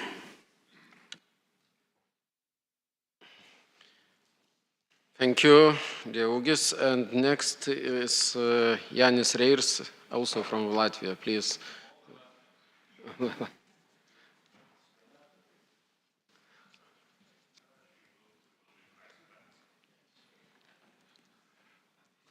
Dargie kolēģi, labdien! Dear colleagues, hello. I will use the opportunity to speak in Latvian. So the president outlined the speakers that will be talking both about history and the future of the Baltic cooperation. And we know that those who are not aware of history have no future. And I assigned to this statement in the context of the Baltic Assembly too. The Baltic Assembly is one of the most important formats for the Latvian Parliament, and taking into account the fact that the delegation in our Parliament is quite numerous to be represented in the Baltic Assembly, so there is actual competition to get into this Latvian delegation to the Baltic Assembly. Political parties see this as a very serious organization and delegate their best. Well, I'm not trying to brag about myself, but anyway, they are delegating their best from their ranks to be represented at the Baltic Assembly. We have had President of Latvia represented at the Baltic Assembly, a Prime Minister of Latvia, and many, many ministers that, when they were parliamentarians, were represented at the Baltic Assembly. So we see this format very seriously. For me personally, it has given me great political advantage because we do not have any specific courses on how to shape policy instruments, on how to be a politician. And the experience that I gained from the very first day in politics, I was a member of the Baltic Assembly delegation, so for 22 years I've been here, and the experience that I have gained from cooperating with the Nordic Council, with the Benelux countries that have been our partners since the very start, has been really valuable to me. We cannot study politics at university level, well, in reality, like actual politics, so this has been a great school of life. At the Baltic Assembly format, we have been looking for ways to cooperate with new countries, with new parliamentary assemblies, and here I believe that we have had a great experience with Guam Parliamentary Assembly, maybe less so with the Visegrad countries, because that organization is not as structured. However, I am truly glad to say and see members of the Ukrainian delegation here, and to say on behalf of Latvia and the Baltic Assembly that we will continue investing and supporting Ukraine, and starting from next year, the Latvian Parliament has earmarked at the Riga Graduate School of Law, and it has planned a specific education program for Ukrainian officials and Moldovan officials on their way to EU integration. So your officials will be able to get a degree in law in our university.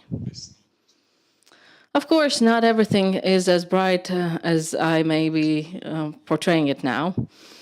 National parliaments, I'd say, are the brains behind our development. They're thinking about how to shape a country in the future, but we also need executors. We need actual people doing it, which is the government and ministers. Here I'd like to say that in the future, we would need, not only during the Latvian presidency, but also during the following presidencies, we need to create a situation where this cooperation between the legislative and the executive powers is closer. That might be a wish to us all from my side, because often this cooperation only appears during the session or Q&A, but it would be necessary to reinforce this cooperation, to solidify it. In conclusion, I would like to thank the Lithuanian delegation for this fantastic event, for this fantastic conference. Without a doubt, you have also ensured us with great weather. I don't know whether we will be able to repeat that in Latvia. And we already joked around that August is continuing here in the Baltic states. So it doesn't even seem like it's October right now here. Dear colleagues, thank you very much for your attention. And I will be glad to see you all in Riga next year. Thank you.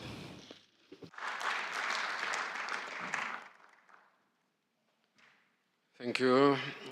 And to interrupt a little bit Latvian parliamentarians, I give the floor for Ann Esma. Please.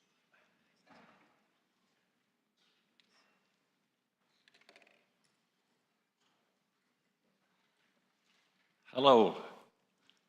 Where are you?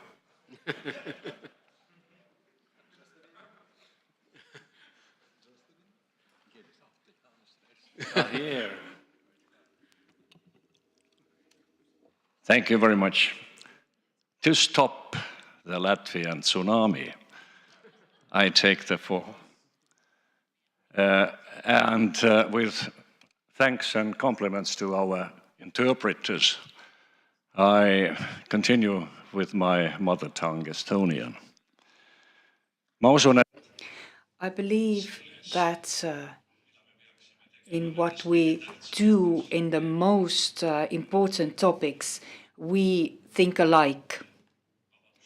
Certainly protecting, defending our freedom, helping Ukraine, but many challenges and problems are not done with this. I asked the Minister of Foreign Affairs how he would comment Kamala Harris's quote when she said that the fact that Hamas's leader has been eliminated is a possibility to create peace. I was interested what our ministers said about this, whether they agreed with that. We received one answer and it was quite round, but I hoped you also remember what President Zelensky said in Brussels. He said that 10,000 North Korean soldiers might mean the breakout of World War III. That is an extremely serious statement. But after the most important, the thing that we all agree on, there are many topics that are just as important, fundamental for our cooperation and our unity. Of course, everything concerned with Ukraine or military aid, but we know very well how wealthy has been the Ukrainian culture. Nikolai Gogol, Taras Shevchenko.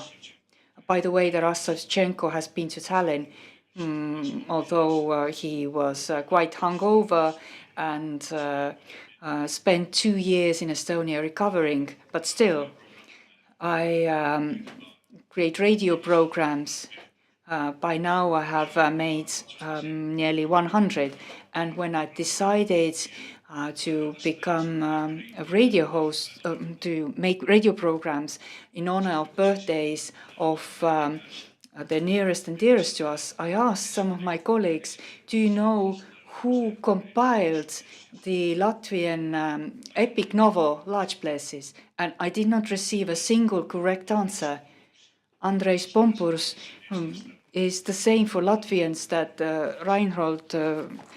Friedrich Reinhold Kreutzwald for the Estonians, the author of the Estonian epic novel.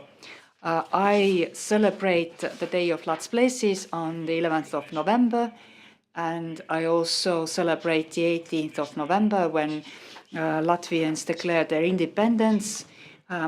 For that, to celebrate that, I have an hour full of program about Let's Places, Pumpus, and of course Raimond's Paus. How else?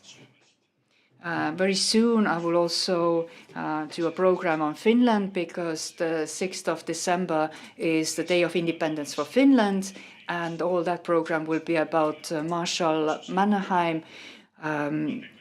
But there are, of course, lots of talented people in Finland who would deserve a program, but Mannerheim was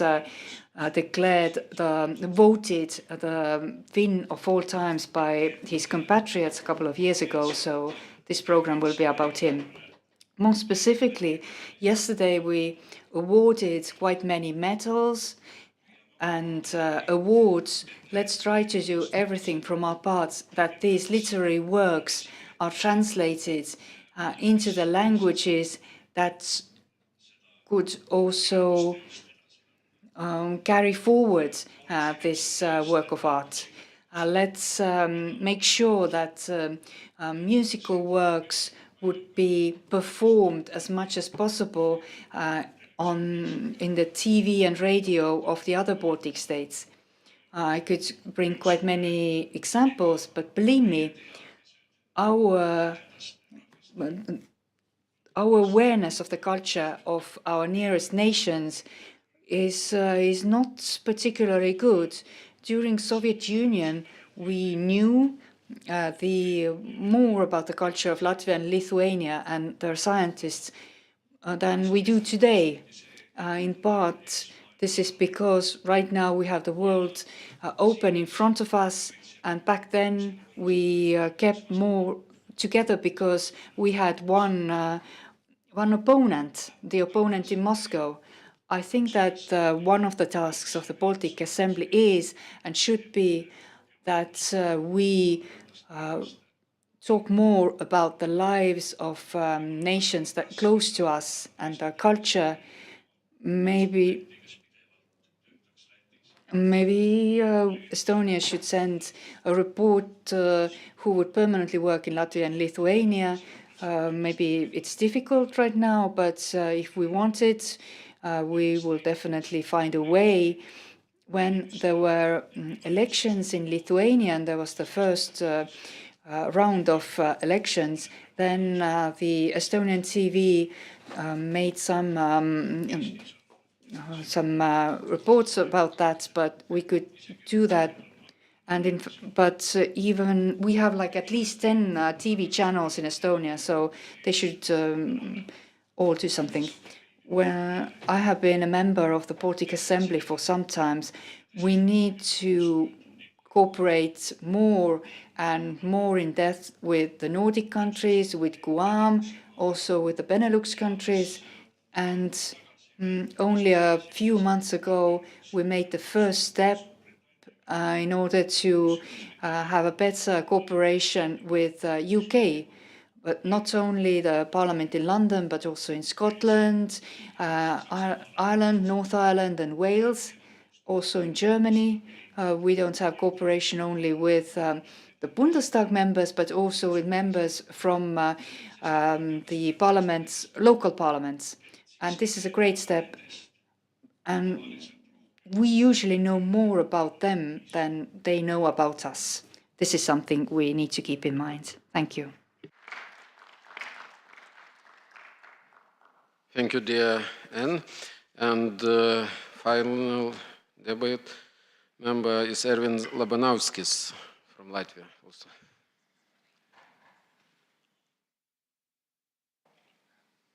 Yes, I'm from Latvia. You can see how important Baltic Assembly is for Latvian. May I will continue in my language. Šodien no rīta es jau Today, in the morning, I already posed a question to ministers of foreign affairs regarding Belarus. Considering the atrocities taking place in Ukraine, unfortunately, People in our countries and abroad on an international level have lost sight, have lost focus on the issue of Belarus. I think it could be the task of our countries and the task of the Baltic Assembly to return this topic to our focus and to pay more attention to Belarus. No wonder Belarus is sometimes called the fourth Baltic state. Of course, our countries can be more different, but on a geographical level, Belarus is indeed very close to us, which is quite significant. We need to think about Belarus after Lukashenko. Even if dictators don't like it, they are still not immortal. In my view, the Baltic Assembly could really be a useful format for discussions about Belarus on a regular basis, but it could also be a platform for inviting representatives from Belarus, from Belarusian opposition, to continue an exchange of views and discuss a potential strategy in the shorter term and in the future as to how these democratic aspirations of Belarus could be supported and strengthened so that we could see some sort of a time frame for Belarus's moving away from Russia's regime. Thank you. Thank you for all. It's first time when we are organizing such debates, free debates on the future of Baltic Assembly. Let's continue our work. Dabar aš norėčiau pakviesti Let me now give the floor to Mr. Valdemaras Valkiūnas, who is going to present the report on the implementation of the last year's budget and present the budget for the next year of the Baltic Assembly. Gerbiami kolegos, Dear colleagues, I will start from the most important information on the last year's budget of the Baltic Assembly. Because finance is a key thing. This is something that we always lack. We spoke about politics. There's a political economy and economical policy. These are very related issues.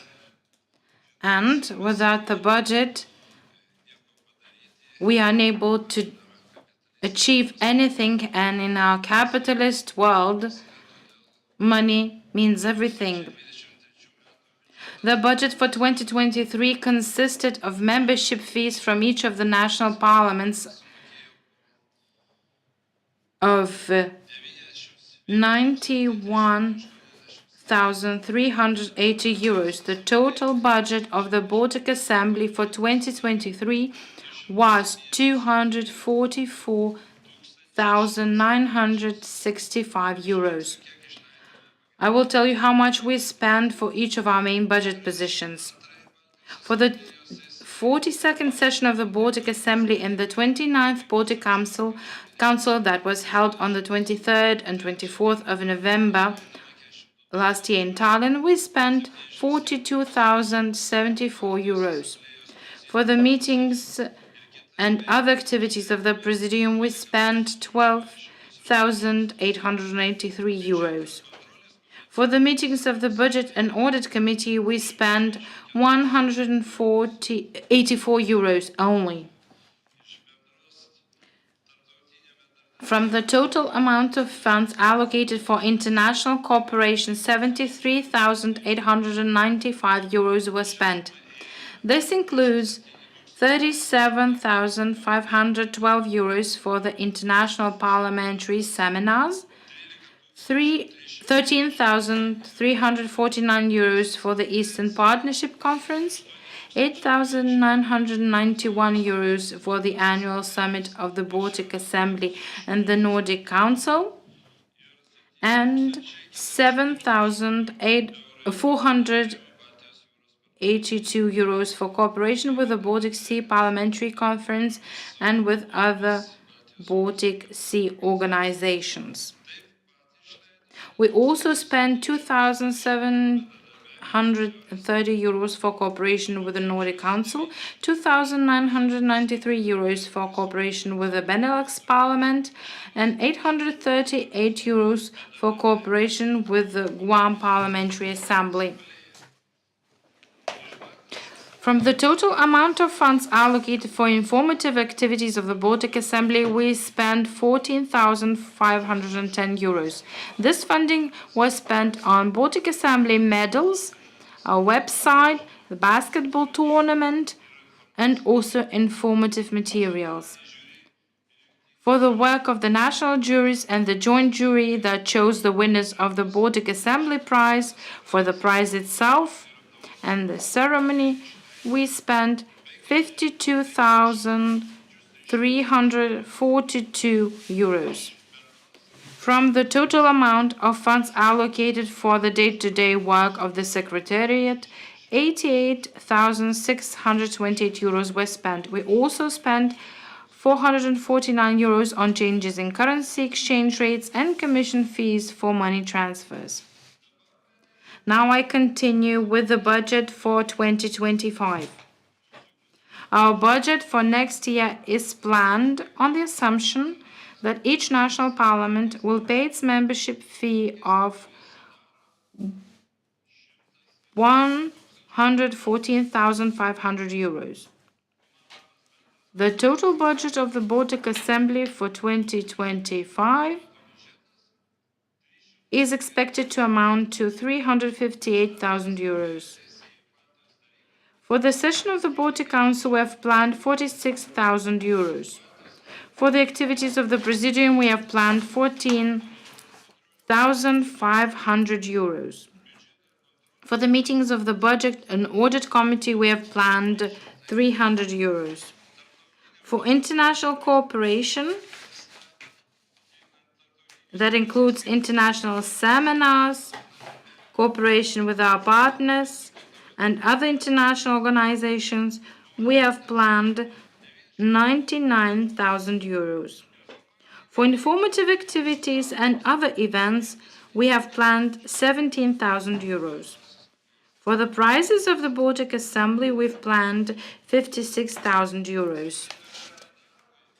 To ensure the work of the Secretariat, we have planned 124,500 euros, and the unplanned expenses amount to only 700 euros. Dear colleagues, in short, this is all regarding the budgets of the Baltic Assembly for 2023 and 2025. Thank you for your attention. Thank you, colleague Valdemaras. Any questions or remarks concerning the budget documents? No remarks. Once again, Valdemaras, for your cooperation in the Baltic Assembly. You're really you're very good at calculating the money. Thank you for leading this committee and for monitoring everything. Thank you very much. It is very hard to say goodbye and to do away with money, but money is important. Thank you very much. I thank Mr. Valkiūnas. Documents and on 19 and 20 of September in Vilnius, we met in consultative council during meetings the Presidium and the chairs and vice chairs of committees discussed on the documents and approved the submissions of sessions. We had very intensive and interesting discussions that resulted in following draft documents. Firstly, the final document contains information about the discussion held today and the documents to be approved during the session, as well as outlines the plans of the Baltic cooperation for next years. Secondly, resolution consists of our recommendation to the governments regarding the cooperation of Baltic states in security and defense, border control and management, improving information areas, protecting the environment, health and social issues, economic and digital matters, clean energy transition, education, science, research and culture. Thirdly, decision on leadership of the Presidium and the committees of the Baltic Assembly in 2025. This document indicates the chairs and vice chairs starting from January 2025 of Presidency of Latvia. Fourthly, the decision and the report of the implementation of the budget of the Baltic Assembly for 2023 and decision and report of the budget of Baltic Assembly for 2025, which introduced the Valdemaras, all both.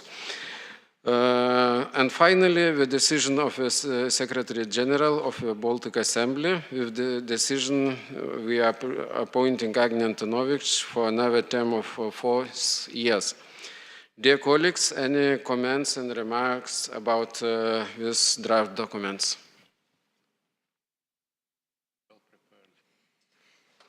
Thank you, Secretariat, for preparing these documents. Now we continuing the voting of the presented draft documents. According to our Baltic Assembly statute, each delegation has 1 vote.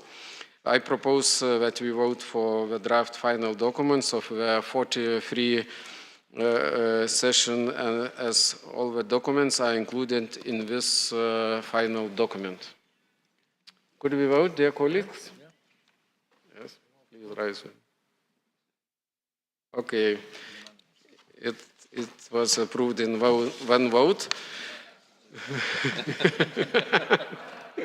Yeah, but it's by our statute. Thank you, dear colleagues. We have adopted documents of 43rd session. Now I invite my colleagues to sign of adopted session documents. Agne.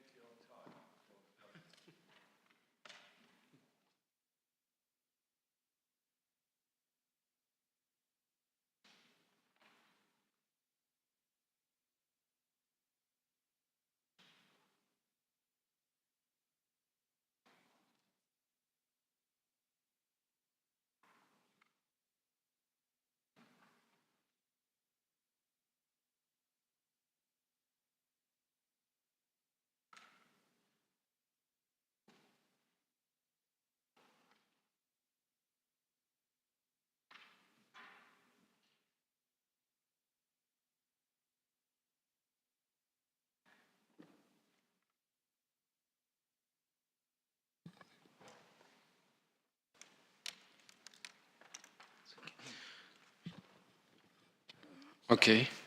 Thank you, dear presidents, vice presidents, for signing quite important documents. And if the documents are signed, I'm inviting Agnia, because we signed the new term for General Secretary for next 4 years. So congratulations from our side, from the Presidium and all of the Baltic Assembly and guests.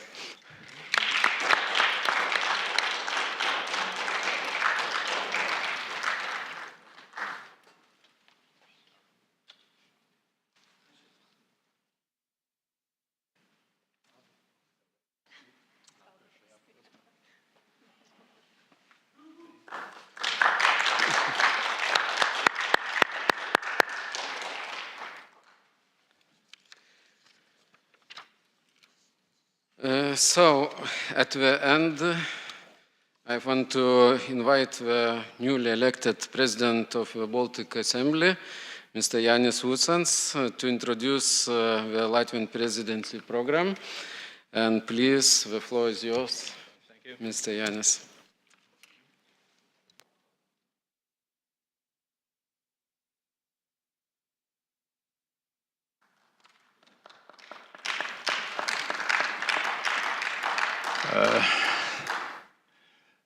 Dear friends and colleagues, indeed it's a great responsibility to take over the presidency in Baltic Assembly. In fact, it will happen in the beginning of next year, on the 1st January of 2025, but still in this package about which we voted, there was also that representatives for Latvia from the 1st January of next year will become the president of the Baltic Assembly and chairmen of the corresponding committees of the Baltic Assembly. But I will continue in Latvian using this great opportunity.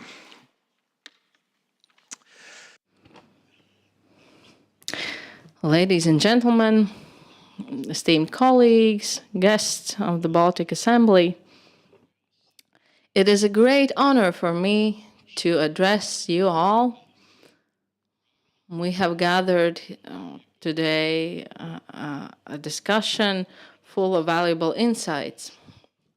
You probably expect me to talk about the plans of Latvian presidency for the upcoming year, but first I would like to share some insights from today's debate about what we heard from our ministers, parliament speakers, and maybe some of the initiatives that could come to life after today's event. First, I would like to thank our foreign guests who are still present, and that is important. Those of you who participated in the press conference that took place before lunch, we had a journalist from CNN. They addressed this question to our ministers regarding the Polish initiative on the common asylum policy of the EU. The answers given by our ministers, I gained the impression that we are not completely ready for this discussion. This is a topical matter of importance. We, as parliamentarians, will probably have to deal with it as well in our agendas. These are the matters where the Baltic Assembly has a special role, because when new challenges arise, we go and put them on our agendas straight away, without hesitation. I would like to thank Ervins Labanovskis for addressing the matter of Belarus, because it was not included in our today's agenda. But the matter of Eastern Partnership has been for a long time in the agenda of the Baltic Assembly. And previously we talked about 6 Eastern Partnership countries, then we turned to talking about Guam countries, because that was the geopolitical choice that we made. And then we went on to Georgia, Ukraine, and Moldova as potential EU member states in the future. And now the discussion mostly focuses on Ukraine and Moldova. However, Georgia is still there, and the foreign minister of Estonia also raised this matter of Georgia. In this European continent that we all live in, we remember what the experience that we had to endure to protect and ensure our democracy. What Mr. Takna said is of importance. However, he said that Georgia is very similar to Belarus, but I would like to say there are very many differences too. So here our opinions differ. And it might be a source for a new discussion some other time. What are other topics that were present in today's debate? Mr. Jānis Reirs is not here, but I would like to thank him for reminding us of the history of the Baltic Assembly. In the history of the Baltic Assembly, we have had a period where the border line is around 2014, when it seemed that basically what we could do together is already done. And then we can relax, and this cooperation does not need to be maintained as actively. And I remember many Baltic Assembly meetings at the presidium format and in committees where the attitude towards potential cooperation was not very bright. And then what happened in Crimea changed our attitude, and we understood that this cooperation format is essential. It continues to be crucial today. I want to stress not only its importance, but the opportunities it provides. It provides opportunities to gather like-minded partners around us, joining hands and minds with countries that share border with the aggressor state, like Poland and Finland, primarily. The Speaker of the Estonian Parliament already stated today that when Baltic parliamentary speakers unite, these meetings often take place together not only with Nordic speakers, but also with Polish speaker. And we have responsibility on maintaining the eastern border together. These are the aspects related to our security and our resilience. Also regarding cyber threats in many areas that were discussed today. These are the matters touched upon during today's debate. Maybe not in depth, because, well, the time was limited. However, all the time we need to think about the fact that these challenges present us with opportunities and with the sense of responsibility with regard to other EU states. Let's talk about next year. What's the agenda for the Baltic Assembly? We will be talking about our energy policy, elaborating a common energy policy, transport policy, infrastructure and logistics that we share in common.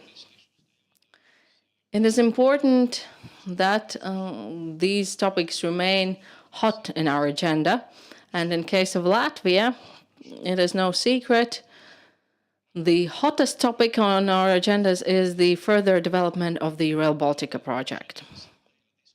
In today's discussion that we started already in the morning with the parliament speakers, one of the conclusions was that often we look at the Rail Baltica project in respect of our national positions, our national budgets, and what each national position means and what it costs and what we can gain from it at the national level. However, we need to understand that this project demonstrates our unity or the lack of it. And if this project fails, then it will be a matter we will have to deal with and face in the future for a very long time. So we need to understand the potential consequences we can face. This was agreed upon by the parliament speakers, so let us not forget about it. And now I will start discussing the Latvian presidency of the Baltic Assembly. It is clear that we will basically be continuing the task started not only during the Lithuanian presidency, but even before that during the Estonian presidency. So these tasks are going through the second cycle of execution. So these are matters related to regional security, prosperity of our people, and innovation policy if we want to see development in our countries. This also involves the sustainability of our countries in all the senses. For its presidency, Latvia has set three main priorities. Number one deals with our Baltic region, which we want to see as safeguarded, prosperous, and innovative. These are the three key words that we want to see implemented in our strategy for the Baltic region. Priority number two, interconnected energy, transport, and digital policy. Here we need a joint strategic vision for the three Baltic states. Each state is working upon these matters separately. For example, in the digital field, we are collaborating together with the Nordic countries because this is a broader area that needs to be dealt in a broader context. However, we should need to have coordination among three Baltic states and also among the three parliaments. Priority number three. This deals with the work done by Uģis Rodbergs in the Latvian delegation, so that is the Baltic Sea and environmental matters. It is the protection of the Baltic Sea in all the possible senses, meanings, ensuring the biodiversity in the Baltic Sea and sustainability. We have crafted the program for the Latvian presidency of the Baltic Assembly with the overarching goal of fostering the development of our shared Baltic region so that it is resilient to diverse challenges and ensures our citizens' social and economic needs as much as possible. To achieve it, we will intensify cooperation between our countries and their parliaments and actively work together with long-standing international allies, such as the Nordic Council, the Benelux Parliament, Guam, the Visegrad Group, and other cooperative formats.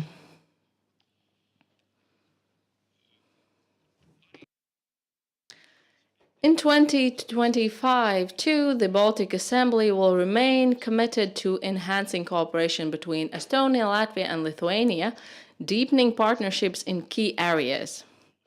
Let me highlight some of the topics that will feature prominently on our agenda next year.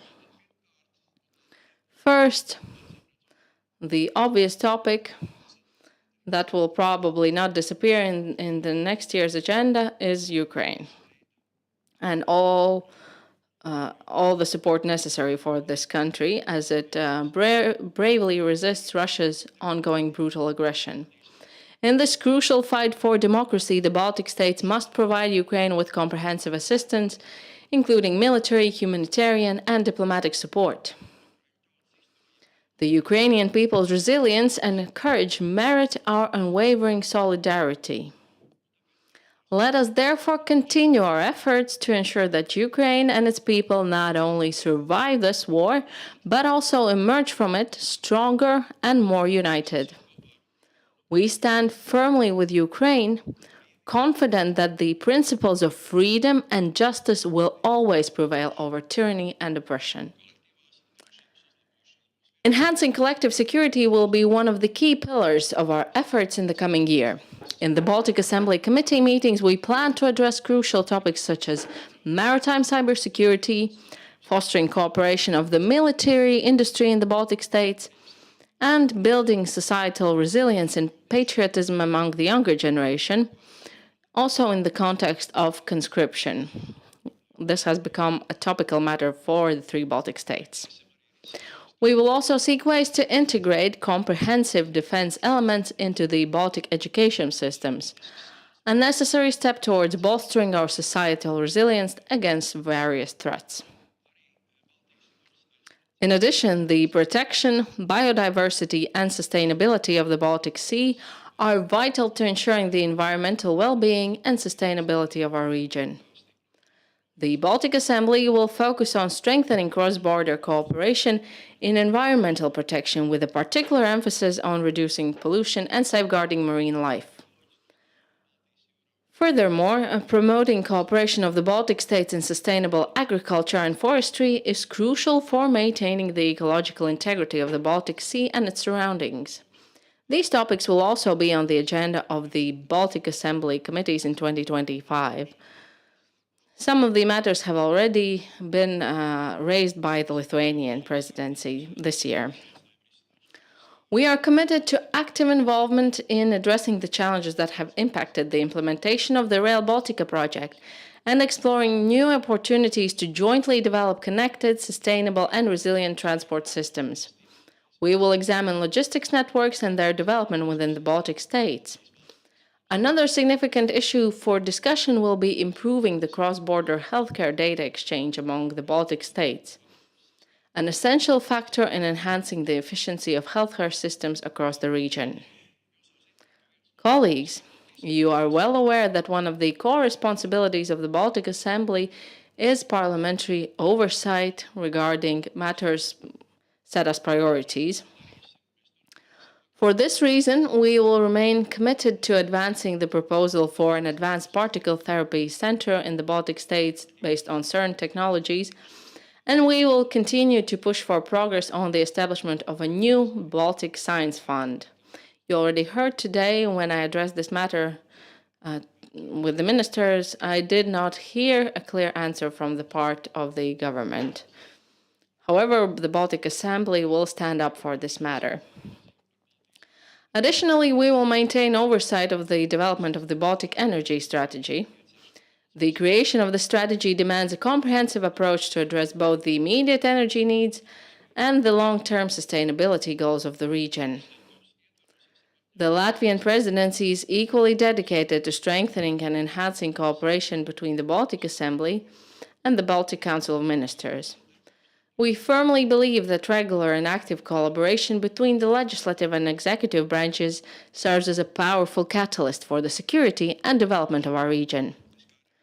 Colleagues, today's geopolitical landscape underlines the vital role of the cooperation between the Baltic states in parliamentary diplomacy by fostering dialogue, mutual understanding, and cooperation, not only between our nations, but also in the broader international arena.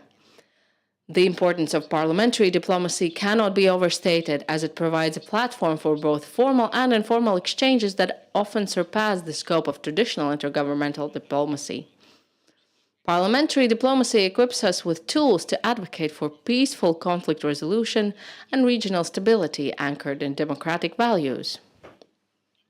In the years to come, it will be essential for the Baltic states to unite their voices to safeguard and advance our shared interests within the European Union and in other international fora. Finally, I would like to extend my congratulations to the Lithuanian delegation for their outstanding leadership during the Lithuanian presidency. On behalf of the Latvian delegation, I would like to thank both the Lithuanian and Estonian delegations for their active and results-driven work throughout the past year.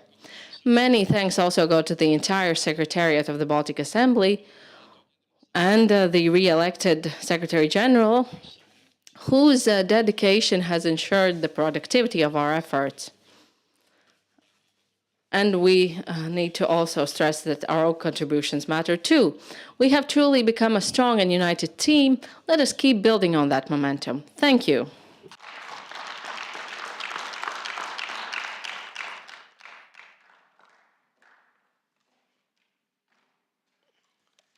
Dear colleagues and our guests, on behalf of Baltic Assembly, I want to express my gratitude for your dedicated and active participation today.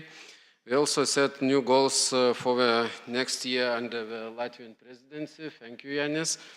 The Lithuanian delegation will continue to fulfill the duties of the presenting country until this year. But before the end of session, I want to say last few final words for my colleagues from the Presidium, Yanis and Timo, and please, if we could go to the floor, all three together, okay?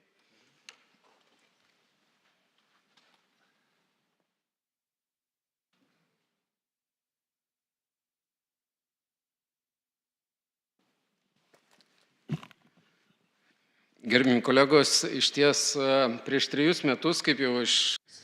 Dear colleagues, 3 years ago, as we were celebrating the anniversary of the Baltic Assembly, we have created the statuette, which has already become part of our tradition. On the statuette, you can see the symbols of a heart and the letter B symbolizing the Baltic states, as well as number 3, the 3 Baltic states. So this was 3 years ago when we created this statuette. So before we finish our 43rd session of the Baltic Assembly, I would like to take the statuette in my hands. From head to head, I want to announce that 43rd plenary session of Baltic Assembly is finished, and this statue go for new elected President Yanis.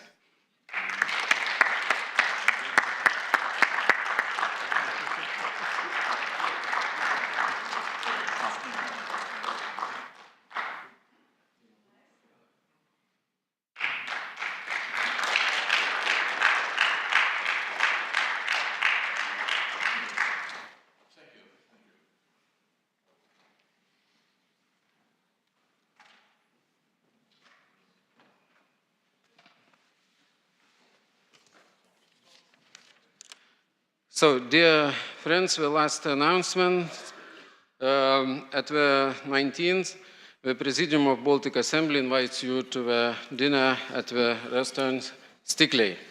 The buses will be prepared quite quickly. Yes? Thank you. The plenary session is finished.